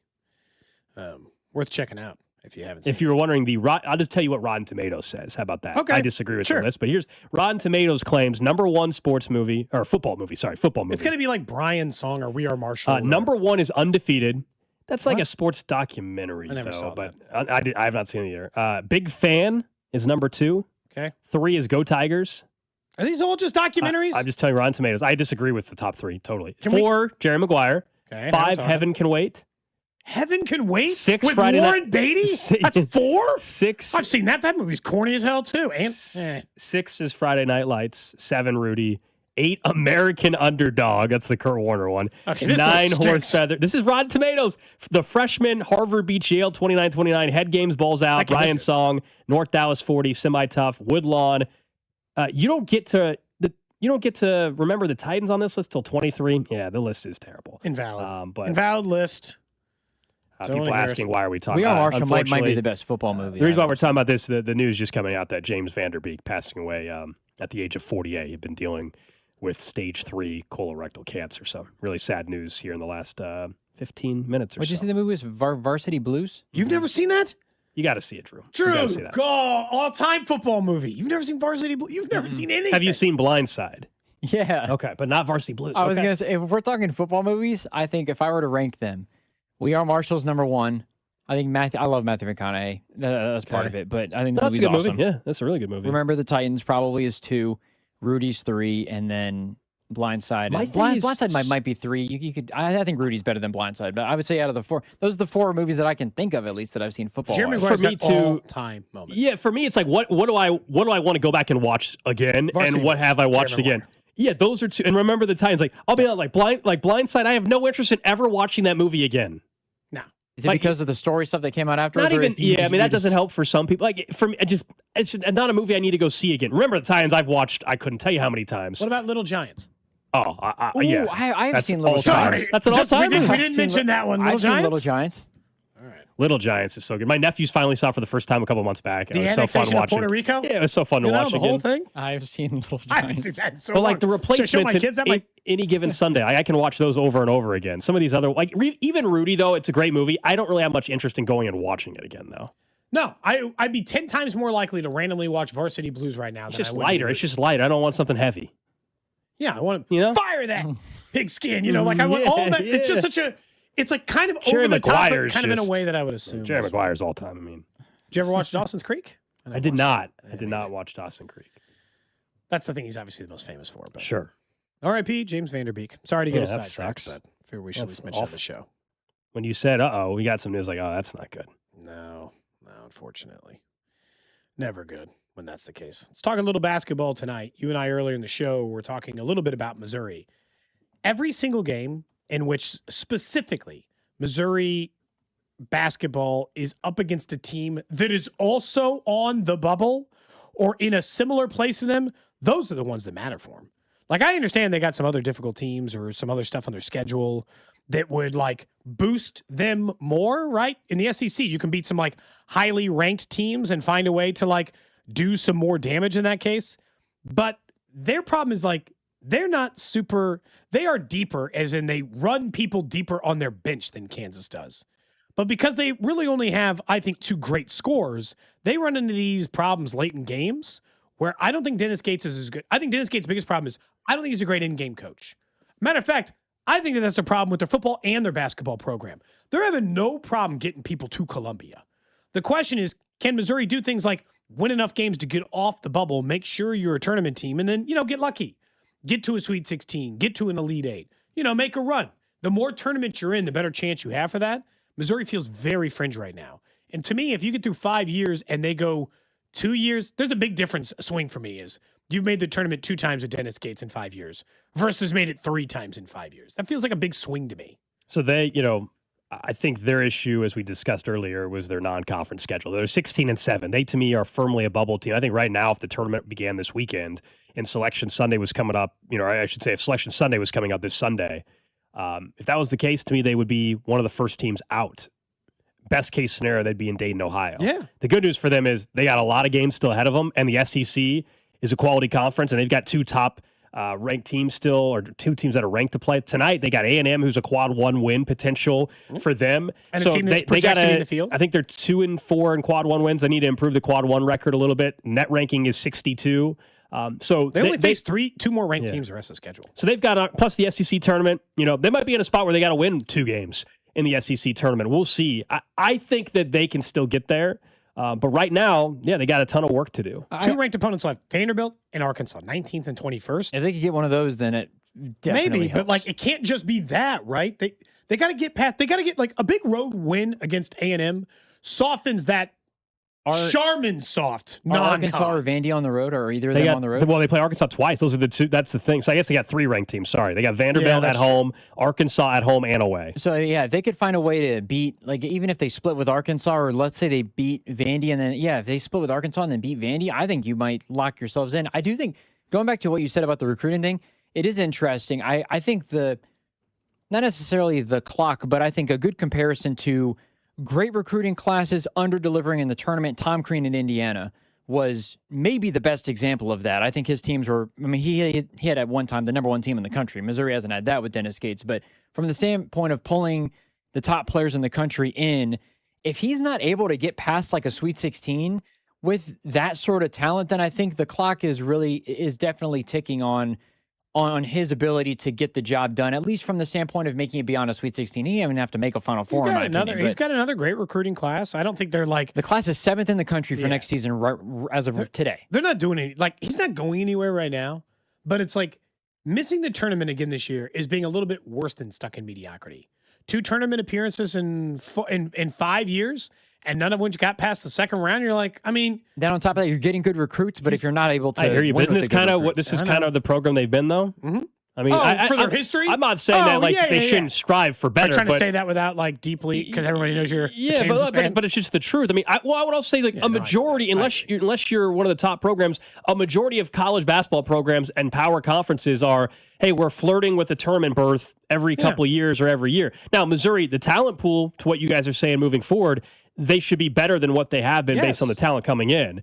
But as far as where they're at, this is what they've been in a lot of years. Especially because the SEC is a little bit weaker, we think, at least this year from a standpoint of the talent and just top 25 teams and all those other things. With the talent that they have next year, I think that's where it really starts, where if they miss the tournament next year after getting 2 5-stars and they've got a top 10 class in the country, then I think it'll start to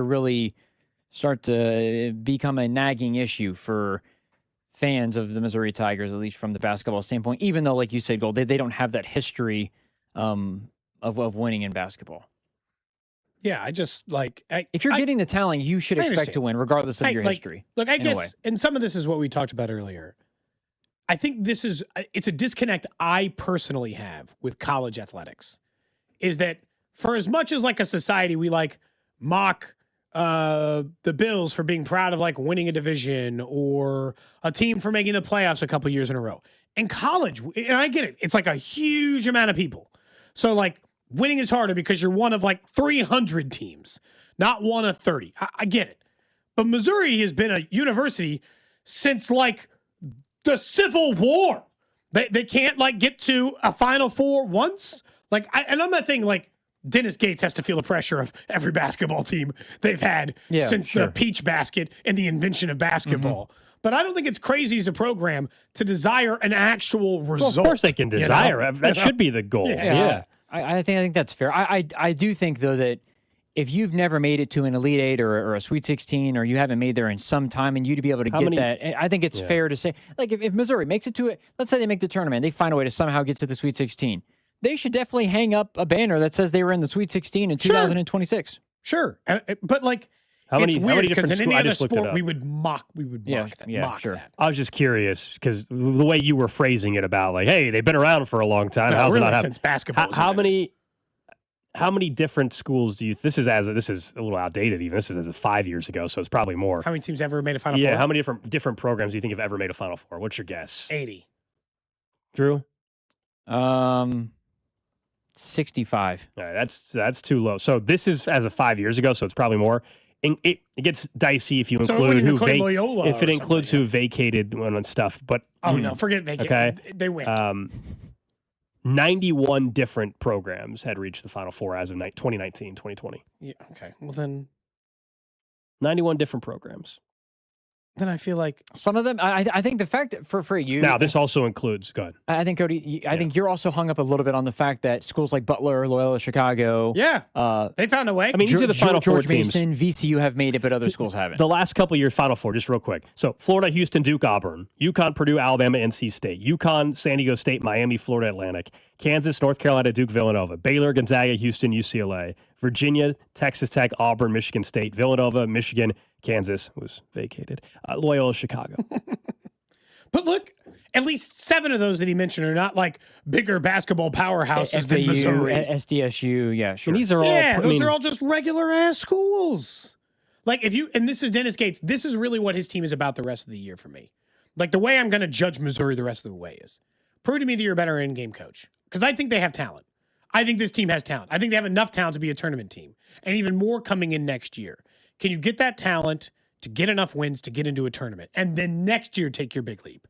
I'm not even saying you have to take the leap this season, but if you can get this much talent this consistently, I think you should find a way to a Final Four. Look, I also not being able to beat Drake last year. I know that Drake obviously was a really good team, and I think that's part of just how the tournament shakes up. But like if Missouri wins that game, I mean, you never know. Yeah. But I also there are times like when you're facing like a 14 seed, it's like, and you've never been to a Final Four. This